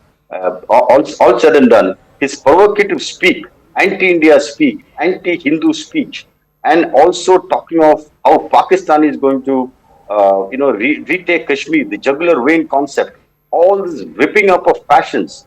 I think it is never done by a general. No general speaks like this in political language. I don't think he even knows what his army is capable of, what his army's limitations are, where his army is going to be in case of a war with India, how they are going to be routed. I don't think he's ever done any strategic, tactical, or geopolitical analysis of the whole thing. He's possibly purely a military general with an ISI mindset of carrying with him the baggage of getting Kashmir back somehow or the other. But it looks like his design is going to entirely fail. And we have clearly thwarted every single attempt by Pakistan, even in the current context. Whether it is their attack by missiles, whether it is attacked by drones, and India's drone technology, since I advise three drone companies on developing military technology, I'll speak on it later, how we have managed to thwart these and what we can do in future. But suffice to say that I completely agree with your position that Asim Munir needs to be branded as possibly the most failed general of the Pakistan army. And now the Pakistan establishment and the Pakistan people have to see whether they want to get him booted out or they want us to do that too. Yes, absolutely. The people of Pakistan are definitely going to raise on this. I said almost 1 week back. So I do a lot of talk here in South India. I can also bring you the perspectives of what's happening in South India. I'm live on Malayalam channels and Tamil channels. I interact a lot with these people here. So there is a fair amount of interest here in South India about what's happening along the borders. Though people in South India are not suffering as much as the people in Jammu, Poonch, Rajouri, that sector, and Punjab, etc. But I think South India is completely integrated with the North in with the psychological support, moral support. And here there's a different narrative also happening about what would be the impact in South India should Pakistan trying to further foment a religious divide by targeted attacks on Hindus, by targeted attacks on Sikhs, where it may all lead to. There's another narrative that's happening here. So I'm also capable of trying to bring you what kind of narrative is happening here. But that notwithstanding, I think India has stood together and we are here to spoil the designs of... Here's what the Pakistanis tried. The Pakistanis tried to attack Amritsar, and then they activated the Khalistani social media handles thinking they will succeed to say that, see, they took off from Ambala and they have bombed Amritsar. That's what they wanted to do. But it all failed because of our air defense systems. 3 days and 3 such huge failures for the Pak military. इससे ज़्यादा फजीयत या क्या हो सकता है, General, Group Captain Vinod? What more does an Asim Munir want to show that he is a failed project? It's a good question, Anand. Garhwal, I mean, my wife is from Garhwal, Garhwali में कहावत है, थोड़ा मारे बहुत रोए, बहुत मारे चुप. मतलब if you hit someone little bit, वो रोता रहेगा. वो लगाओ तो वो चुप हो जाएगा. Asim Munir is like that. अभी इतना मार पड़ा है, अब तो चुप है. But what I wanted to, explain to our viewers is about the air defense part. I mean, been an air defense pilot all my life. The air defense part, I mean, 24th of October last year, with one of your friends, I was discussing about air defense, and I said, if you do not give adequate importance to an air defense, you might as well hand over your country on a platter to the enemy.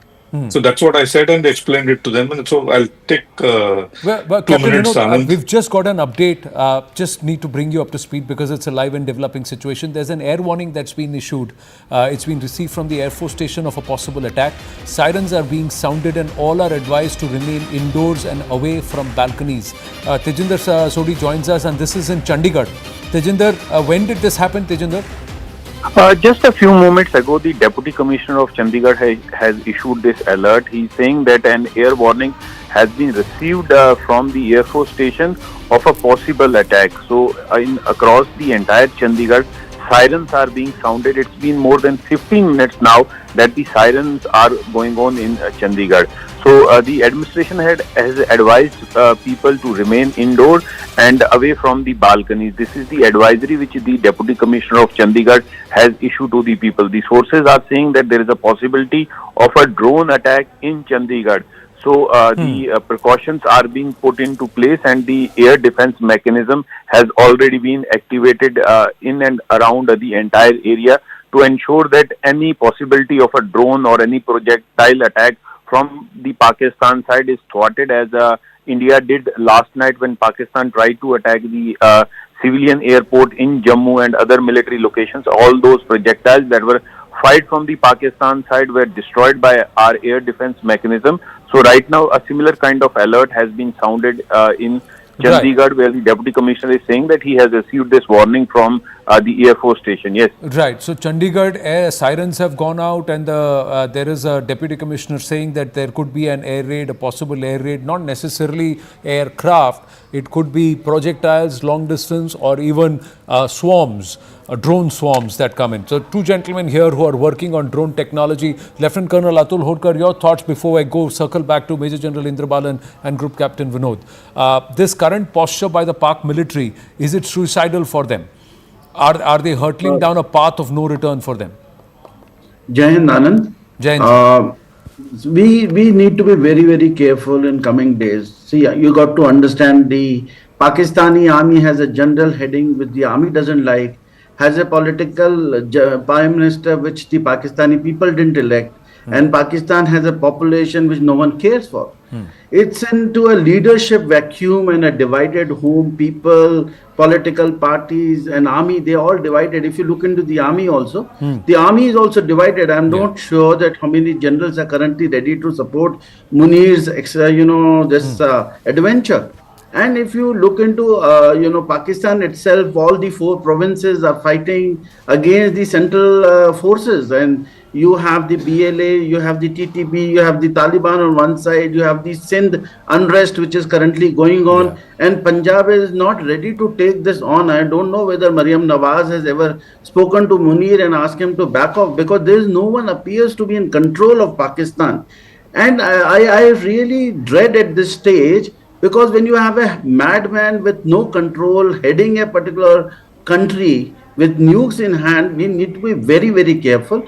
And I'm very happy and quite satisfied the way we have not escalated. We just responded to what Pakistan has done, and we don't want to escalate. We don't want to go back to level where Pakistan is. There's no ego about it. What are we comparing ourselves with? A country which is a rogue nation, which is on the brink of disaster, about to collapse. We are a nation which is growing fast. We as Indians must support the government and be level-headed. Let's not be very, very jingoistic about any war with Pakistan. We don't want wars. We are on a path of great, development.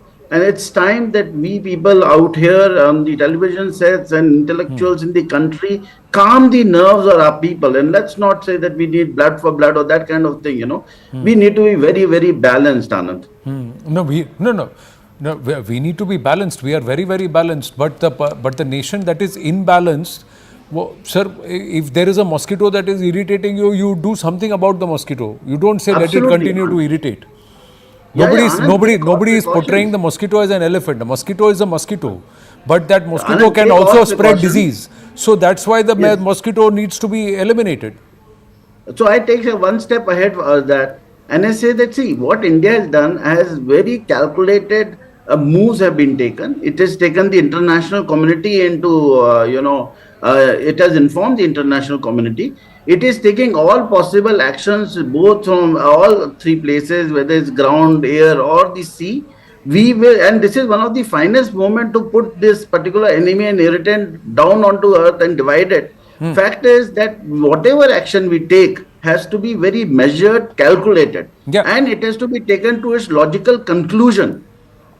Absolutely, totally agree. Like I said, when you put down the mosquito, we don't need empty claps. With each clap, we have to put down more mosquitoes and eventually destroy this entire swarm. That is creating so much of problems, and it has caused so much of disease in this entire region.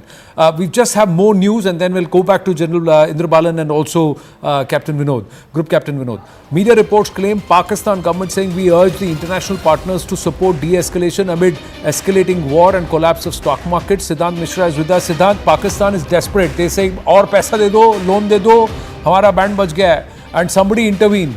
But the globe is saying, sorry, तुम्हारा मामला है, तुम सुलझाओ, we are not getting involved.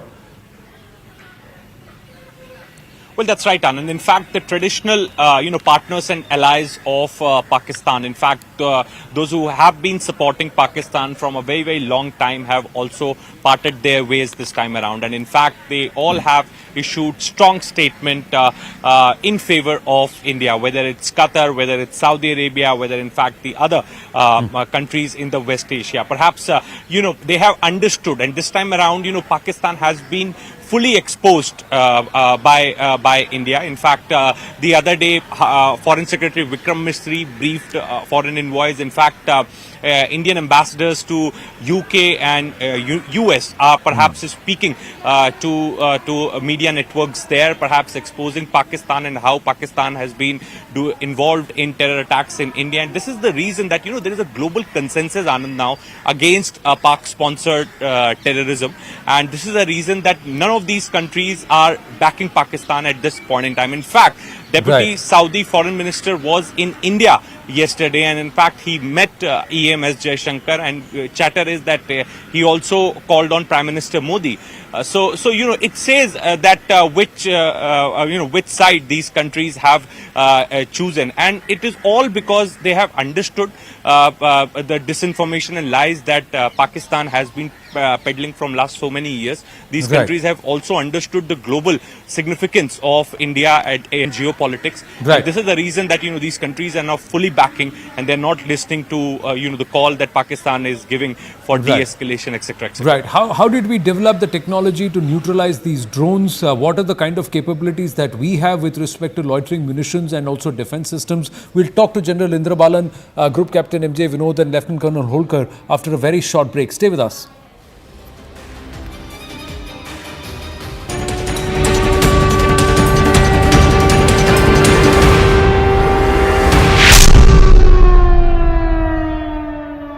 आपके घर के खाने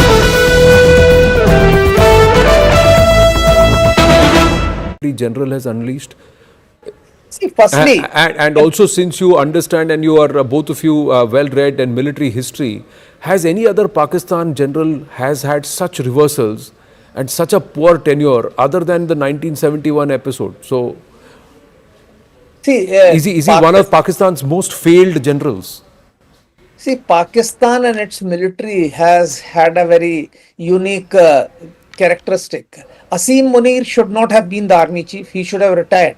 He's actually an usurper. He was actually brought in one day after his retirement. So you've called him an usurper, but he's been nicknamed the deceiver. From his major days, he's been nicknamed the deceiver. There's a Pakistani former Fauji who sold us this. We'll put it out on the broadcast later. But yes, Hanji, please complete.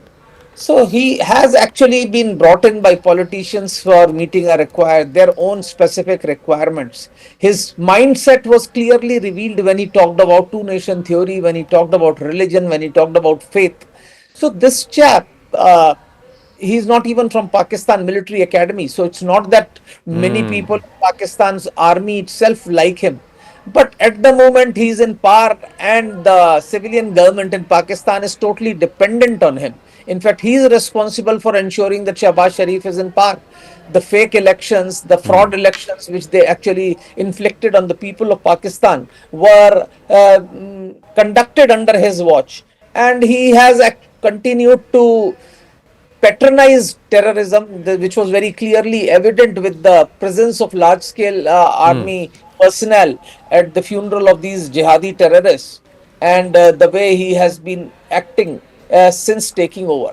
He has ji not only been indulging in random acts of violence, he has been making statements against Afghanistan, against Pakistan. He is not only that, he has actually gone on to sack some of the lieutenant generals and senior officers in Pakistan army who were slightly more rational. So there are dissensions within Pakistan army, and of course that's been very made very clear by the successes which Baloch Liberation Army has actually achieved. That's why I said he's one of the most failed generals of Pakistan. One, the most popular leader was incarcerated. वही unpopular हो गए.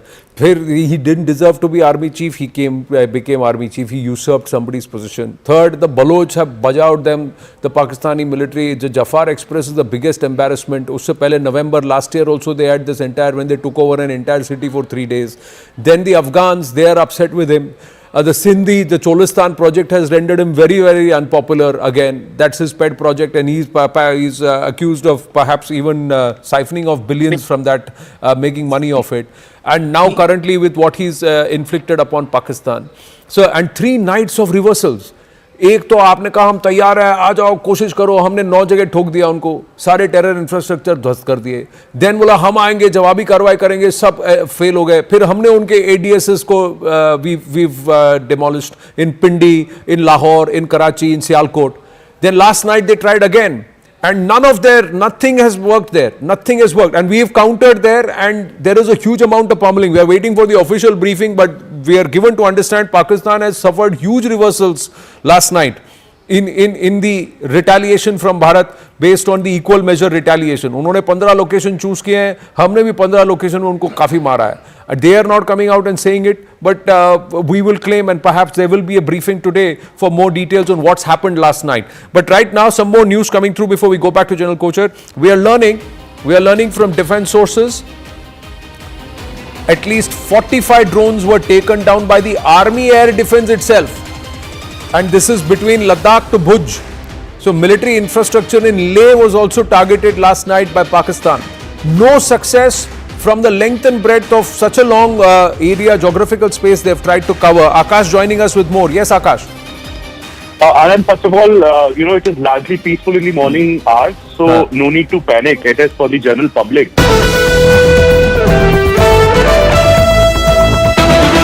The general has unleashed. See, firstly, and also.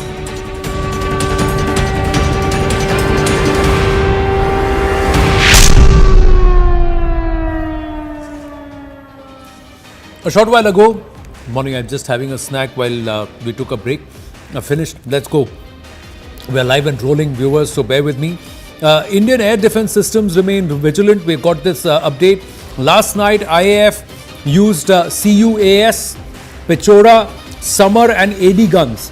So a short while ago, we got you what the army had used, including the 23mm guns. So Pakistan's bid to send drones was thwarted by the Indian Air Force and the Indian Army. The Indian Army is saying across the western border about 15 to 18 locations, they themselves must have neutralized at least 50 drones. The Air Force with the S-400s, the MR-SAMs, the Akash, and including that now so many others that have been now named. Let's go across to Akash and then we'll take this to General Indrabalan and Group Captain Vinod along with Lieutenant Colonel Holkar to talk more about these defense systems and the integrated air defense systems that we now got to help us thwart these threats. Yes, Akash. So, Anand, as far as air defense is concerned, so we have been discussing it since morning that, we have got a layered air defense, both in Air Force and in Army. And we have been, learning that counter unmanned aircraft systems were very much used. Pechora was very much used. Summer, that is surface-to-air missile system, that is an integration of S-400, Akash and MR-SAM, was very much used. It is a layered system where call is taken on the basis of threat that is coming. S-400, remember, has got a range of 400 kilometers. It can, in fact, identify a threat coming from 400 kilometer. In fact, and these, in fact, surface to air missiles were very, in fact, useful last night. We have seen, in fact, multiple sources have confirmed that how these systems were very much employed. AD guns is something, in the last few months, we have seen that both Indian Army and Indian Air Force have carried out, some sort of upgrades in the AD systems, AD guns. And, in AD guns specifically, they have focused on UAVs. In the conflicts around the world, we have been seeing an increased and intensified, in fact, use of UAVs, drones. We have seen that how Iran, Akash, let's just take this across. I've got limited time, so let's just take this across to the experts who are working on this kind of tech and also advising multiple firms on this. General Indra Balan, CUAS, Pechora, Summer and the AD guns. This is what the Air Force has also pressed into service last night to guard our skies. Yes, please.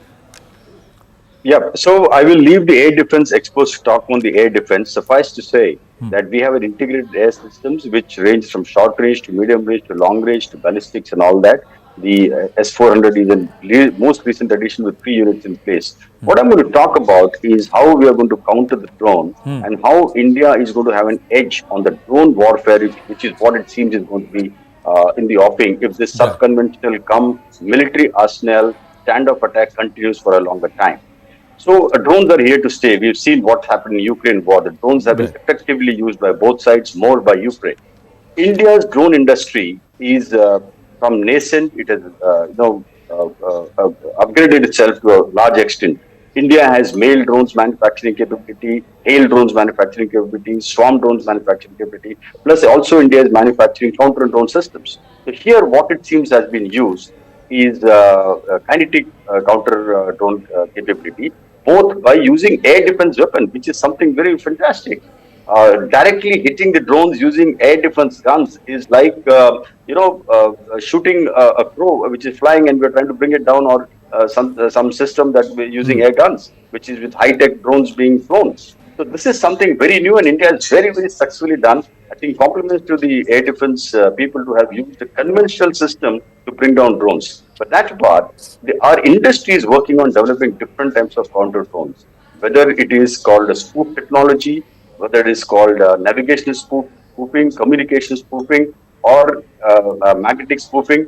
We are also capable of doing killer drones, kamikaze drones. All this is being developed by the industry. Right. What I think the industry, we have more than 60 companies in India of all large and small ranges which are working on all this. South India is the heart center of the drone technology. I think the government would really do well if these companies are right now empowered, bring out their technology and display their technology might on the international border. At this point, I think yes, Group Captain Vinod, quick comment. I have to wind up, but yes, please. What's been pressed into service by the Air Force? Ji. Yeah, in fact, Anand, as Blackwood Abbott, Varsha, my wife, she had gone just day before to deliver some of the drones that we make to the army at Jalandhar, and then she got stuck. And currently, as we speak, she is in the army with her team stuck because it is completely blacked out and nobody is allowed to go in, nobody is allowed to come out. So the point I'm trying to make is, taking leaf from what General is talking about, that being indigenous and both in terms of design and development and the production, that is what sets us apart. We are not, for most cases, dependent on import. That is one. Second, quickly I'll cover a point about air defense. In air defense we have something called mass, mix, and mobility. In the mix, we need to have a long range vector, a medium range vector, and the short range vector. Though in the long range we have S-400s, in the medium range we have the Akash and SAM-3s and all that. But the close-in weapon system, and all three have to hand over from one to another. So we have a backbone called ISCCS, and like your boots on the ground is covering. that we are integrated now the Army AD as well as the Air Force AD on one singular backbone, which works so beautifully like the well-oiled machine, which is the reason why none of those Swarm or whatever makeshift drones that came from Pakistan did any kind of damage over us. Over to you. Right. Lieutenant Colonel Holkar, I have to wind up, but please, yes. So we basically have a very multi-layered air defense systems, which when we compare it to, HQ-9 of Chinese origin with Pakistan, we have integrated our Russian S-400 along with the Israeli system with our indigenous Akash. And I can tell you one thing which the NATO really dreads is S400, and it's got a range of as much as 600 kilometers. So we can see deep inside Pakistan. And yesterday, the way we saw our entire AD system, counteracting the Pakistani movement, it was amazing to watch. None of these, as the officer before me said, could penetrate our defense system. Let's wait and watch further. Yes, let's wait and watch, and perhaps what happens next. Yep. Because if we have hit some of their air defense systems, so they are blindsided in some pockets. So there are some blind spots which perhaps Bharat, if it decides to go up the escalatory ladder and beyond just responding to what the Pakistanis do, we'll see what happens.